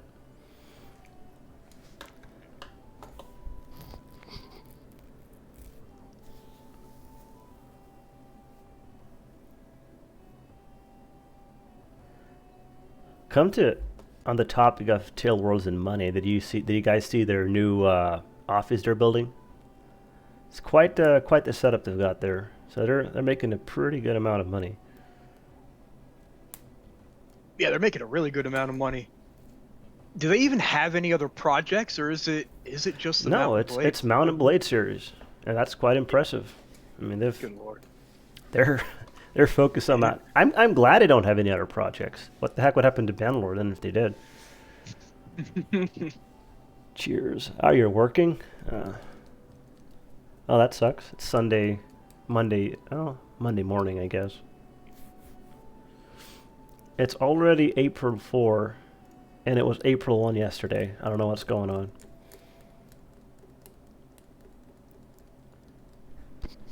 I think our Legio turned the time forward again. I don't know. I'm so focused right now trying to make this look decent. It still looks kind of cartoony right now. No worries.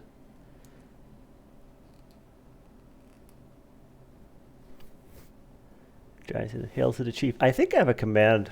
Check this out, guys. I got a command for this. Hail to the chief. Does this work? Giant? There you go. Command works.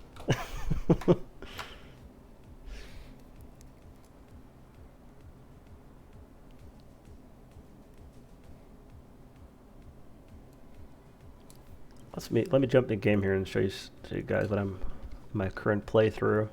We'll jump right back to our Legio stream in a second. Why is stuff happening? I didn't play.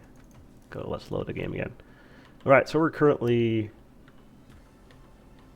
I guess the Giants haven't lost anything right now. Let's go to Sut.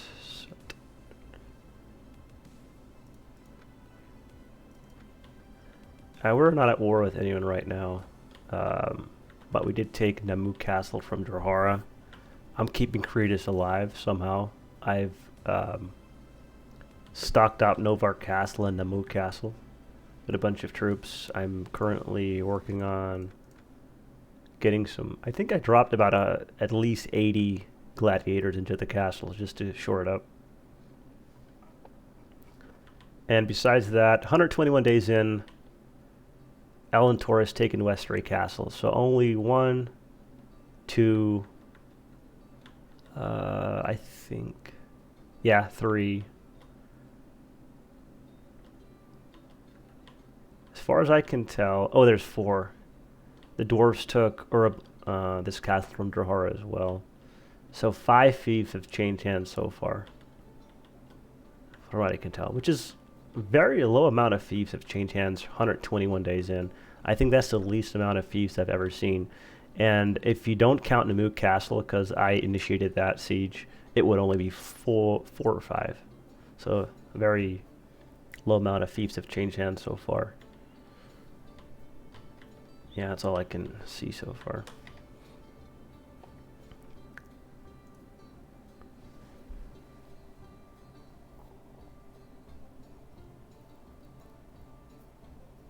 Still waiting for the t-shirt. If it shows up, please post it in the Discord. I want to see it. I haven't ordered one of those yet. I've just ordered the, if you can see, the Perisno Guardsman t-shirt. I've only ordered that one yet so far. Oh, I have 2 of those. I don't know where my second one is.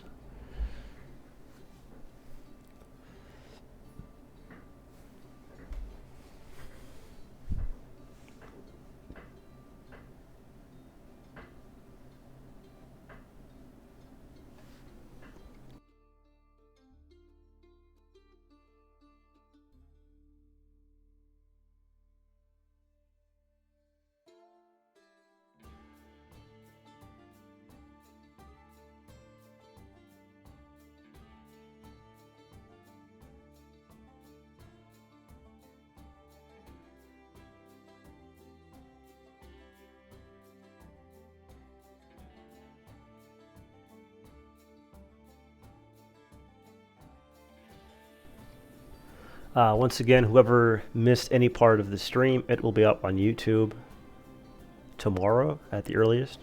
I will link it in Discord. For anyone who's not on our Discord, please, I'll post a link on Twitch. Make sure to check that out. For anyone who is not on our Discord currently, you'll find troubleshooting, you'll find discussion channels, off topic, a bunch of other random stuff. And if you go to Discord, just go over to the images and media. No, not images and media. What am I doing? Media videos. We post all Perisno related content, including the latest lore series, Liana and the Dragon, first chapter in the audiobook, or audio lore. It's not a book yet, so I can't say that. We got some videos, Triadelph, YouTubers playing some Perisno, He's fun to watch. Obviously, Warlord in his streams when he plays Perisno and all that good stuff. And I do post these streams in their entirety here as well. I do have to edit that one stream, or Legio haven't done that yet, for your tutorial. So I had a busy That's week. apparently it worked really well. It got me another recruit, even though I messed up in it. He's like, "You've answered the questions that I had. I want to contribute to Perisno now. You finally showed me how to set up Substance Painter the right way." I can't believe how unhelpful the Warband modding community is. It's really sad. Arundel, don't get me wrong, he's great. He's helping all the newcomers, pointing them in the right direction. But if you go to 3D art and you post a question or an example, there are people who know how to do it, and they just won't say anything. Probably maybe because they're not there, they're not paying attention. But then sometimes they do show up and post something. You kind of have to get their attention. But like I remember literally 3 people I asked, "How do you set it up in Substance Painter? How do I do it?" And they were posting images. They were doing it, and they just said, "We set it up correctly, but we forgot how." And I'm like, how. That sucks. "Bruh." I think I've made a bunch of tutorials from the stuff I know, but I don't. Again, if I work with people, I hope they're smarter than I am. So, and that's usually the case. Good music on this stream tonight. Yeah, I keep using Alexander Nakarada. That's all I listen to on stream. Actually, today it's Kokuro. It's the artist from this current music. I don't know who that is. Spotify recommended it, so I played it. It's pretty good. Kidney will be playing a new Falcon playthrough on this stream. He's a good. I love watching Kidney. He's pretty good. I like his streams whenever he's on. Glad you guys. I streamed yesterday as well. Played some Perisno last night, and I did like a 45-minute at one time. I soloed 53 Divine Aethelings. It took me about 45 minutes. That consisted a big part of the stream yesterday. Okay, wow.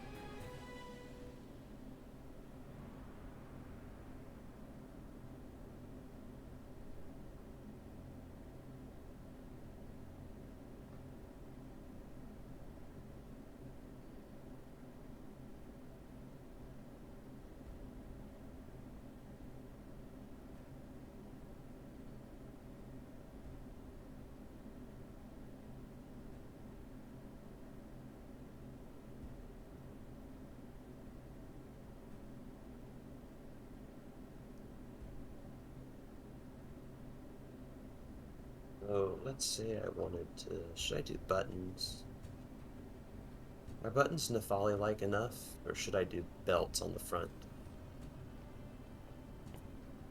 What about Buck? Oh, what's that one thing?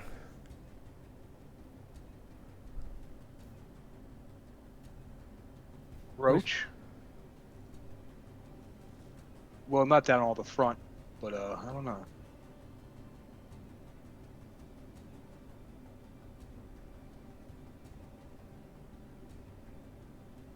And then I can make the armpit area look a lot better too, given enough time.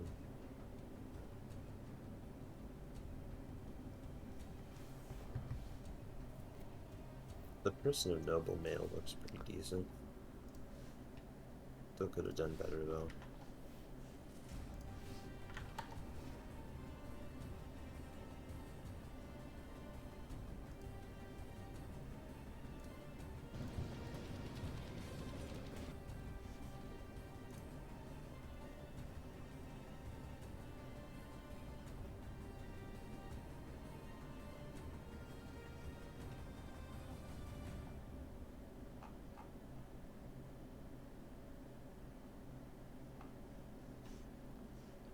Narf is amazing work.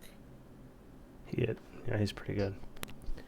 I'm impressed with a lot of the people's stuff they made. A lot of the OSPs. Yeah.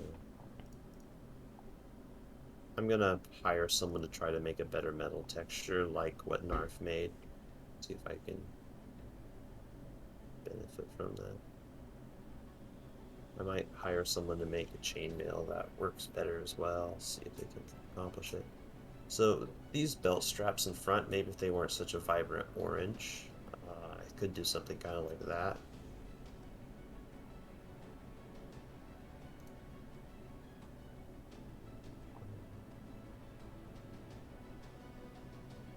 Where's the gold?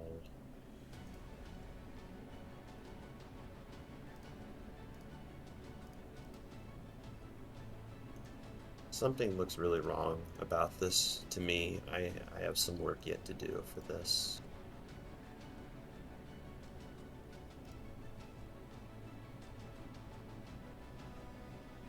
Yeah, something like this as well. Kind of like that. I think I'll just make a belt like that.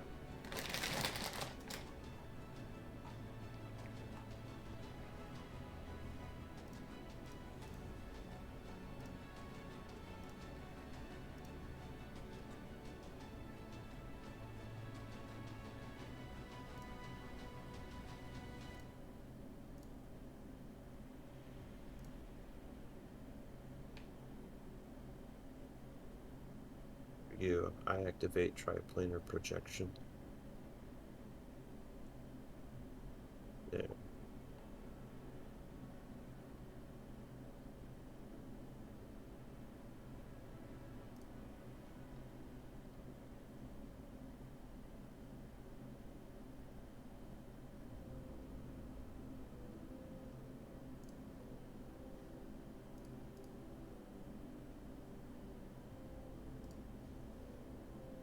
The already just outlining the belts made this stop looking like a cartoony, silly thing.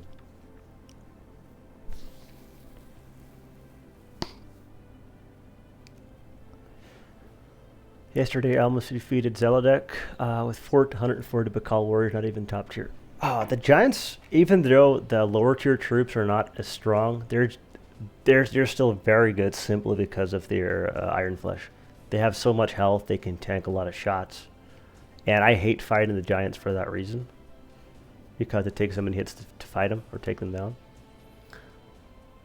And if you fight Chieftain Gress, what's the name of that king for Sut? 1 second, I want to check this out here. When he has his full party of like 90 to 100 troops for Sut. Grand Chieftain Azar, if you fight him, oh, he's just a pain in the ass. He's so insanely good. And he keeps rattling using that battle thing, and man, it's so hard to fight him.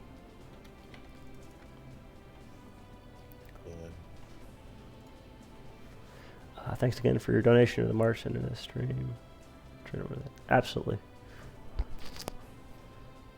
Are you just gonna do a March to end MS stream, Warlord, or is it that gonna be again this month, or is it just once a year? Oh yeah, until next year. Okay, I see.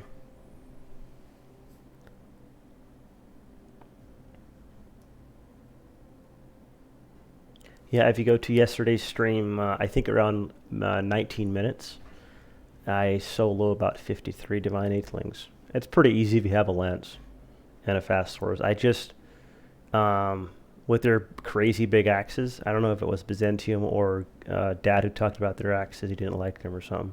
But if they hit you, they hit your horse, they can pretty much two-shot your horse.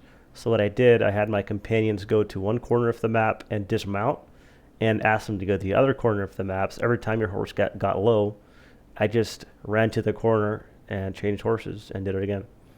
So I think it takes a bit, but you can solo a lot of Divine Eightlings that way with a lance and a few horses. Let's make the belt look a little bit more interesting. Where did I have it? Celtic jewelry. Let's make a Celtic looking belt, kind of like this. Yeah.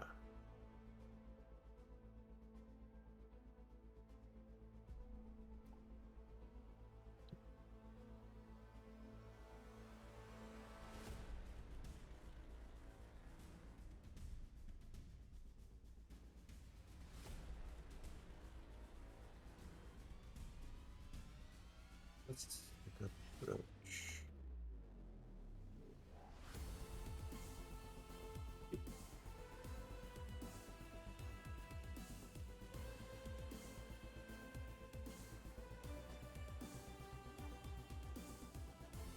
Not seeing any great examples. I thought they had brooch belts. I'm not really sure. Someone tell me what I'm thinking of. They have like a really decorative centerpiece for your belt, but it also functions as a belt. It just doesn't. I mean, I guess I can just do this.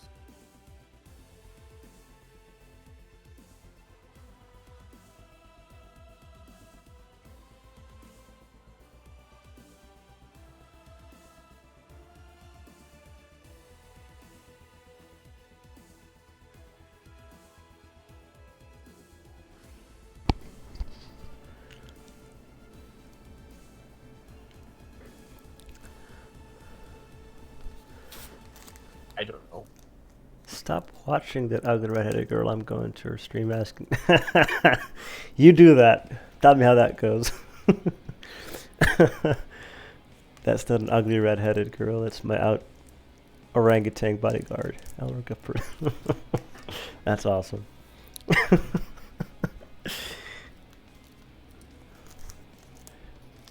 That's an inside joke at this point.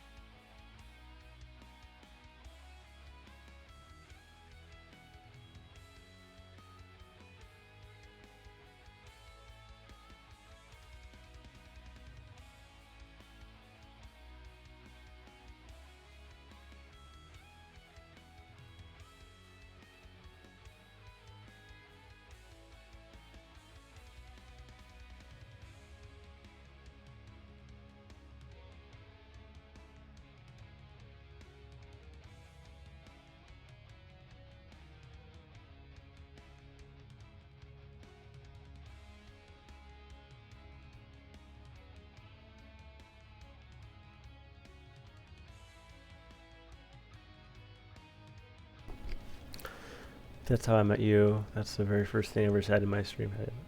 Was that the first thing I said? That must have been a while ago. You were. It was. I think it was that one night you were playing. That one. It wasn't Britain Walled. It was some similar mod on. And yeah, that's probably the first thing I did ask. Are you playing Perisno? I do that. I go into random Morband streams and I watched him for a while. And I eventually dropped the line, do you ever play Perisno?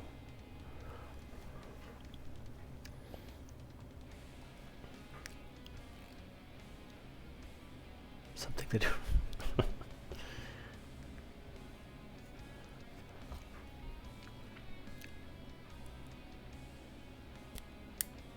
No, I'm glad I found your channel.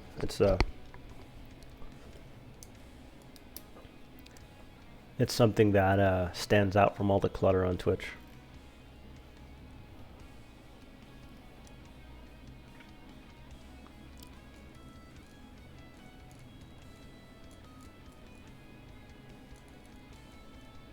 So you're telling me belts aren't real, Arlegio? What?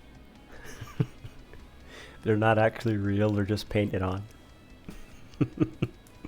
Yep. Did I ruin it for you? No, that was a joke. I've just seen some older games where you can see everything is just painted on. It looks like one skin or whatever. Like this skin is literally on the person. You can't see a difference between the layers that well. Ooh, it's shaping up pretty fancy.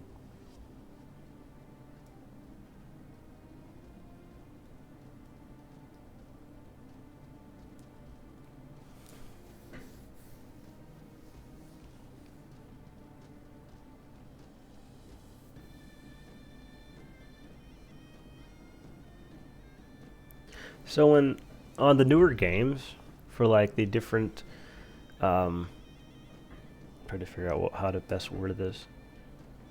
For the different layers and different, let's say the hair, for example, and it's windy, and the hair flows in the wind.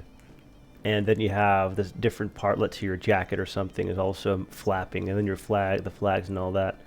I am assuming those are all different layers, but let's say there's something on top of the armor. Would they have how do they do that without just painting it on there? How do they make it a different layer?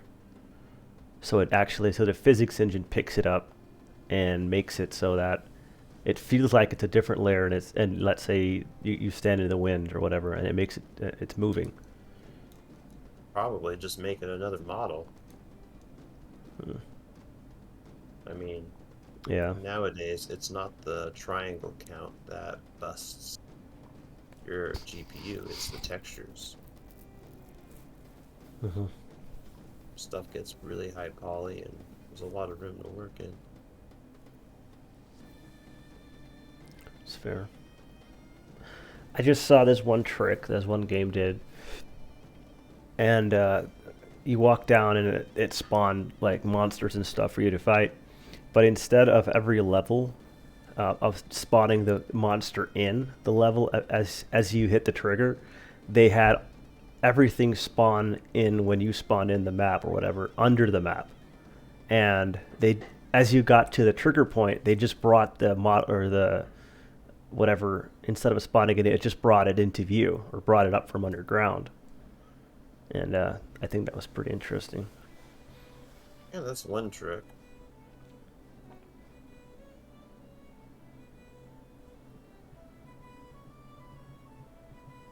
I think the belt holes are a bit There's too like big. HDR price effect. Yeah, makes sense.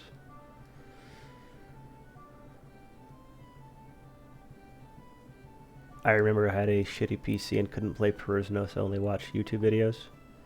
I used to do that too with certain games because I couldn't run. I remember way like 15 years ago, which is it's not that long ago anymore. But I was playing a Far Cry 1 on an old computer, and the computer, I had it open on the side. It got so hot I had to use ice packs to cool down my GPU so it wouldn't overheat. So I kept me and my brother kept reapplying new ice packs to the GPU so we could play the game. Those were the days.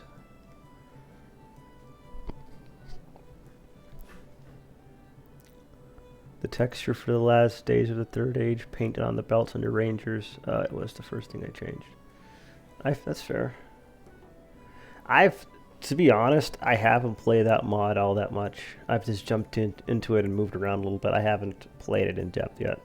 I probably should.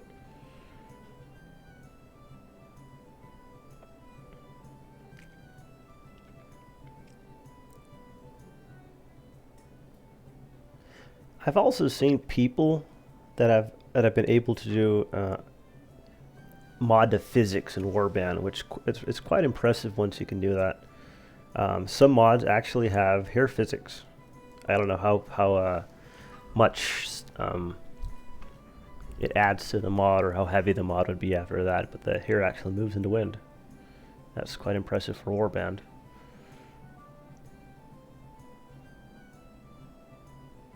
I melted my motherboard back 15 years ago playing Battlefield Vietnam. The puffs of smoke were cool. Melted a motherboard. Yeah, technology isn't what it back then.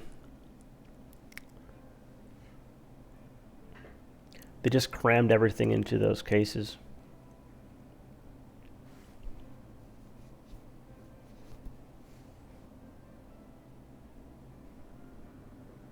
I mean, my PC now, I can look into it and there's my temperature right on my computer. Pretty impressive. Quite crazy the stuff they've been able to do with computers.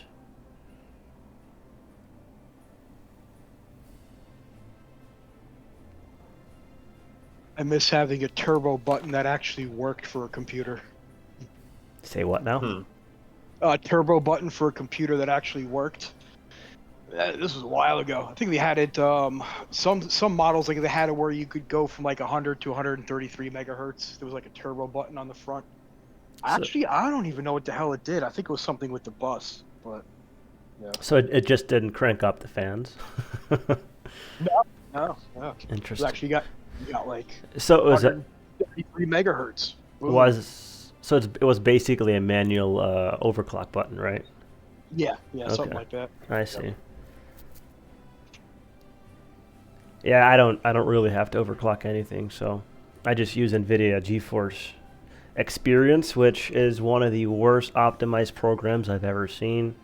Besides Warband, they should really scrap that thing and just build it from scratch. Because oh my, it's terrible. But they have a built-in GPU overclocker, which is pretty nice.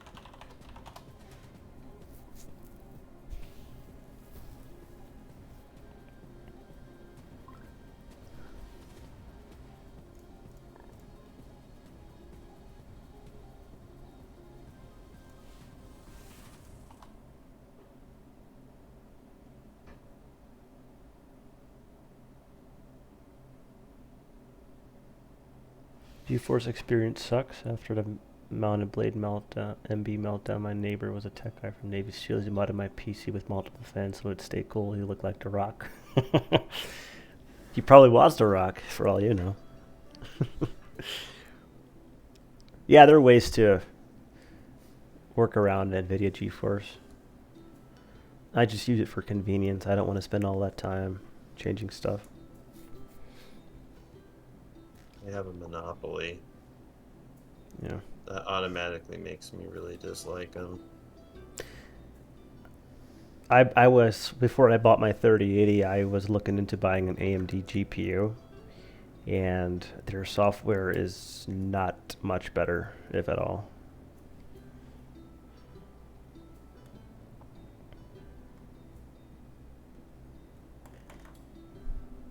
I actually want to see how much, what it would take to crank up my PC, because I've never got it too hot. I've done some rendering while playing a game, while having Photoshop open, while doing something in, while rendering a video in Adobe Premiere, while having about 15 Brave tabs open. I should have tried Chrome, because Chrome would probably have pushed the limits, but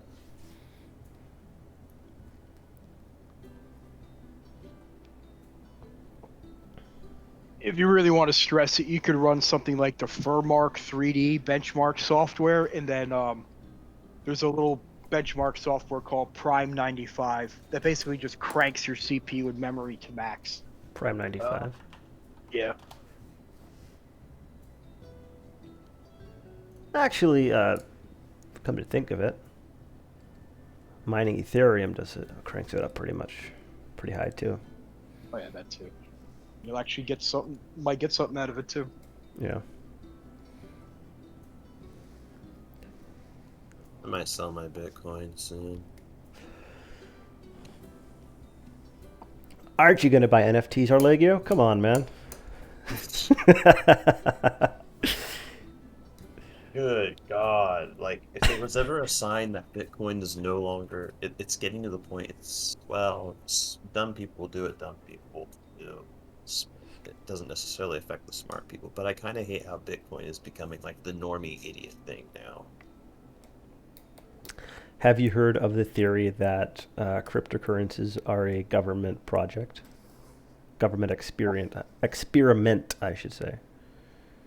They wish, but, so it was invented by a guy who made it as a response to the economy crash of 2008 in Japan. Now, does the government want its share? Yeah. Do they want to use it? Totally. China would love cryptocurrency as a way to control the civilian market and have absolute control over the virtual transaction of goods. and the U.S. as well. The only reason they won't stop printing dollars is because the CIA is so dirty, and that's how they launder all their money through physical cash, and that's a guarantee that they'll never get rid of it. But no, they'd totally like the control.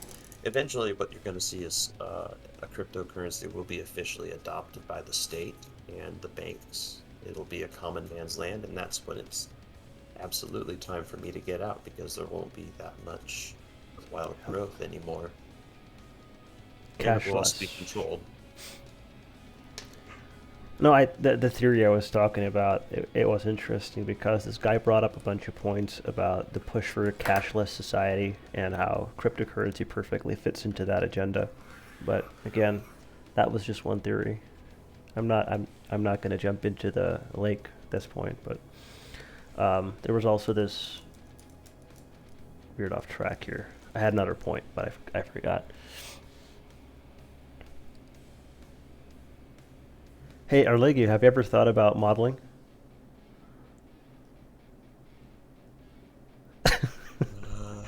I would make a joke about not looking that attractive, but Okay.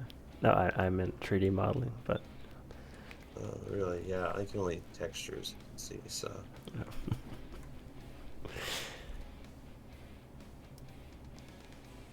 Biz, what have you been doing this whole time? Me? I'm still trying to resurrect the save game in Bannerlord, but you know, resurrection not complete. this is the last one on my list. If that's it, then I don't know. I'm just gonna probably try the Crusader mod again. Fuck around with that. What's the best one out there right now that you've played? Honestly, the damn it, a little late, brain fart. The Game of Thrones mod is actually fantastic. They did a really good job with that one. I mean, Really, it's not The it's trial. not Wheel of Time. No, it's a Trial of the Seven Kingdoms. Yeah, I tried the Wheel of Time one. I had to spend more time with that one. I bounced around. I only tried that one a little bit, but I think I added in some mods that shouldn't have been in there, so Okay. I got frustrated. But the magic system in that mod is actually pretty. Well, I mean, honestly, it's kind of like what they do in Warband, right? Like they're taking either a bow or a crossbow or a throwing weapon, right, and making it into a spell or something, right, for throwing it. That's basically what they're doing. But I mean, they got some pretty good particle systems in the Wheel of Time mod, at least.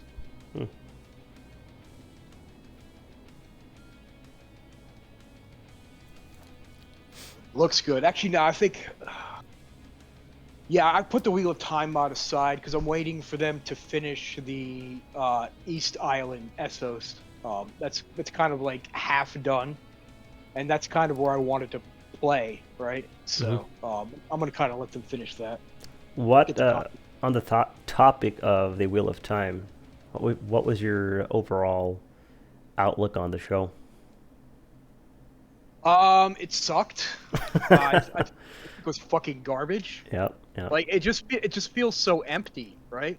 I don't know. It just feels empty and flat. The acting is horrible. Yep. I don't even really care about the casting. Casting is casting. People. Yep. People can get autistic about casting every day. That's fine. But it's like, I don't know. It just feels like so flat. It doesn't feel like there's any passion behind it. So I don't know. Yeah. They didn't do it justice so far. Maybe they'll do better in season 2, I guess. I did not watch past episode 4. I started episode 5 and I put it down. I'm like, this is garbage. I'm not even gonna finish it. Yeah. I couldn't finish it. I don't know. Yeah, I mean, like I don't want to spoiler anybody on this call or whatever, so I guess I'm going to say something about the show in the next 30 seconds, so turn it off or whatever. But like that one, the whole thing with Perrin and just his reaction to what happened at the village. I'm gonna try not spoiler it too much, but like what he did to what happened with his wife. Like, I don't know. It felt like he didn't care. Like, I guess it's a part, but like the acting was so horrible around that. It's just not believable in the least. So, I think that was it, and that was early on. Like, I think that was episode 1. Like, I saw the reaction to that. I'm like, this is garbage. Yep. I agree. Yep. But you talk about the cast. You don't really care about that. I honestly did not find a single character that was cast correctly. In my opinion, they were all bad. Even that lady character that was in Lord of the Rings, I did not enjoy her character at all. She just I don't know what it was. I couldn't tell you. I honestly wasn't too invested in it because of what happened in the first few episodes. I couldn't get into it too much, but I don't know. It was so underwhelming. I think the same kind of the similar thing happened to The Witcher. Not as bad. I think season 1 of The Witcher was just very under budgeted. It was okay. Season 2, they just veered off the books way too much, and I was disappointed in season 2 of The Witcher, but they had a much better budget. But yeah, go ahead. What is it? Anything Amazon touches is just going to fall to crap. It really is. Lord of the Rings is going to be garbage. You can already tell. So they need to do what indie game developers are doing. Give these shows to indie studios and give them a lot of money. Yeah, I've fallen down the rabbit hole of like some of them aren't even like short movies, but like YouTube like fantasy movies, like real budget. Like I don't know, some of them are super amateur. Like some of them are surprisingly like really good. I'm like, damn, like if the people behind this was like had a budget, they could do something amazing, right? Like you could just tell like the quality of what they can do. Because a lot of these smaller studios or whatever are actually passionate about their project. They just don't have the funds to create whatever exactly they want. And these bigger studios like Netflix or Amazon, they don't really give a shit as long as they make money. So they're going to cast whoever fits their whatever thing that time frame, whatever. Still, but I don't know. Again, if these smaller studios could get the funding, I think we could see some amazing stuff. And I'm going to keep repeating this. I hope the Stormlight Archive never gets a show if it's done by Netflix or Amazon, because it's going to be ruined. Yeah. So. Or if it's something like, I don't know, like Sanderson, he's an interesting. Did you see what he pulled with the Kickstarter like a month ago or so, like with his books? He did a really interesting thing. Just do a Google search for it, like for Brandon Sanderson and Kickstarter. Like he's like releasing like a crap ton of content, like through Kickstarter. Like there's a whole bunch to it, but basically like it's just a gold mine for people who like Sanderson stuff. I think a part of it is like you get it. Like he's not gonna really like reveal what it is, but like you're gonna get the books and like read it and like book club stuff. But like he's doing a lot of stuff. And like he does interesting things like that, and just the way that he goes about like writing and all that. I can see like if there is a show, if he's directly involved, like maybe not directing it, but like if he has like final say over the artistic, like if he has a final say over how it comes out, I'd watch that. But if he's not involved in it, they'll ruin it. They will ruin it 100%. So. I'm Brandon Sanderson. Welcome to my imagination. Over the last 2 years, I've kept an incredible secret. I've been working on secret projects without if he's like anyone. main writer for the screenplay so difficult to keep this quiet. whatever. But like now if he's I like can finally share the very truth with invested you. in the project, then it might actually be good. I wrote but if it's just like an extra what we're novel seeing now, in like 2020. Amazon just grabbing random people and making a big budget film that's garbage. Yeah, it's gonna be the same thing. Yeah. During the pandemic lockdown, They watched the it script. started as a secret gift to my wife. I told only her and let her read the pages. His delivery in as this I wrote video them. is hilarious too. I'm not This going to was an spoil it for amazing you, experience. but yeah. It reminded me of the love the way early he did days this of my video. It's career hilarious. before I published, when I could write whatever I wanted when I wanted. So once I was done, I started another one. I started another one. I've always loved the idea of surprising you with something new, something unexpected. I wanted to take my readers to the furthest reaches of my imagination, to be constantly offering some incredible yet unexpected experience. It's one of the things I wanted to do throughout my career, and though there are many terrible things about the last few years, the extra writing time I've gained by not traveling has let me get back to this. This extra writing time has become very precious to me. Before 2020, I'd begun to let all of these ideas just wither away, as there wasn't time for them. I'd begun to think, as much as I love the big series, that they would consume the rest of my life. So, call this the silver lining of 2020 and 2021. Life has been tough lately, but it has also restored to me something precious. So here we are. Over the last 2 years, I've secretly written 4 full-length extra novels. 3 are in the Cosmere, 1 is something completely different. My team and I want to get them to you. And if you want copies, you're in the right place.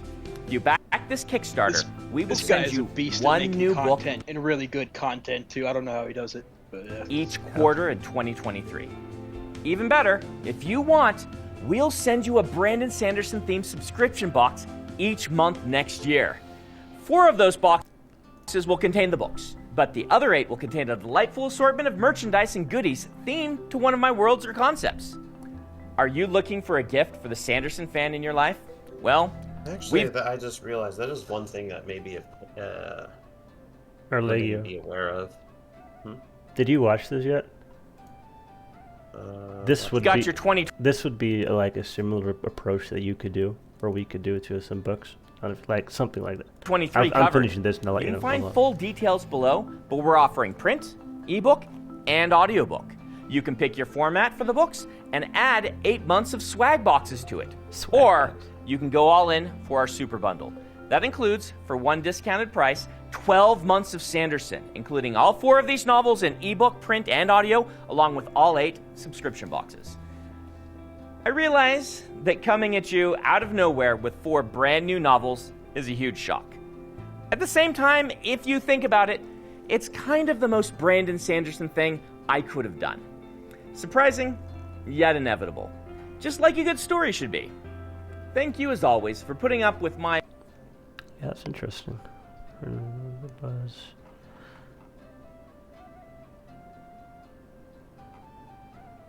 Plus 40. What was that, Olegio? I cut you off there. One thing that may make it between Bannerlord and Warband engine stuff is Santium. Is that 41 million? Holy crap. I didn't even look at this page lately. Yeah, he's shoveling money at this point. Wow. $1 million goal. He's at 41 million. Our Legio would never have to get a real job again.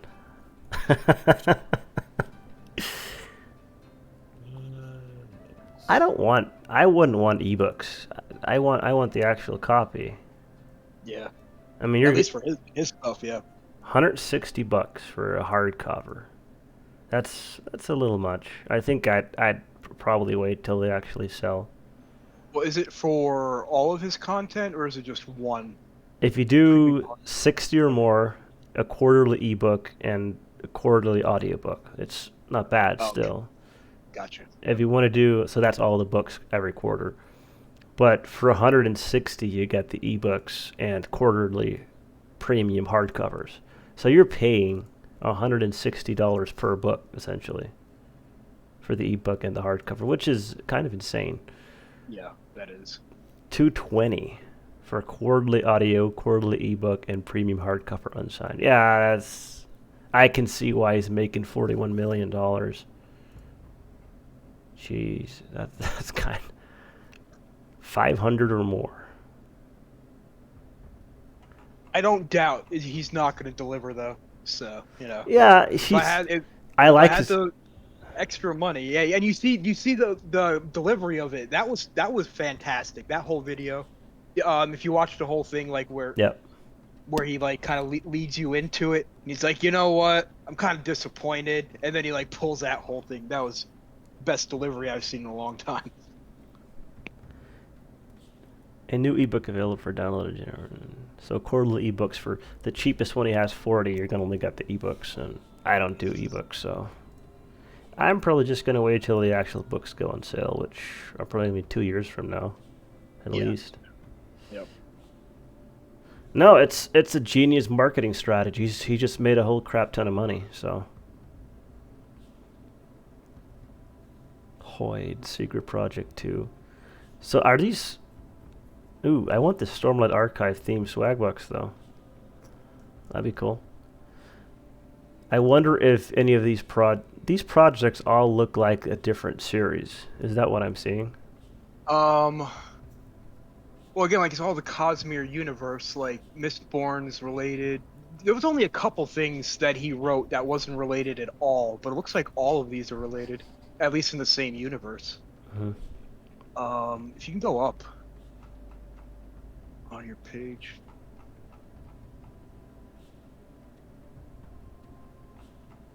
Actually, let me look at it myself. Yeah, I think it's here by the year of Sanderson, like Secret Project 1, 2, and 3, and 4. He did say 3 are part of the Cosmere universe, and 1 is a completely different one. Yep. I haven't read the... I thought the Stormlight Archives was one universe, Cosmere was another, Mistborn was... Oh, Mistborn's just it's still in the same universe. Never mind. I haven't read it. The Cosmere is like the whole universe, but then... there's Roshar, and then whatever's going on in the Mistborn planet, or however he deals with that. Mm-hmm. He went into it too. Like I read like everything he had like at one point couple years ago, maybe 3 or 4 years ago, and that included like his little excerpt on like the Cosmere itself, which was pretty good. Yeah. I'm still on the Stormlight Archives, quite honestly. I was waiting for book 4. I did buy Mistborn book 1, and I never read that yet because I wanted to finish Stormlight Archives first. I finally have the audiobook for book 4, and I started that a few weeks ago. So I'll finish that and jump into Mistborn. I gotta look again. Is Mistborn, is that the one where it's a trilogy and then a trilogy later on in time, I think? I read all this stuff like kind of all in one go. So let's see. Final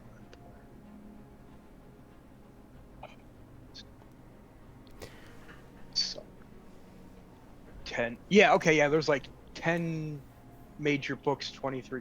Yeah, so there's at least like one set of time and then another in the same series like later on down the line. But yeah, the Mistborn is really good too. I'd say it's not as good as Stormlight Archive.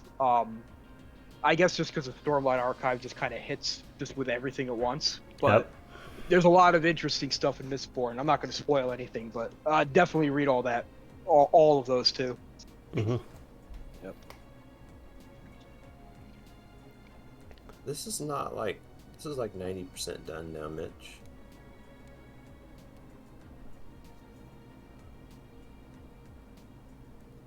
Are you going to go with the darker one?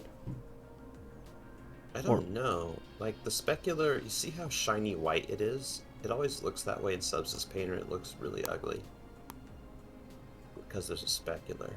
Mm-hmm. You guys can do better than that. He could have made more. I'm pretty sure we could do some pretty interesting books. I've seen some of our Legios writing, and accompanied with stuff I come up with, I think we can do some pretty good. It's going to be a long time, for obviously a year or two down the line, but I think we can crank out some pretty good content lore-wise. And when's the tabletop coming? Whenever you design it. What I'm thinking is we should do a lore outline first and sell a lore book and then a story book. A lore premiere book deal. That's the... Because when you build the lore, you know what's in the world and what you have to work with, as opposed to writing a story, you're gripping for resources that don't exist yet. Yeah. And I'm not sure if you've seen our outlines, Byzantium, but you should have access to the Google Drive, right? Yes, I do. Okay. Yep. If you go into that Google Drive, there's a lore folder with all the current lore that we have established so far. If you take a look at that, we have the timelines, we have the individual characters, we have pretty much an encyclopedia of content.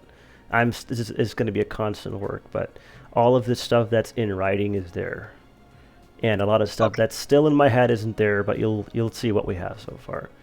Okay, yeah, I haven't really poked around on the drive yet much, okay. So sweet. Yeah, you'll have fun with that. There's a lot of writing. There's pages and pages and pages. Pretty much all the sheets that Sanderson had on his table, we have all those just not in physical copies. So I could do the same thing he did and just show my hands like this. This is what I got, but you can't see it. So I'm not going to print anything out. Just yeah. Save the trees. Yeah. I'm just going to edit on my PC if I want to make a change on it. So I think the lore premiere a year from now, I think we're going to be pretty good. My current focus is on the website, is on doing a couple of lore things, because the website will feature so much lore from every single faction. It will differ from the wiki in that the wiki is warband related. The website will be more lore related. So the website will have references from the warband stuff, but it'll be more of, let's say, here is Perisno, here is Telrania, this is the lore of Telrania. It won't have the warband stuff in it like the wiki does. So the wiki basically currently shows, let's bring it up, I guess. So the Perisno wiki, I should make a bookmark of this. If you go there right now, is there a Twitch link for the wiki? There should be. Let me get it up here. I'll update that. I don't have a command for it. Anyway, if you go to factions, for example, in the wiki, and you click Telrania, it'll show all the warband related stuff to Telrania and a very brief lore overview for what's going on. But the website, it's going to have Telrania too, but it's not going to say, it's one of the it's not going to bring in the warband stuff, like the warband troops and all that stuff, because that's not important to the lore. The lore is going to tell the story about Telrania, all the characters and all that stuff, and it won't show the troop trees because that's what the wiki's doing. That's what the wiki's for, if that makes sense. And that's the plan anyway. And it's the website, when I do launch it, it will be missing a lot of content, which I'll be adding over time, but there'll be a baseline of stuff for people who are interested in Perisno related content. So. And we can post an actual merch store for actual stuff, for wallpapers and posters and 3D art figures and whatever else you want to launch, and obviously the books. I do hope, I'm not sure how we'll sell books. I'm gonna let our Legio figure it out since he's done that before. So that's something down the road we'll discuss, I guess. I'm just actually using this normal Stitch one that works, not whatever this stupid thing is. Good grief. It should be so simple, but it's not.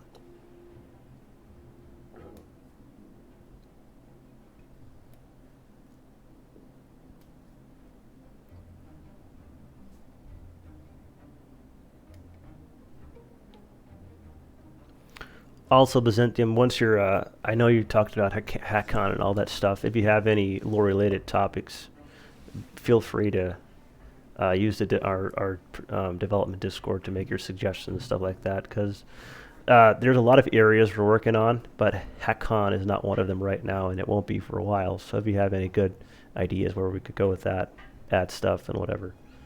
Yeah, I'm guessing it's pretty much an open slate from what I gather, so that's good. Yeah. That's perfect, actually. Yeah. There's some stuff, I guess, if you have any questions, I guess, from the current stuff that's been presented so far. A lot of it's open to interpretation, I guess, if you have any, whatever. There's some stuff that doesn't make sense, to be quite honest with you, but we'll work on that.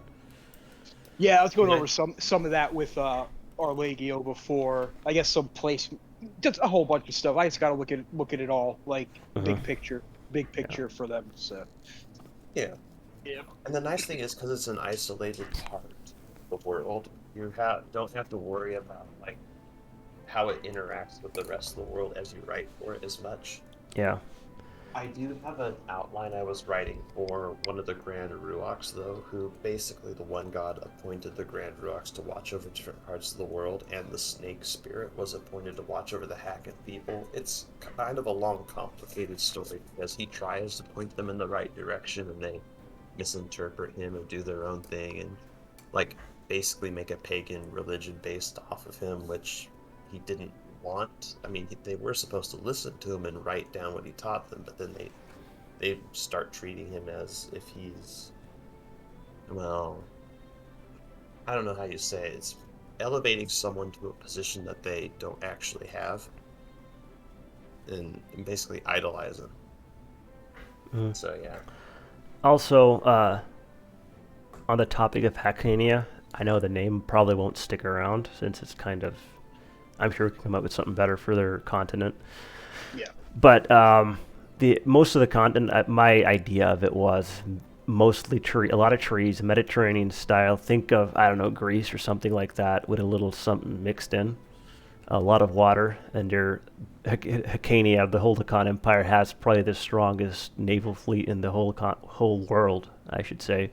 So that's something we could focus on in their outlines. They build a lot of ships. There's a lot of trees, obviously, and there's still some islands that I haven't added throughout the world, but that was my thing, because Yep. I'm definitely sticking with the Sea Empire, but not just sticking with the lore that's there, but like if they've been raiding a lot of islands. I mean, if we're looking at this map right here, the only one I think they'd be raiding is like Arula, the island where Arula's at, right? And that's it. Otherwise, like I don't know if maybe it could be moved maybe south and then put a whole bunch of just small islands between it and Perisno. Okay. Because otherwise you kind of think of like they're this great seafaring empire, and why the hell is like the first time they're landing on the continent now versus like 200 years ago, right? So I'm kind of thinking like if they had a whole bunch of islands that they're busy raiding year to year, and they don't really have to go any further, then that might be fine. Yeah. Yeah. The reason, that makes sense. let's zoom in here for a bit. So the reason I haven't added islands yet is for the exact reason, because I wasn't too focused on this part yet, and my thought process was most of the one like Telrania and Hakan, they moved through here, they landed on a Rolof, and they weren't like this part is not really they didn't find much, or they got attacked or whatever. They just moved on, then landed in Perisno. So if I add I can add a few islands over here, and my main focus when making this was just getting the main continents down, then adding the smaller details later. And for the most part, I have made changes to this part so far. I added the mountains differences so that the snow doesn't mix in whatever. So now it makes sense, like the biome change from snow to desert to grass or whatever. Besides, it makes more sense. I will give you that. More sense, yes. I mean, I'm not a professional map me neither. I geologist, whatever. Quite exactly what's going on, but I'm sure we could figure something out. Maybe we can use the Grand Gruox to explain it as well. So you do something different too, where I mean, you kind of have that, but I mean, the world doesn't necessarily have to be like Earth per se. Yes. With, cold climb. Yeah, but think like vertical. How about you just have like bands of doesn't have to necessarily be like that, but it could just be, instead of like a strata like horizontally, maybe you could have different biomes more vertically, like in a, I don't know, just an idea that could explain the snow, because you're looking at that, and then the snow doesn't go too much farther south, but it's kind of stuck in almost one vertical line, right? And it doesn't go out of that, so maybe snow doesn't go out of that. So band. my idea for that sort of thing was this island over here is full of volcanoes. It's hot, it's ashy, whatever. And this kind of blows in like a circular motion west to east, like this way.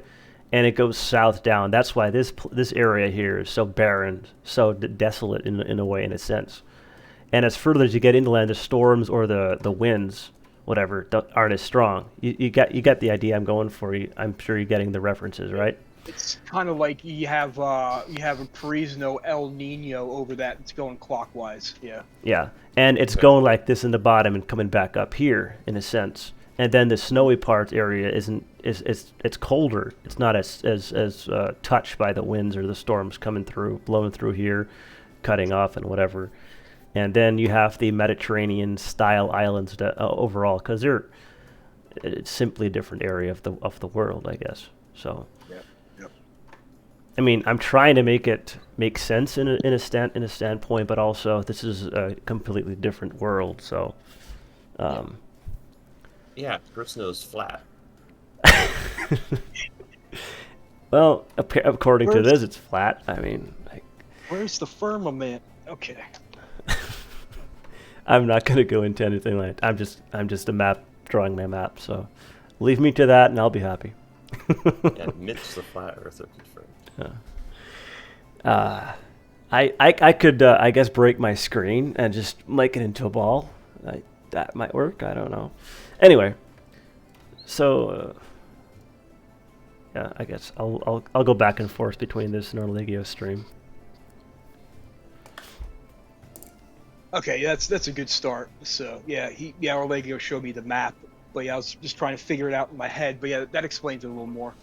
So that's the horribly named island on the right there. Is that like a massive like volcano, just like a big volcano island? So Maybe that could be represented like a big caldera in the middle or on the island or okay, something.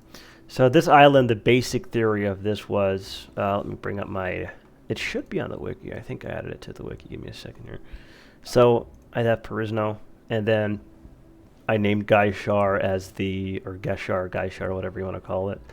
It's going to be open to interpretation, but whatever. That's the whole world system. Added that to the wiki. And then you have, let's go to Gaishar itself. I opened that. And it's pronounced Cistachia. I think Tofu actually came up with that name. Whatever. It's a small continent, size of Diminis, much smaller, and two major biomes, grassy plains, high rocky formations that jet out from the landscape from all directions. Originally, it was not as bad, but a lot of shifting of the plates and volcanic activity and all that kind of made it desolate, and most of the inhabitants had to leave. And that's where the Kulan Horde comes from, one of the factions.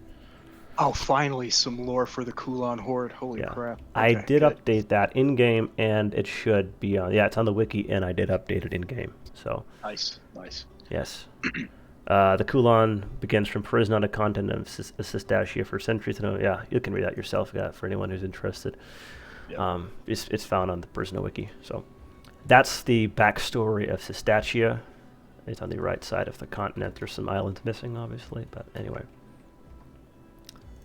Let's see here. Back to... Okay. Land. Alright, there you go. I think it would make sense for some islands further north. Something like, let's make this smooth. I don't like the roughness to be too much.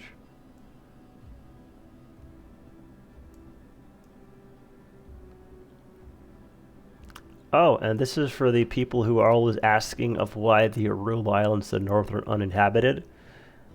It's pretty much a marshland. Good luck inhabiting that part of the map, so that's why it's so barren. And Orulu isn't really a faction that's very friendly to outsiders, so that's why they're one of the older factions as well. They've always been on their island. They love it there, and they don't like you. So.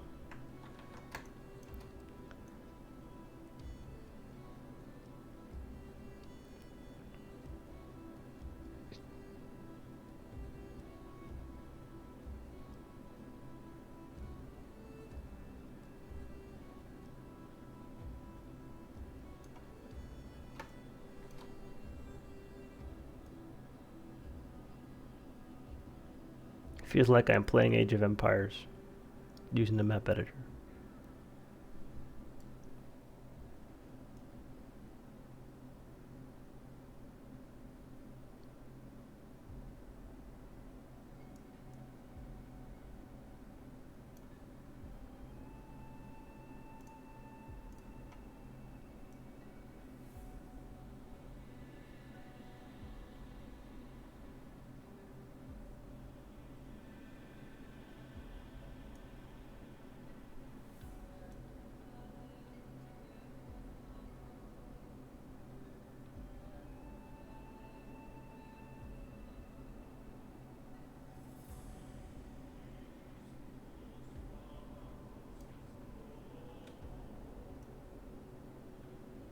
Can't read it too well. What program is this that you're making the map in? It's called Wonderdraft. Wonder Draft. Okay. I did a lot of research on programs to like make custom maps just for references, and this kept coming up, and I just whatever decided to go with it, and it has all the tools you need. It's water, land, paths, symbols. Like if you go over here, you can do like a whole bunch of stuff. There's a lot of stuff built in. Trees, mountains, whatever that tool. It has your regions as well. I've turned those off, but you can see. Like there, let's say this was just a reference for the way back when in the when the old kingdom of Perisno was a thing. This was them. This was Soidheim. This was Nefali. This part was Clamoria. These were the dwarves. The giants were all the way over here where they are right now, and you had the Ilka Falki, which are now inhabited by the Reich. Just some reference stuff I put in, and. Also something interesting I'm still trying to figure out is the actual map scale of distances, which we've been dabbling around with it. It's pretty cool. Still, I want this. Let's move this over here. Let's say you want to go away. Just go away. Don't want to do that. Clear. Let's say you want to figure out the distance from Valdeberg to Merdenhall, for example. For some reason, it's in pixels. Let me change that. Yeah, there we go. Merdenhall to Valdeberg, and the current scale that I have set up would be 162 miles across to the current location. But again, we might change that. It's not set in stone. It's just a basic reference I have set up for the scale. This and this how long, like a real map does. So we just had a rough estimate, and again, it's not complete yet. It's still something that's work in progress. Something just built in the program has, which I think is pretty neat. If anyone wishes to use that kind of thing. Nice. And you can always change around things like a different style of map. You can do a different water. Like it has a bunch of cool things, but I like this warm look for the ground. Like it completely changes things around, I guess, for a different texture feel. But this is my favorite one so far, anyway. Yeah, it looks good.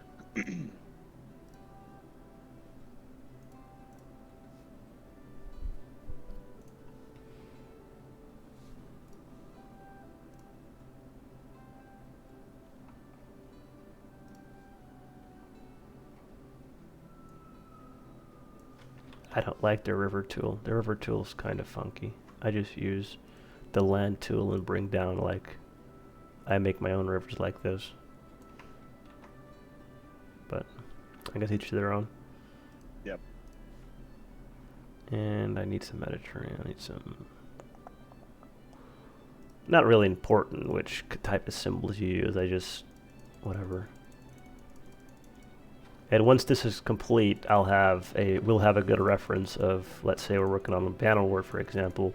We won't have to use the very primitive version of the warband map, which eventually is going to get updated, hopefully, too, as well. We'll see. Yep. Nice. So yeah, just added a few islands. We'll add some more details later, but I think once we have some more lore written for this part, we can add more stuff to it. That's why I left out a bunch of the other stuff. Just the main contents are mostly complete. Once more lore is written in that regard, we'll just add more stuff.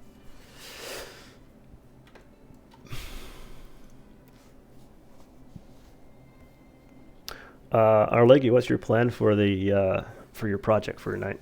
How long are you gonna be working at it? I don't know. It's past 12. I should probably head off soon. I'm trying to figure out if I can make these scales a little more amicable to altering the color. If I could just divide this layer from this layer from this layer, then I have the two colors that I need, and that's great, man. I can export that and overlay it and alter it easily in paint.net without it loading millions and millions of times. Yeah. I should probably head off though and get some sleep. It is 12 o'clock after all, but 13 minutes past 12. Yeah. I think a good idea would just continue next week on if anyone wants to join in for another live stream. I usually stream in the afternoon on Sundays for either a gameplay stream or it's a Perisno live development stream like it is today. I'll post on Discord whenever I do.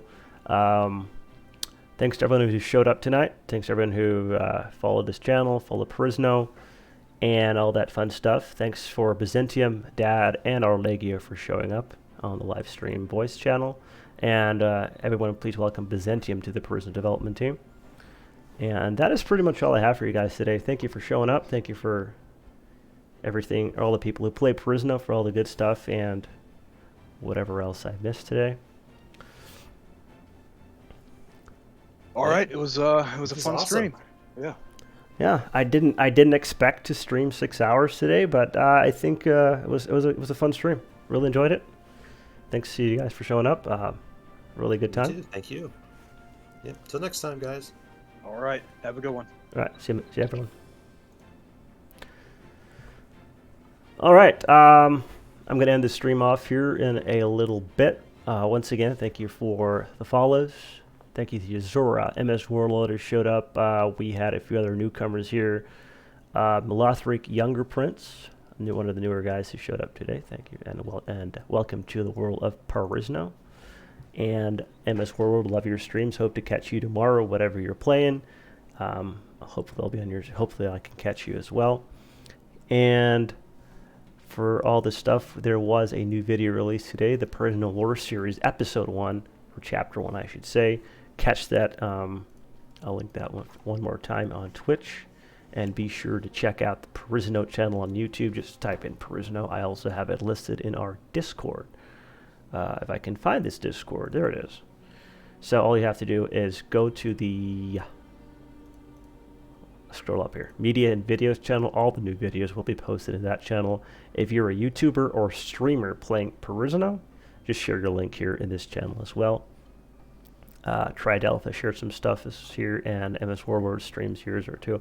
So if you're a Perisno content creator, feel free to drop you a link in this channel on Discord. Once again, thanks to everyone who showed up. We've been streaming for 6 hours. This video will be on YouTube, and I'll post it in this channel as well. And join us next time for more Perisno.